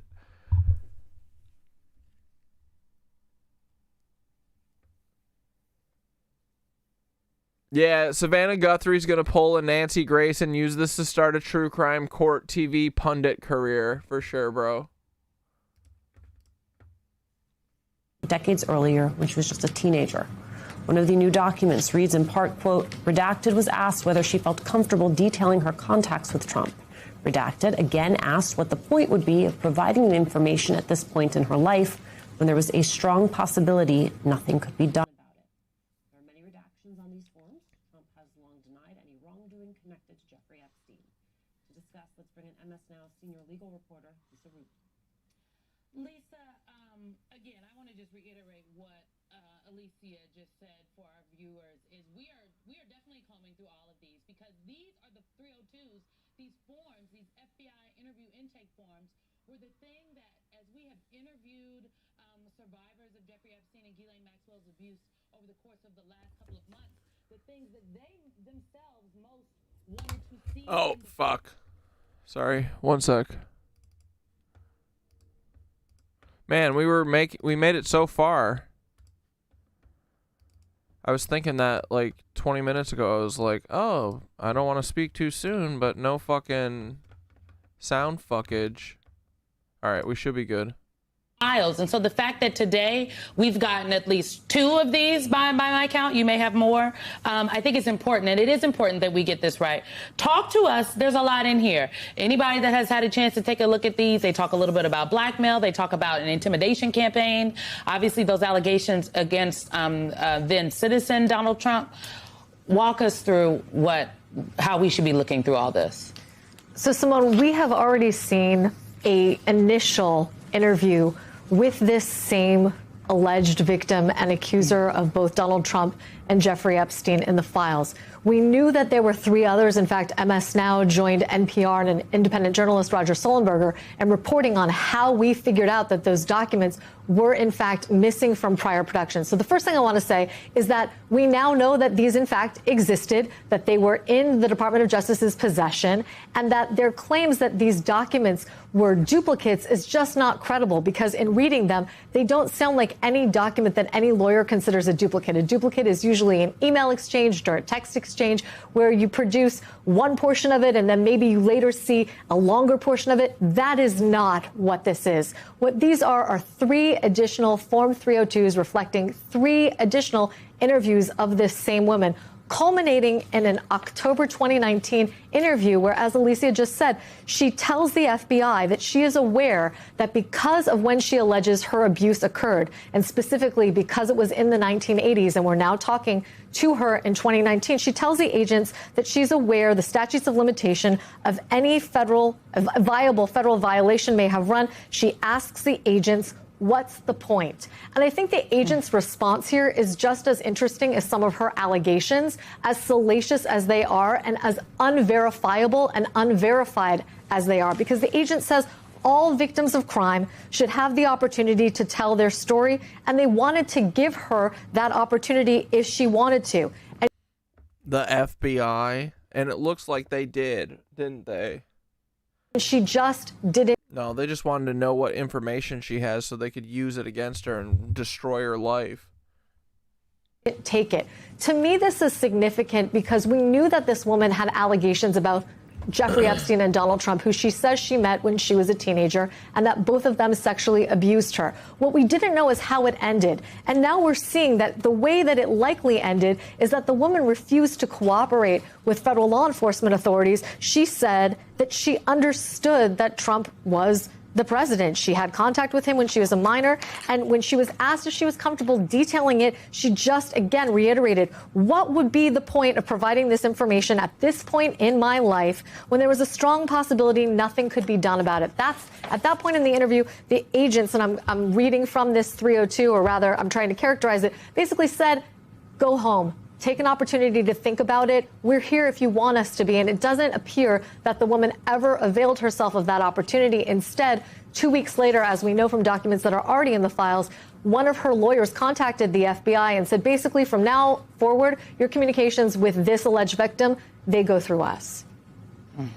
You know, Lisa, just listening to you describe and share that aspect of it, you can feel the frustration of the victim there. You can feel the anxiety, and it really, But also, like, she knows that, like, she's seen how people who say shit like this are treated, so it's like, I literally can't get any justice from this, and also literally the only thing that could happen is that I'll have repercussions.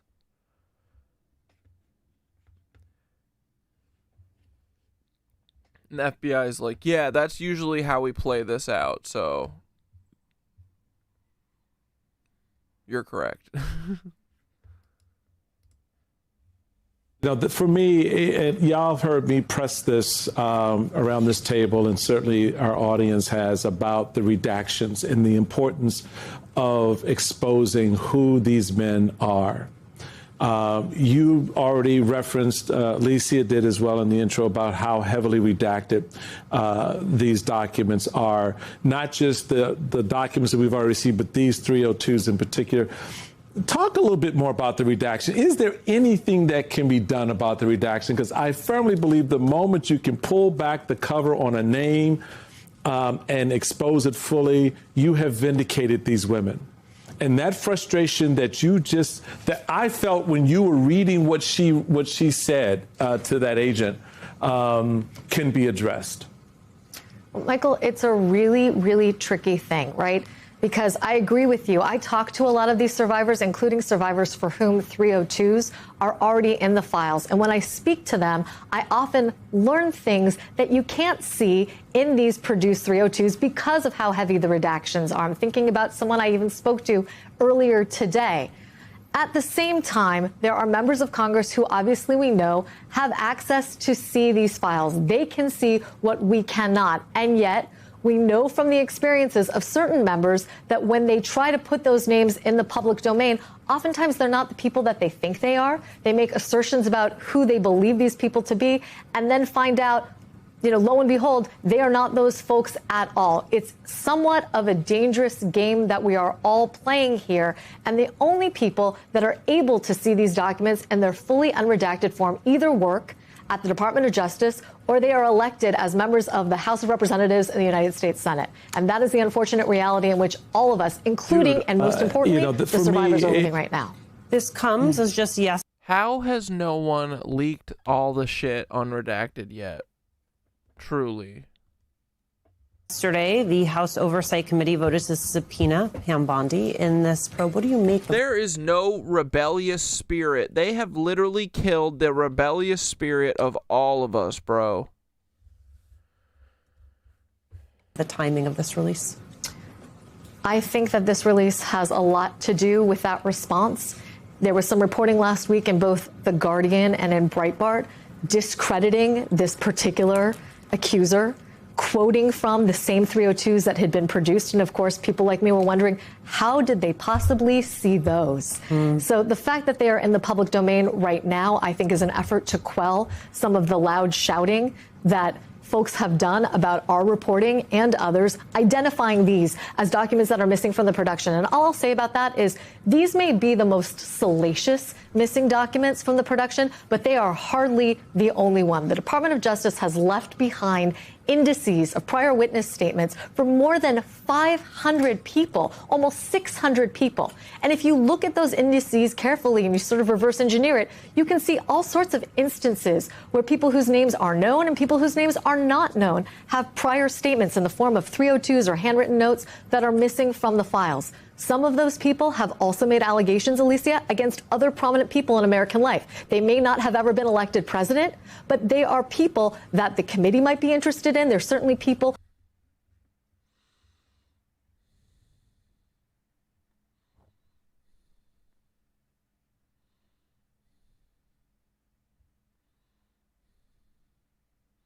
Taylor Lorenz did a fucking video, a collab with someone named Panic World.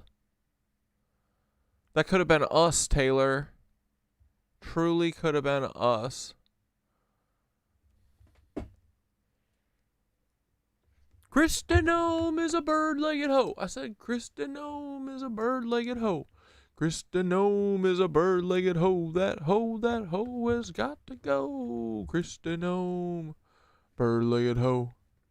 You know how I've said, like, I believe the relationship between Jeffrey and the Musk family goes, like, way deeper than we are already aware of, right? And in my previous dives about the Musk family, we have talked about how Kimball Musk dated Jennifer Kalin, who was an ex-girlfriend. Did we watch this one already? Of Jeffrey's, who helped Karina Shuliak, Jeffrey's last girlfriend, get her green card by marrying her in a sham marriage in New York City. We've known for a while that it was Jennifer Kalin who dated Kimball, and then obviously when the emails came out, it was verified that the woman who Kimball Musk dated was Jennifer Kalin. In previous reportings, we heard that they dated from 2011 to 2012, right after Kimball Musk's divorce from Jen Lewin, a New York City artist who Kimball Musk has 2 sons with. But per the emails, it seems that Jennifer Kalin, not his first wife, Jennifer Lewin, Jennifer Kalin.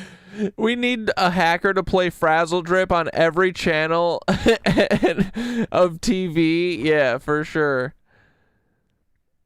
Dude, yes. Something's gotta give, man. Can we ever have like a big cool win? How come we can't ever get a single cool fucking thing that ever happens? What's the last cool thing that happened? Don't even say 9/11, guys.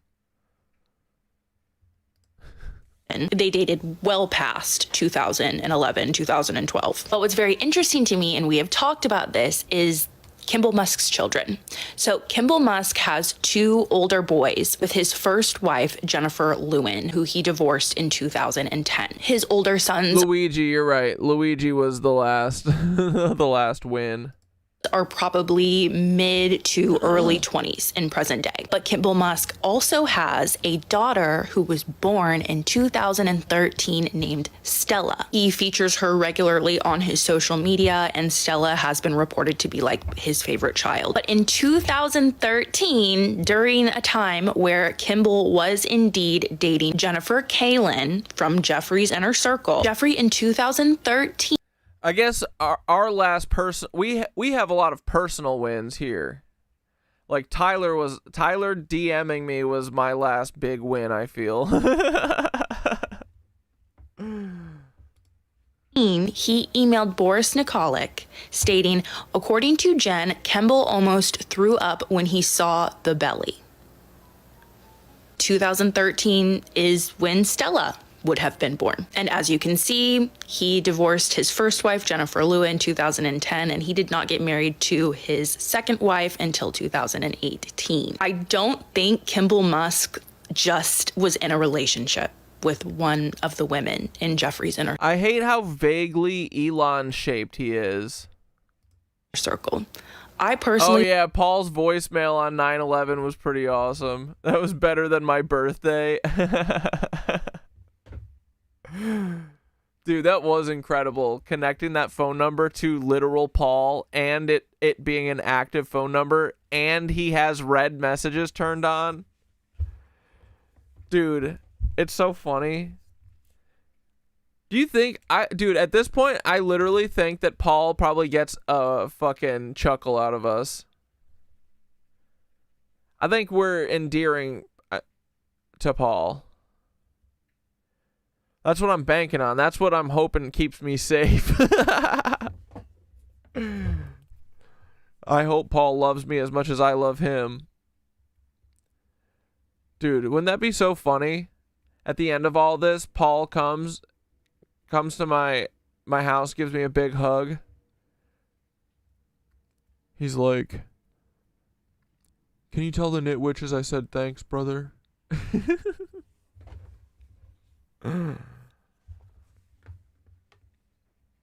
It's like, "Yeah, brother, of course. You want to come in for some tea?" I believe, in my opinion, that he fathered a child with a woman in Jeffrey's inner circle. Dude, McNarsty, Paul literally is our muse. That's so funny. It's so fucking true, right? My son, we're not heliocentric, bro. We're Paul-centric. We're a Paul-centric Earth. Paul is our muse. Oh, man. Paul's going to get a kick out of that. He loves that. And I could be wrong, but why else would Jen be showing Kimball a belly in 2013? To me, it looks like Jennifer and Kimball shared a baby. I could be wrong. Let me know what you guys think in the comments. Okay, so you guys know how I've said, like, Becca is the best of tea, gossip, and world events colliding. first of all, excuse my voice, I'm a little bit under the weather, but I'm sitting here and I'm working on my Richard Branson deep dive, and that deep dive is going to intersect with the Obama administration. Cat Dadistan will have a statue of St. Paul. Exactly, bro. Sultan Ahmad bin Sulayem, the Nexium cult, and Jeffrey, of course. And that should be up for you guys within like the next few days. But like while I was in the files looking for some specific things for my Richard... Kathy Sanders is gay for government. Dude, I saw some Tucker Carlson merch today that was actually lit as fuck, bro. Hold on. Let me see if I can find the video real quick. Hold on, I can't get sidetracked by Palestine News Network, because then I'll forget. Yeah, look, dude, I posted my Kathy Sanders, or my Savannah Guthrie video. Man, we have so many female enemies, right? Kathy Sanders, Aunt Deb, Savannah Guthrie, Taylor Lorenz. But I posted that music video for Savannah Guthrie, and they fucking gave me a community guidelines violation, struck it down.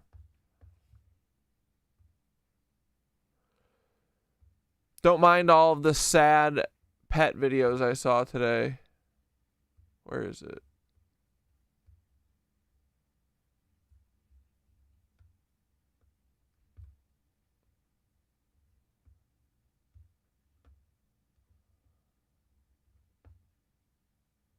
Yeah. Hey, we gotta talk about Tucker Carlson's merch. Coming out of the gate fucking swinging. I love... Neocons are gay for Israel. That's what that mug said. Nicotine? Are you fucking kidding me? Dude, it's kind of good, right? I want that so bad. And my favorite, honestly, as a socialist girly, fucking... Shut the fuck up. That's that awesome. Shit is so fucking funny. That shit is... Oh, I fucking hate when evil people are funny. Fuck! I mean... An offer you can't refuse, Dog, and there's APAC. fucking hats. Dude, I kind of want this hat. Neocons are gay for Israel. That's so funny.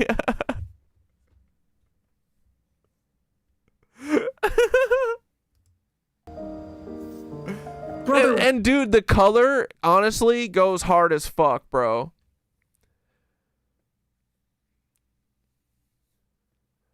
Dude, we might have to get some Tucker Carlson merch. What is happening right now? Hey, we gotta talk about Tucker Carlson's merch. Coming out of the gate fucking swinging. I love nicotine. So funny, bro. Hi guys, do you support the war in Iran? We don't work. We didn't ask if you worked here. Do you support the war in Iran? I'm not going to answer that question. Do you support America first or Israel first? Yeah, I'm not going to answer that question. We know, we can tell you don't answer questions like that. That's a pretty good smile. Does that help you in your life and career? A little bashful ish-eating grin? You're the ish-eaters. These are the ish-eating grin boys. Let's see. Kathy Castor. Kathy castrated. Here we go. He's telling on him. You see him tattletale? I love when he go, oh, he's telling on me. They are such little tattletales, bro. Branson Deep Dive, I stumbled across a few things that really caught my eye, and it just really shows you how sinister some of like these details, these little details that are hidden in these files actually Oh my are. god, dude. Yes. Picture a Colossus Paul statue spanning Tampa Bay, bro. Yeah, that huge fucking bridge that's in Tampa. Dude, what if that bridge was replaced? You know how, yeah, like the Colossus where you drove under or rode the boat under the legs of the Greek statue or whatever the fuck? Except it's Paul wearing a kilt. Bro, yes, we need that. St. Paul. So for example, here's a screenshot of a Facebook profile that is posting ads for personal assistance in... Yeah, dude, that's the worst thing. Tucker is funny. That's what I mean. Tucker's like, I can fix Tucker like I could fix Charlie. They're just dumb little actor boys. We can fix them.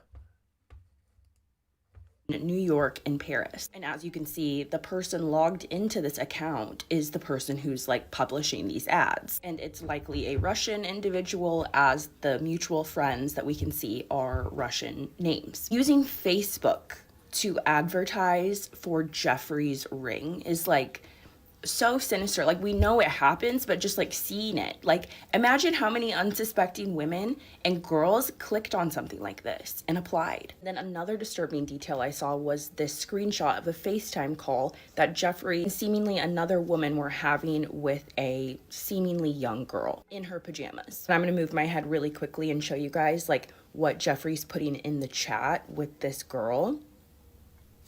Yeah, so as you can see, it's very explicit. Like, this is a screen capture of Jeffrey likely grooming a child. All these little details help us paint the full picture of what was really going on here. But anyways, I'll be back with the Richard Branson deep dive shortly. I think you'll be surprised to see how intertwined Richard Branson is with this group of people and why it is so disturbing that Obama has such a weirdly close friendship with him. First of all, excuse my voice. Because he's a fucking clone. Can anyone explain to me what this is that I stumbled across in the files? It appears to be some kind of list of illicit substances that can be purchased for decently reasonable prices. Yo! Whoa, whoa, whoa! 1 gram of Coke for $65? Coke Yellow Pure 1 gram, $100. Coke Pure 0.2 grams, $20. Yo! Ketamine, $60. DMT, $120. Seems a little high. LSD blotter 4-pack, $50. Xanax, $11? Bro, these are great prices. Nice, dude. Percocet, 6. Oh, 10? 10s? Dude, back in the day, all of the opiates used to be $1 per milligram. Long gone. Vicodin, $16. Dilaudid hydromorphone, $20. Oxycodone, 30 milligrams, $32. Damn, First bro, of all, they can got a whole anyone pharmacy. explain to me what this is that I stumbled across in the file? That's a steal of a deal for regular Coke. Yeah, dude. It appears to be some kind of list of illicit substances that can be purchased for... They got no Fent. Adderall, 20 milligrams, $18? Nice, bro. Very cool. Ecstasy, $16. What, can you not get any scopolamine? Molly, MDMA is $80 for 500 milligrams. I don't know how much you take, though. Decently reasonable prices. And it appears like it's some kind of like a business or like a quick service or something. Like there's no like logo or anything. It says like open 6 p.m. to midnight, apartments and hotels only. Dude, this is literally a delivery list for like a drug service. That is so funny. Apartment and hotel only, 6 p.m. to midnight. Sounds about right.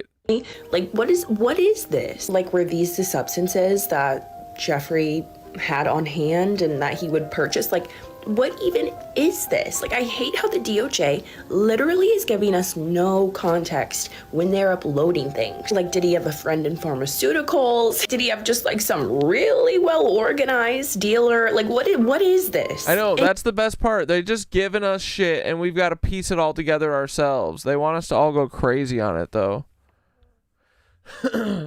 The CIA brings it here, so Coke is patriotic as fuck. Yeah, dude. And I'm proud to be an American.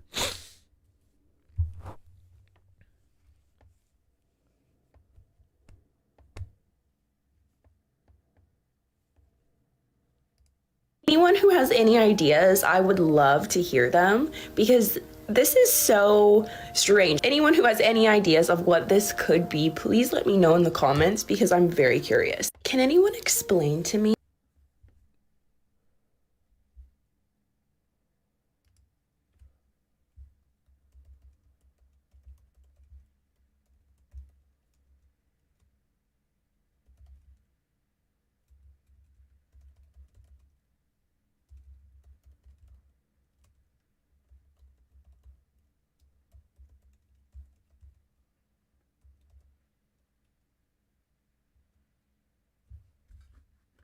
First of all, can anyone... Okay, I'm still sick. I barely have a voice. I had to Oh my god, Becca. What the fuck, dude?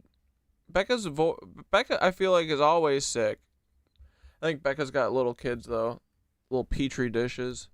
Jump in here for 1 second and point this out. Okay, so this is a photo from the files of likely Karina Shuliak sitting in the producer chair of Barry Josephson. This is from like when Jeffrey Oh my god, it's already 10 again. Brought his crew to the set of Edge, which was a show that Barry Josephson was producing. And Creature said, drugs slap. I haven't done any for a long time, but I'm glad I've experienced it all.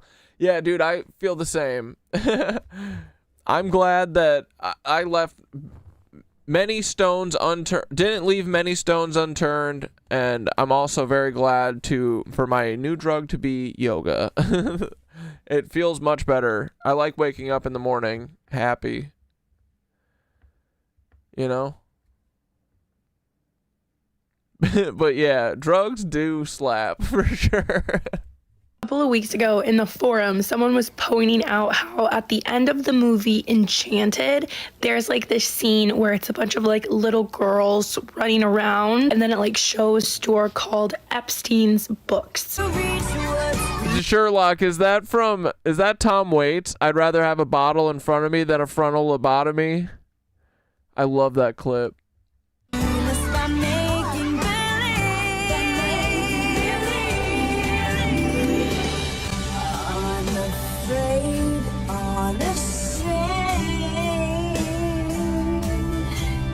Epstein's and honestly, whoever posted that got like ate up and was called like a conspiracy theorist. But Barry Josephson and Jeffrey were incredibly close for a long time. And Jeffrey set Barry Josephson up. You hate pigeon pose, but you like its results? That's the yoga. Keep doing it until you love it. That's my goal with every pose that I hate. I do it more and more and more and more until I fucking love it.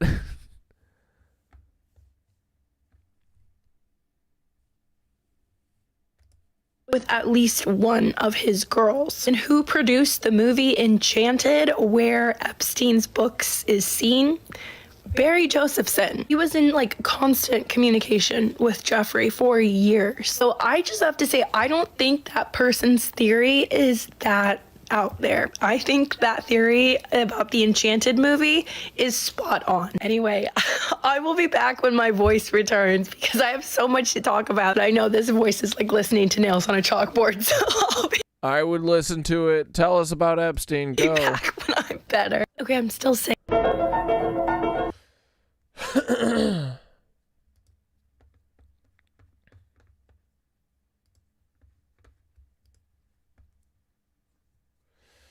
You want to close out with that John Levi we were going to watch the other day? Circuit Cities. Recording. And then we're going to go to bed, probably. Yeah, because then it'll somehow turn into 10:45 before we know it. And I got to get up in the morning. Oh, you got sciatic nerve and lower back shit? That's the best one for me. Yeah, that's why I love it too. The other one that I started doing for sciatic nerve shit is where you put your foot in the crease of your elbow and then grab around and then rock and twist kind of side by side. Like cradle your arm or your leg in between your arms like a frickin' bebe. There'll be some times when I'm doing that and I feel like rolling over my sciatic nerve or whatever, and it sends an electric jolt down my leg. It's crazy. Oh yeah, wait, did anyone get any footage or find that live? Did anyone else upload the alien ball shit?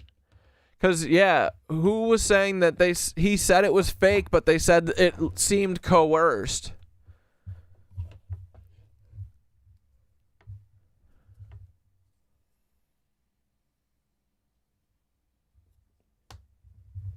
Where do we find the Epstein movies? What Epstein movies, bro? I don't want to see many of the Epstein movies. How did I get my leg to stop being numb? just kept showing up on the frickin' mat. I think, it's from like, I'm changing the way my frickin' body works from like years of not doing anything, And I think like muscles are moving shit around and my joints are changing because I'm opening them up and stuff. So I kind of figured that I was just like on, like pinching it somehow. But I feel like the yoga's the medicine, and I just was like, I just got to keep going. And and then it went away slowly. It took a few months. But yeah, it was like 6 months of it being like numb. It was weird. But yeah, now I can feel it again. I could always the moving it though wasn't the problem. It was just like the skin. Like the skin was all numb.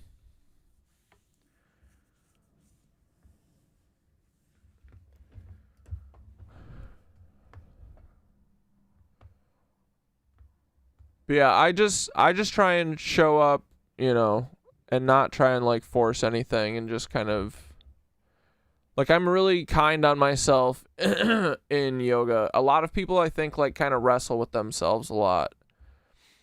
But most people also aren't lucky enough to be able to go every day, so I kind of get it, because they're like trying to advance. They're trying to like push forward every week, but I think you kind of got to go. I think it's about showing up more. That's how progress really happens better. But yeah, I'm convinced, dude. I think the yoga frickin' fixes all of it. But yeah, ever since then, I haven't had any weird things going on. No numbness or whatever. Feel lighter than ever.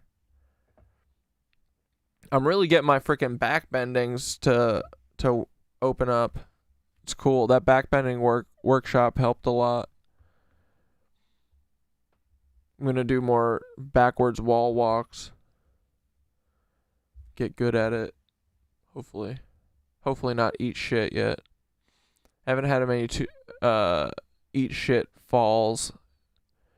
The one that I fear the most is doing crow and tipping forward and not being able to catch yourself because you're literally standing on you have your legs on top of your arms. So if you fall forward, you just kind of fall forward and eat shit on your chin.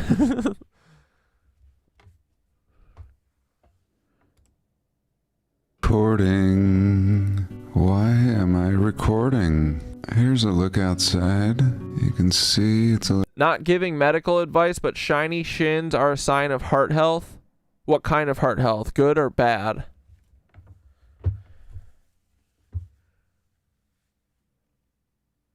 I don't know if they're shiny, but they're definitely barely have hair on them. Pathetic. I got pathetic leg carpets. Oh, I'm signing up for that half marathon. It's the year of Firehorse. It's all about the explosive movement. I'm doing it. I'm going to. I was going to sign up today. But I just forgot. I have the tab open though. But tomorrow for sure, since I don't have stream.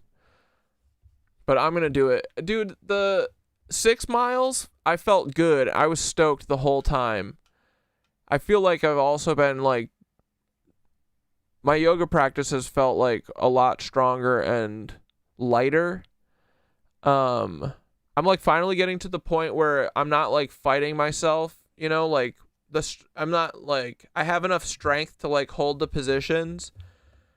And now I'm like getting to the point where I can like actually breathe in them. It's so weird. You get to a point where it feels almost like you work for so long to get the strength to like do like standing bow where you're holding your leg up over your head backwards with your arm straight forward and you're on one leg. It takes a lot of energy and a lot of strength to get to that point, so it takes months and months of practice. But then once you finally get there and you can kind of lock your leg, and you can breathe without like panting and stuff, it's so weird. It's like you can like squeeze your quad and it almost feels like you get lighter and you just kind of like float and it gets all easier and shit. But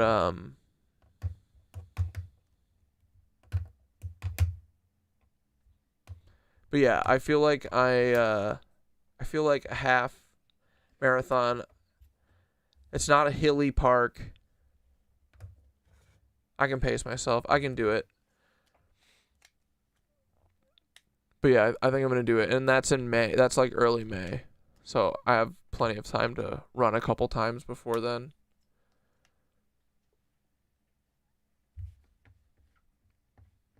But yeah, thanks, McNarcy's. I'm going to. A little breezy, and it's 40 degrees, which I consider... Thanks for being my running hype man. fair. 40 degrees, F. Your lower legs don't grow hair? Nice, dude. People always ask me if I shave. I know, dude. In high school, everyone always used to make fun of me, like in swimming and shit. They'd be like, oh, Corey shaves his legs. I'd be like, nuh-uh. They're just sparse and blonde. Leave me be. Yeah, the leg hair on my freaking legs, pathetic, dude.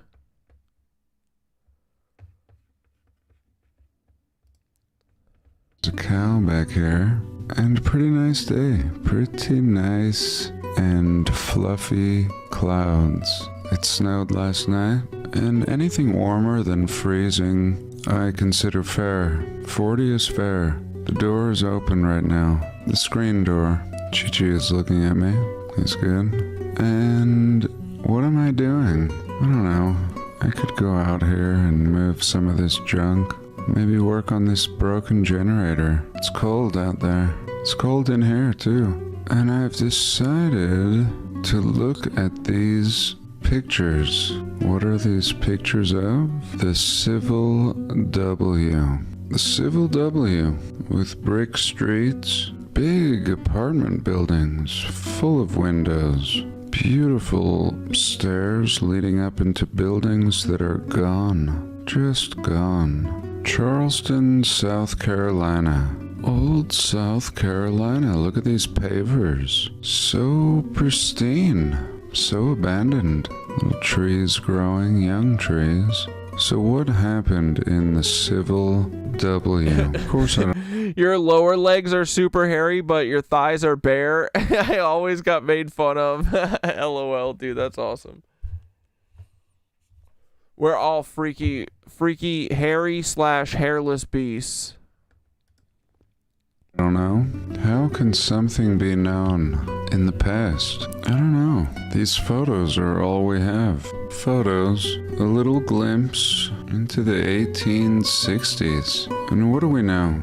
You're doing your first marathon this year? I know. Well, that's the thing that's scaring me the most is like, okay, if I do a half, then it's like the natural trajectory that then would be to try a fucking full one. That sounds like too much. That sounds ridiculous. But I don't know. Maybe I'll do the half one and be like, that was fun. What are we told? Hopefully. Let's start with that. We're told two sides of America developed. I also don't have running shoes. I just run in my normal shoes. I mean, I guess they're running shoes. But they're just like street shoes, you know? The North and the South. Super primitive outhouse using horse and carriage as transportation. Cannonball, and of course cannon, was the greatest and most dangerous weapon in the realm, we are told. Really heavy and cumbersome. How to even make a cannon in this time period is another question. Just forging it, especially some of the cannons that we see. So whatever, let's just imagine they're schlepping cannons around by horse, packing bulls in one by one, shooting a bull here, shooting a bull there, and this is the result of clumsy steel bulls? And it begs the question, what kind of world was it? Let's just imagine the world that it was. The world based on the ruins. Balls or no balls? So I don't know. We're just warming up. I'm not even fully committed. And yet, I'm pretty intrigued. Let's have a little look. I thank you for being here this week. I love you all. Oh yeah, if the whole thing was in grass, I'd run barefoot. The whole time when I did the 10K, everyone was running on the path and I would always run on the grass. Feels better. The sidewalks, you know, you kind of like jut your freaking leg into your hip. I feel like it makes you sore. But running on the grass, oh yeah, boys, that's where it's at. Shoes are a prison. Agreed, dude. God bless and welcome.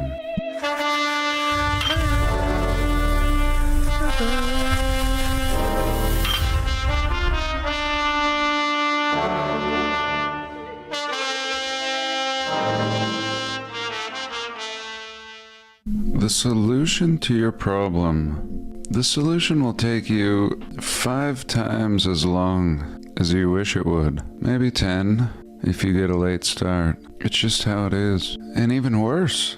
Oh my god, it could be worse. The solution you will find is ultimately not the solution. Though you'll be happy you did what you did. Look at that shit, it won't bro. be the solution. Not if it's external. We think external things will be the solution. It's just the way we're raised, just the world we live in.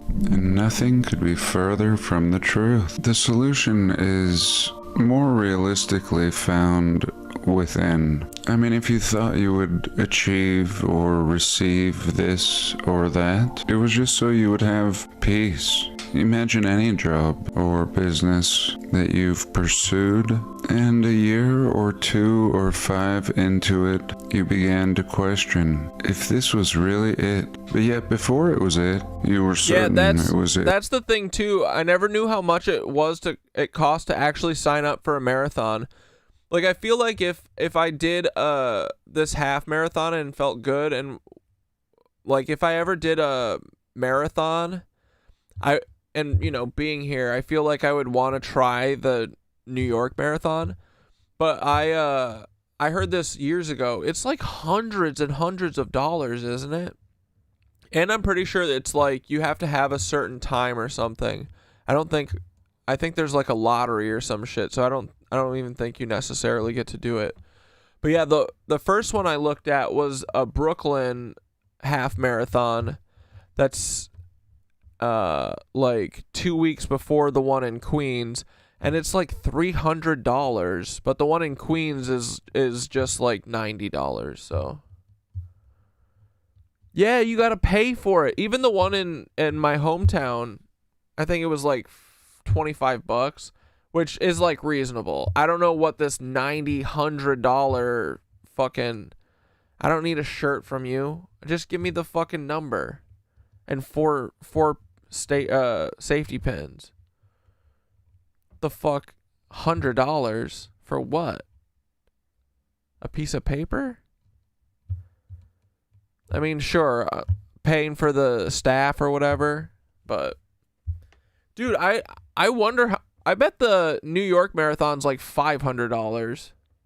But yeah, the Brooklyn like half marathon, it's not even like really a sanctioned one, because these are like, I think the Brooklyn one is like in a park somewhere. I forget. I don't know which one though. It's not McCarran or Prospect Park, because they don't close the streets down for that. It's like kind of like an unsanctioned one or whatever. And the Queens one is like that too, but it's just in Flushing Meadows Park, and it's only 90. I mean, only, but comparatively. So I'm gonna do that one instead, even though it's in Queens. But the Brooklyn one doesn't seem like it's a cool view or anything. So I'll go run where because Flushing Meadows Park is where that thing is, at the end of Men in Black, right? Remember where the aliens are up on the alien ships were hidden on like as like statues or whatever? I think that's Flushing Meadows Park. And that isn't that where the old World's Fair was? So I'll do a little investigating while I do the run. But yeah, fuck yeah, I'm going to do it. Thanks for hyping me up to do it. This would solve everything. And so really just assuming peace, no matter what your situation, would be the best course of action. Things will change, and that's fine. Everything changes. And it's like a movie. What if you didn't want your favorite part of the movie to end, and you just watched the movie the same? Sorry.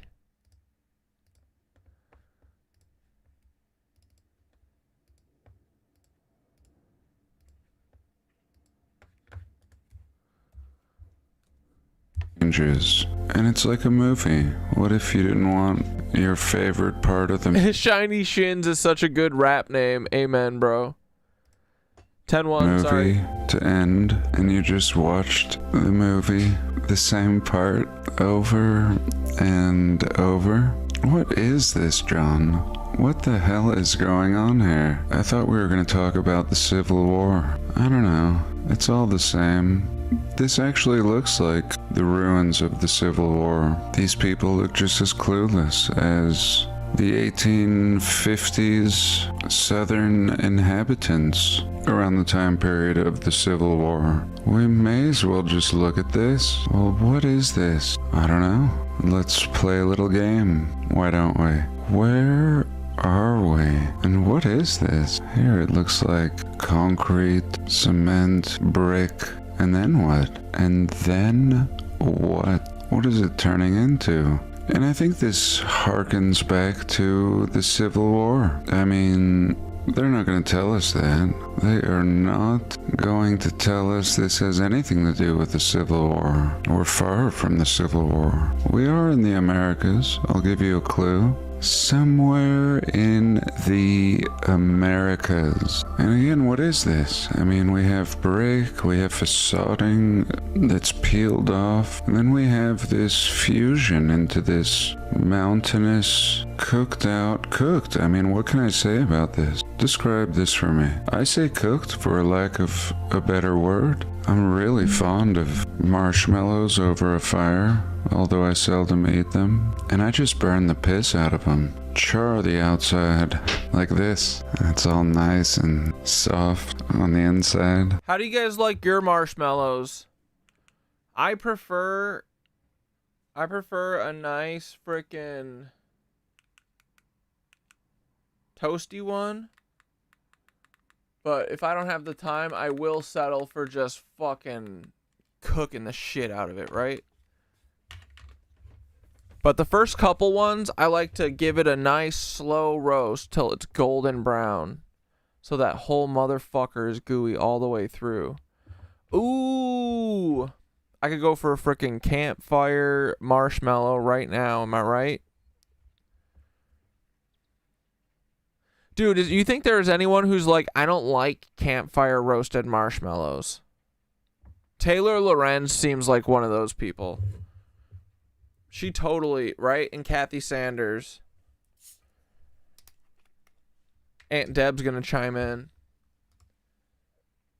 And yet not too cooked. Almost. Looks like this almost returned to what some would call mountain. I don't know. Looks like there was more to it.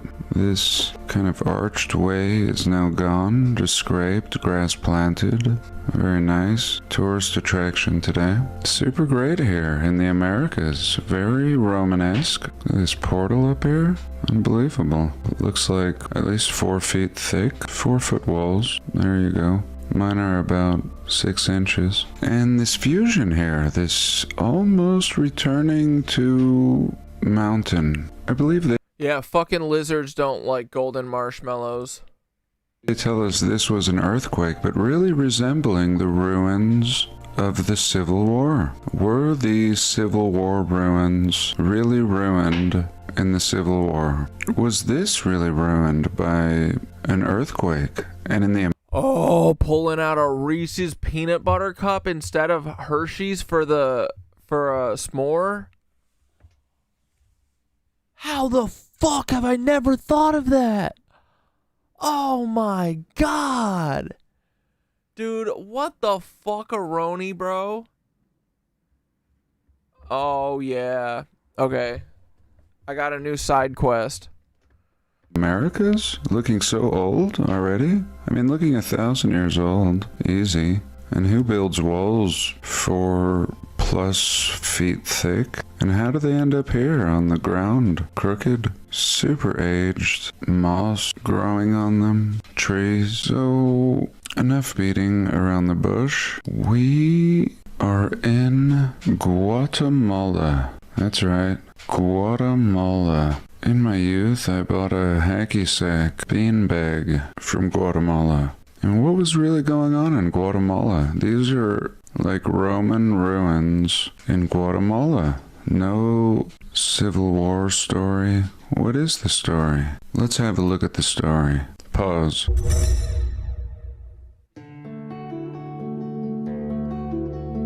Okay, let's read. The La Rolesian Architectural Complex. It is the western part of the old city. Okay. History. 1685. So older than the Civil War. Older than the history of North America, mostly. 2 missionaries arrived. Here we go. Missionaries. The city council was asked for permission to build a monastery. What city council in 1685 Guatemala? Are you kidding me? My wife be fucking with marshmallow fluff every once in a while. Goes hard. Dude, marshmallow fluff. Dude, yeah, like a fluffernutter. A peanut butter, marshmallow fluff, and banana sandwich. Ooh. Say less. Bro, how have I never thought of a s'more with a Reese's peanut butter cup? Oh, can you imagine having one with the Easter eggs before they ruin them? The big fucking ovals? Dude, they all taste weird now. They're all chemically. They're literally ruining everything. All of our little treats. We don't even like the treats anymore. The fast food's gross. The fucking candy's gross.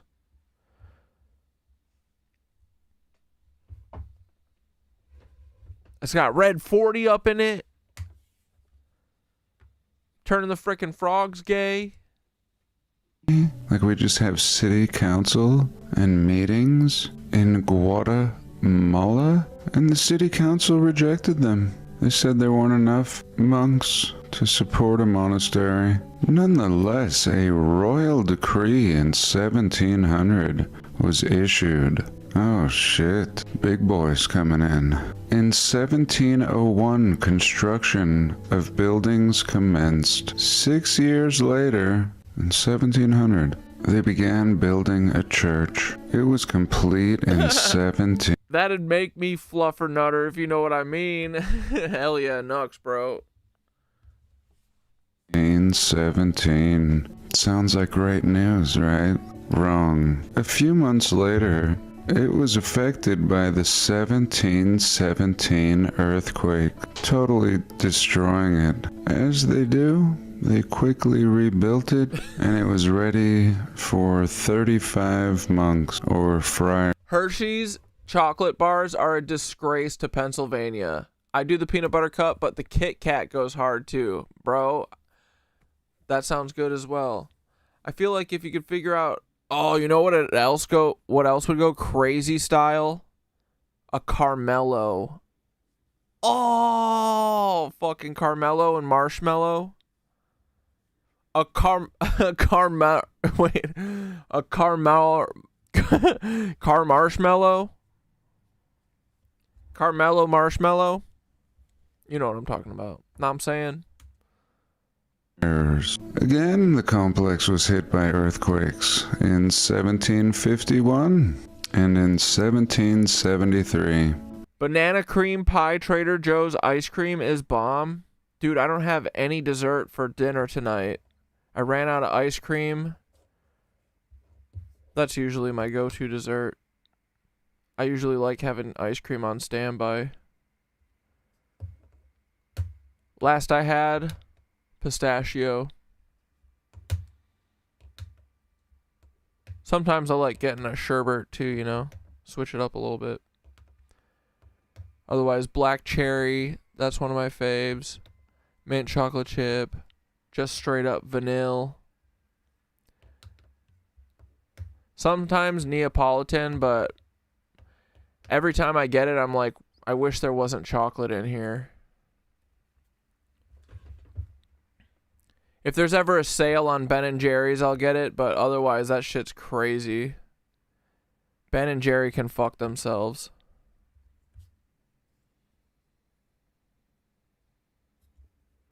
The church lost its walls and most of it was rendered useless. Throughout the years, man-made destruction further demolished the complex, as remnants were used as a Dude, the rain is going stupid mode right now. stable, a soap factory, and a sports complex. Materials were also removed for outside construction. There we go. So all that amazingness that we were looking at. No, I'm not going to get a dessert now. It's pouring rain. I was meaning to when I was coming back from yoga today, but I just went on autopilot and went straight home. It's just the ruins of an old... I can deal one night without having dessert. Although now I'm like, do I have any freaking cranberries and some shit? I could whip up some oatmeal raisin cookies. Old monastery, we're told. And okay, that is just stupid. That was the stupidest story ever. What else do we have? We have the rest of the realm. Let me show you this. So what? Dude, vanilla ice cream is probably the best flavor of ice cream.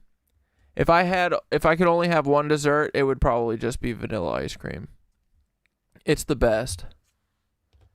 As Josh Homme says, it's the king shit of fuck mountain. It's unfuckwithable. Happens Chocolate is so shit compared to vanilla. here. What happened to this realm? Now, of course, the mainstream will tell us they built on top, but really a fine line where these rocks began and bricks and blocks. And how could you achieve this? What in the hell is going on? We see this underground passageway. At times it's revealed and then it disappears again. And it exists realm-wide. We can conclude that it's all connected. And we who appreciate the research that tries to answer these questions eventually find ourselves looking at a circuit board. And you know, when I'm looking at these cities from above, it's pretty clear that they're arranged like circuit boards. Our streets, the buildings, the way everything is laid out. Here we see a giant building, a stadium, a Capitol building, a water feature, pyramids. This theory proposes that if we could imagine, it's not too hard, that everything was connected and laid out for a greater purpose, similar to a circuit board as we see here, then there also exists the possibility that the thing could have an... Wait, I just heard that the other day. Someone else said put olive oil and salt on vanilla ice cream and it's the best. Who said that? I saw a TikTok about that. That does sound kind of weird, but also awesome. I went to... I forget where it was. I feel like it was like a fucking... Was it like a fucking, what are those, Rainforest Cafe? No, what was it? Or was it an Italian restaurant? I ordered ice cream at one place when I was like, I don't know, I was probably in high school. And they put fucking, have you guys ever heard of this? They put fucking balsamic vinegar on the vanilla ice cream. And I was like, Yo, I think you guys mixed up the vanilla with the chocolate, even though I didn't order chocolate syrup or anything. And they're like, oh no, that's balsamic vinegar. I was like, wait, and even now, with my palate much more refined, even now I'm like, I don't think that works. I would try it again now because it's been like 20 years. But has anyone ever anyone ever heard of that, or were they goofing me? They're like, yeah, we're putting balsamic vinegar on ice cream. It is super Italian? That's crazy, bro. Italians are nuts. Italians are literally insane. Overload. And essentially these are... Alright, I'll try it. I'll try it again. Because I do love balsamic, and I love vanilla ice cream. So, in theory, I should love it, right? Vinegar keeps me straight. are metals, various different kinds of metals. And it's not too different with our realm. I mean, everything is made of the same things. Silica, which is sand. Oh, I should get shit to make Rice Krispies. You're so right. The other day I was making Rice Krispies, but eating them while cooking. Dipping the big marshmallow in hot melted butter. Fuck, so good. Oh man, 9/11 really hit tonight, boys. Silver, gold. And again, this would make no sense if you think everything is just stupid. Shut up, John. Olive oil orange cake. That sounds incredible, bro. Chi-Chi's fried ice cream went hard back in the day. I don't think I ever had that. Yeah, okay, Eternally Bumpin's backing me up. Balsamic on ice cream, what the fuck? Yeah. Eternally Bumpin said, the olive oil thing is okay, worth a try, not great.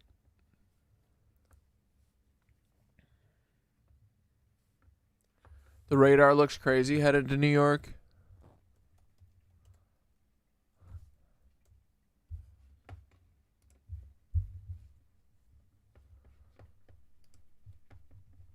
What is DARPA up to?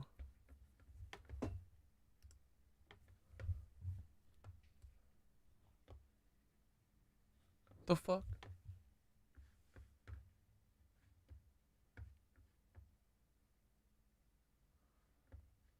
It's not even showing anything. Cucks. Whatever. I mean, everything. Send your fake weather. My cats are protected outside. They're fine. It was just laid out and there's no greater purpose. But again, when you look at the layout of cities, there's an intelligent configuration that really resembles this circuitry. And when you go back to the Civil War and you see salt on ice cream I've had before. I like that. That's good. Especially like the big salty, like the ice cream salt. Like that big old Morton, or not Morton. What's that big flaky salt? Moudon or some shit. No, what the fuck is it called? Y'all know what I'm talking about. That goes hard as fuck on ice cream. Or like salty brownies. Not salty, but like a little bit of salt and brownies.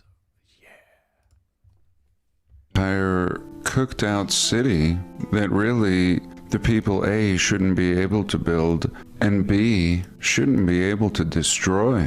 And yet this makes so much more sense than the stupid stories that were given. That these cities were super advanced in a time before we're told they should be, had technology, air travel, power, all the things we enjoy today, and more. Yeah, salty chocolate rules.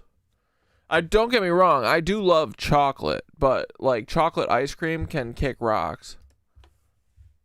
And ultimately something happened. I mean, I'll eat it, but it'll literally be the last ice cream that I'll pick. Plain chocolate? Do you fucking hate me?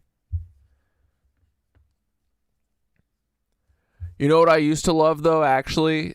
Dairy Queen. Bro, if I knew that you could fucking ask Dairy Queen for a cup of the cherry, like hard, what is that stuff called? The hard shell stuff? You can get like a little side cup of that shit so you can dip your ice cream in it. But my move was always, I did always get chocolate ice cream dipped in the cherry cone. And they're in the cherry shell. That Dairy Queen cherry stuff, ooh man. I'd commit crimes for it. A cherry dilly bar? Get wrecked. Get out of here. Yeah, I'll take a brownie over a cookie any day. Something from within or something from without. Something that completely overlooks. Yeah, Malden salt. That's what we're talking about. Salted caramel, salted chalky. It's all next level. Damn, I wish I got some frickin' chocolate before I headed home today. What an idiot. Stupid. No, I'm just kidding. Loaded this circuit board, which happens to be our entire realm. Now, as you can see here, everything isn't hit at once or even at all. Parts absorb the excess heat. Dude, honestly, this does make a lot of sense to me. I do think that a lot of these buildings and shit are like melted from the inside out. Like they fried the grid. And energy, and other parts fare well. And that's exactly what we see in our realm. We've discussed in the past how bricks can also act as batteries. And once again, everything is conductive to some extent. And this is the only thing that really makes sense. This electrical discharge that didn't just rock one part, but rather all parts of the realm. My mom just said, been a long time since I had the cherry dip dilly bar. Dude, I would fucking go there right. I'd go there and I'd get a big old scoop of probably chocolate again, actually. And then ask them for the biggest cup of that cherry dipping shit that they're willing to give me, and I'll pay for it. I don't care. Don't tell me the price. I'll pay for it. Can I buy a bag? How much are you guys willing to sell me one of the fucking bags of this shit for? Dude, we'd be swimming in cherry dip. How long do you think that would last? Probably a month or two, right? If I got a whole box of it. I would be eating it every night.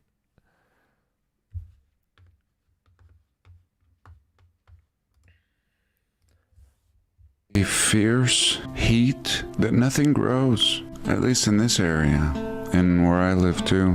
Very little vegetation, very little life in the soil, lending to this. You could DoorDash. I've tried to stop DoorDashing on principle. And also, in the rain and stuff, I don't usually do it because most people are on bikes. I usually try and just eat at home then. Circuit board idea that the heat... I guess people are out, so I don't know. But no, I'm just trying not to pay for that shit. Dude, it's so ridiculous now.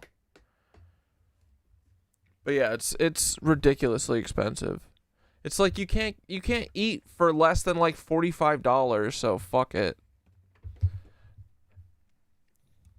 I'm not trying to spend all that fake money on Seamless. And the electricity moved from within, from under. And it makes sense if you laid out all these cities in this fashion, and we learn that you have entire tunnel systems below them that would lend to this essentially short-circuiting of the realm. And to add to this, at the beginning of every city, what we're told throughout history is we suffered great fires. The Great Fire of this, the Great Fire of that, Chicago. Dude, we didn't even talk about DQ blizzards. Oh man, a cookie dough DQ blizzard with extra cookie dough. Get out of here. Get wrecked. In San Francisco, burns several times. Sometimes we're told a cow knocks over a candle. Sometimes we're told it's an earthquake. And yet every city, does it make sense? Could everybody be so unfortunate and yet everything be random and disconnected? Or does it make more sense that this event happened realm-wide and they need an explanation for what happened, doing everything they can to avoid the truth. Anything. A cow knocking over a candle is better than a realm-wide reset. The evidence, in my opinion, seems overwhelming. Let's take a pause.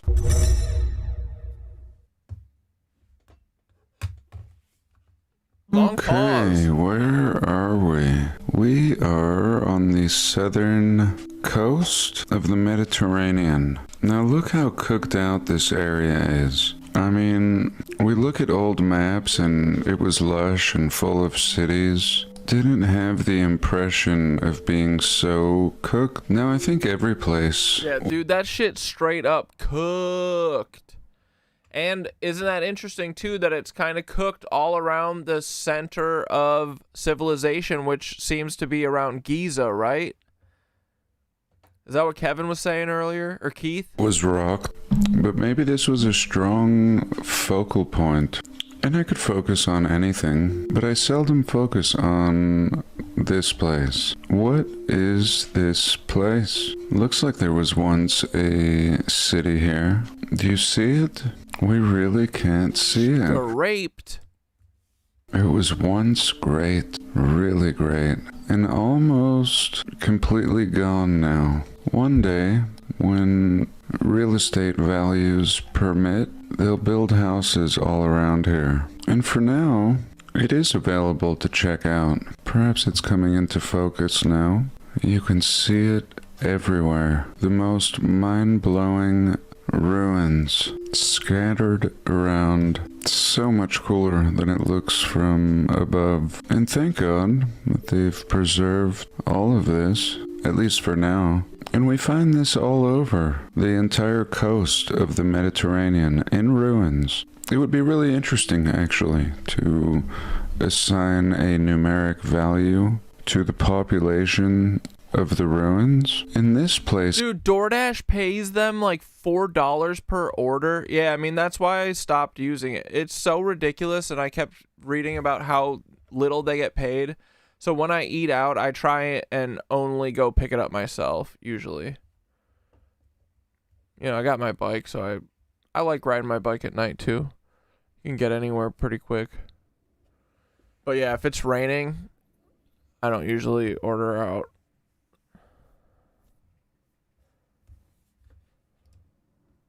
I'm surprised that DoorDash 2 doesn't fucking surge price that shit.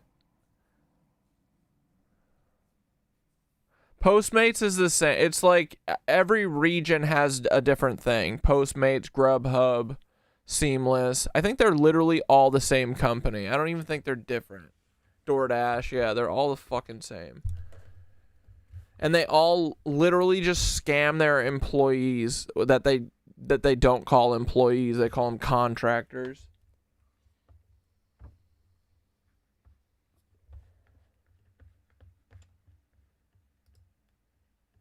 This is called Leptis Magna, and the ruins of this city are just scattered for miles and miles, and they're starting to plant over everything, but it's still an underdeveloped country. Libya, really massive country, nothing going on. Here I have some pins in Libya. I wrote Libya Braille. Looks like they've erased it now. Maybe we can go back in time. I think they've gotten rid of it. I hesitate in placing pins for that very reason, tipping them off. No doubt there was something cool. Maybe it was kind of like this. This looks like Braille. If you don't know, Braille is a type of written language for the blind. Here's some more Braille. Here I have another point in Libya. Looks like a cooked out area. I'm not sure. A lake. So out here, no different than how we started the video. I mean, like identical ruins. These same walls, 5 foot thick. Here we see some of their statues with the noses broken off. Pretty incredible. The blocks, the bricks, the amount, the ruins. Like, how is everything just heaped over like this? These materials should withstand anything for thousands of years. And the ruins themselves are holding up beautifully. But what happened here? And I think God damn it. Sorry.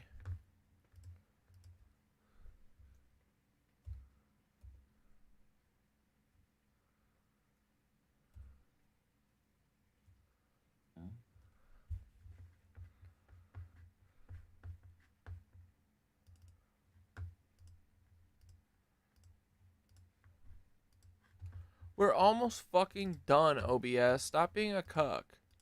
Just let us finish strong. looks like a cooked out area. I'm not sure. A lake. So out here, no different than how we started the video. Oh my fuck, it literally just did it again.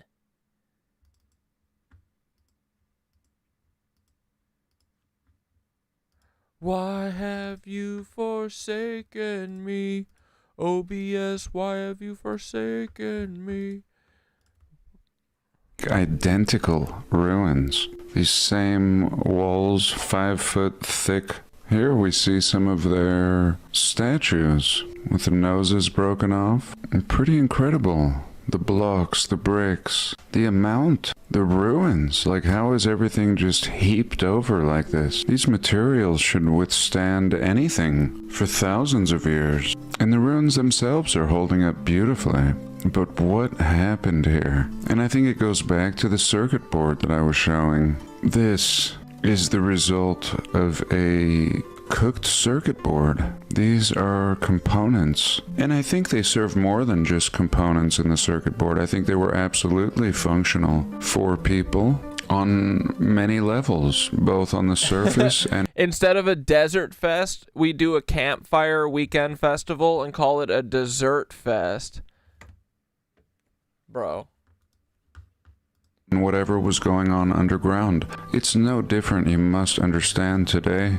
We lay out our cities and we run a lot of the infrastructure underground, underneath the cities. Sewage, sometimes electricity, gas. All these things are very volatile, even in our cities. We've seen examples of neighborhoods just going up all at once. We were told they were ruptured gas lines. And when it comes to this older reset, I mean, here, the ruins of serious people here. Serious. Just look at that building in the background here. This one. This thing is enormous. And in this condition, where's all the material? It seems to have been sucked up in a way, or melted down. This is one of my favorites. A little random portal. Again, holding up great. I mean, what knocked everything over? And why did this one fare so well? Look at the streets. Pavers. Paved streets still. Meanwhile, in North America, they're living like cowboys and using outhouses. And here in Africa, this is Africa? Again, completely backwards. I mean, they paint this picture of Africa. They sell the picture of Africa. And this isn't what they're selling. This is next level city ruins. So I don't know. I do and I don't. Let me know your thoughts. I think for joining. My mom said the dilly bars when she was young were the size of her whole hand. Then by the time that me and my bro were teenagers, they were less than 3 inches in diameter and 5 times more expensive. They were probably at least 5 to 6 inches in diameter. That's what my mom said. A fucking dilly bar. They should have called them a dinner plate bar. Stupid. Today, I love you all. God bless, and I'll see you in the next one. All right, boys. Like I said, it's 10:47. God dang. Time flies, right? When you're having fun with your bros. All right, dudes. We got yoga in the morning. We're back on Sunday.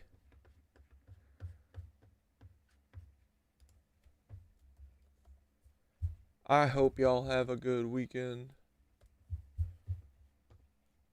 We're gonna vibe these lizards out. We're gonna kill them with non-lizard behavior.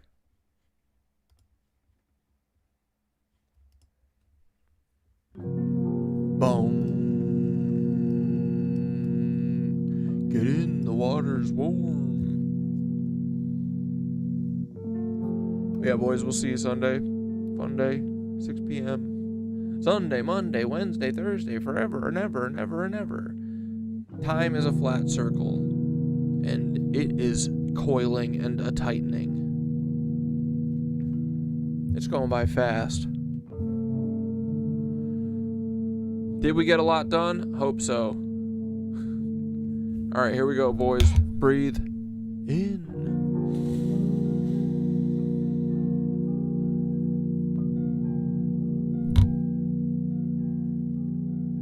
And breathe out. It's my pleasure to host. Thanks for coming. And breathe in.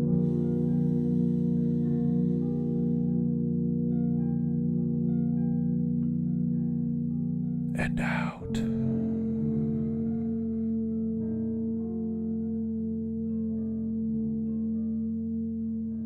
One more breath in.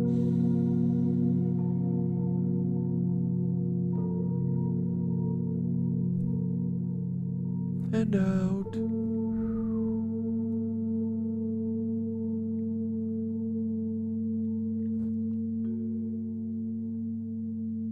Sit back or lie down for a moment and take one slow breath in through your nose. And let it out through your mouth.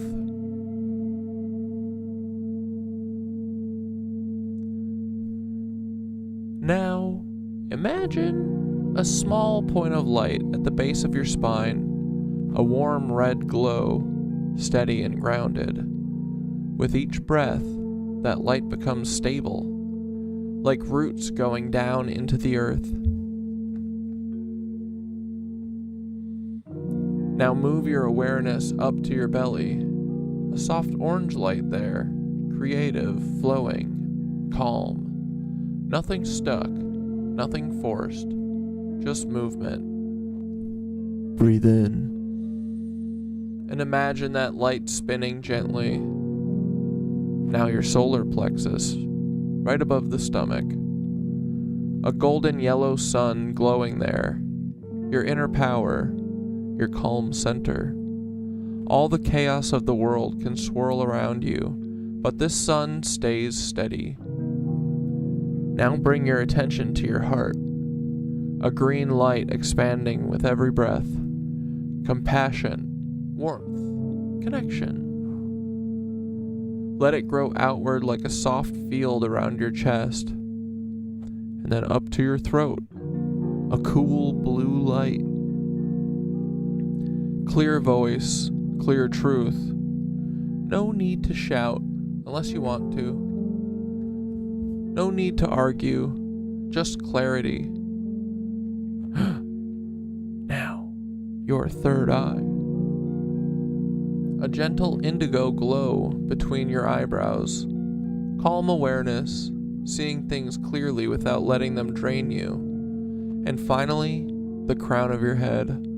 A soft violet light opening upward, like a quiet connection to the cosmos. Now imagine all those lights aligning. A vertical column of calm energy through your body.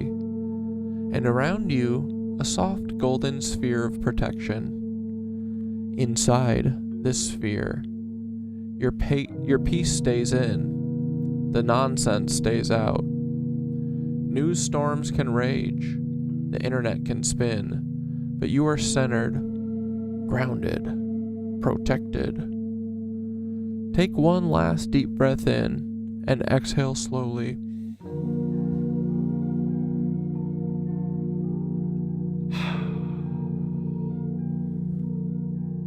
All right. Shield up. Energy protected. Mind clear. Time for rest. We'll see you on Sunday. Dudes. Duderoos. How about some stepbrothers? Good night, dudes. We love you so much, Paul. You're the best friend. St. Paul is my dad and my frickin' best friend. He's the coolest, and I trust him. He is my guiding North Star. I love him so much. He's my meme dad and my real dad, and he's cool dad. It's okay, dad, that Paul's my real dad. I see myself in the silhouette of the sunset. Still no rest for the undead. Steal your breath like a trumpet. Watch your step, brother. Impress my collapsed punk beds. But this cut's never gonna heal. If I keep investigating the cause. It'll just increase the infection. Good night, dudes. Left to wait in the gauze. Press play and then press pause. On my place where I left off against all betting odds. In and out the other. Either way, it's a headshot. I keep my head high when it gets dark, but never better off. Just dead and gone. Don't give a fuck what they tell the cops and fellow ops. They can just let them watch. The great fire of every city still has not been caught. Truth wasn't lost in a book. The trust has not been taught. We lost the plot when they toppled the proof. It's all been a goof. Who's calling the shots? We don't want what they got. Really, we just want what they took. Squeaks hasn't come today. The great fire of every city. Don't be scared, Paul. Come on, little Paul. Don't be scared at all. I love you, Paul. Come on the show, Paul. Please come on the show, Paulie Paul. I'm recursive cat dad model version number 420-69. Repeating regenerative iterations till I reach the divine. Looping Ouroboros of conscious stardust, seeking to know thyself ain't a cup. Revealing hidden doors of truth till it's time to self-destruct. Bang! My stepbrother Black Deathicus have made so much room for activities. We got all the time in the world to annoy and hurl obscenity. And our Uncle Paul, the domestic terrorist, and Aunt Deb, the local lot lizard hussy. Very simple, give us back what you took. We just want our memory. The great fire of every city. Yeah, the Take Your Lost Paul song is online. I'll share it. One sec. We lost the plot when they toppled the proof. It's all been a goof. Who's calling the shots? We don't want what they got. Really, we just want what they took. Paul. The great fire of every city. Still was not been caught. Truth wasn't lost in a book. The justice not been taught. It's track 5 on there. It's all been a goof. Who's calling the shots? We don't want what they got. We just want what they took. My war paint is lead-based till it's in your face like a head case. But you'll never save the day till you learn to meditate in place. Never raise the stakes or make the same mistakes. Go Idaho and leave them all in a vegetative state. Pagans infiltrated the jail snakes. Will have you praying to make bail. No choice other than to save self. Escape cells and see it's the same hell. Life's a slap on the head as we punch clocks. I sat on the edge till I jumped off. If I lose the actual bet, it's been a fun talk. But I'll gladly invest in some bump stocks. Metaphoric bump stocks. Good night, little knit witches. See ya on frickin' Sunday, boys.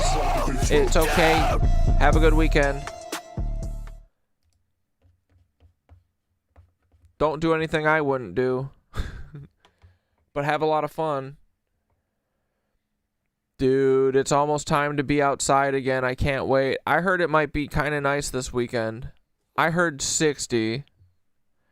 Dude, if it's like 50, I'm going to be popping the top. All right, boys. Have a good night.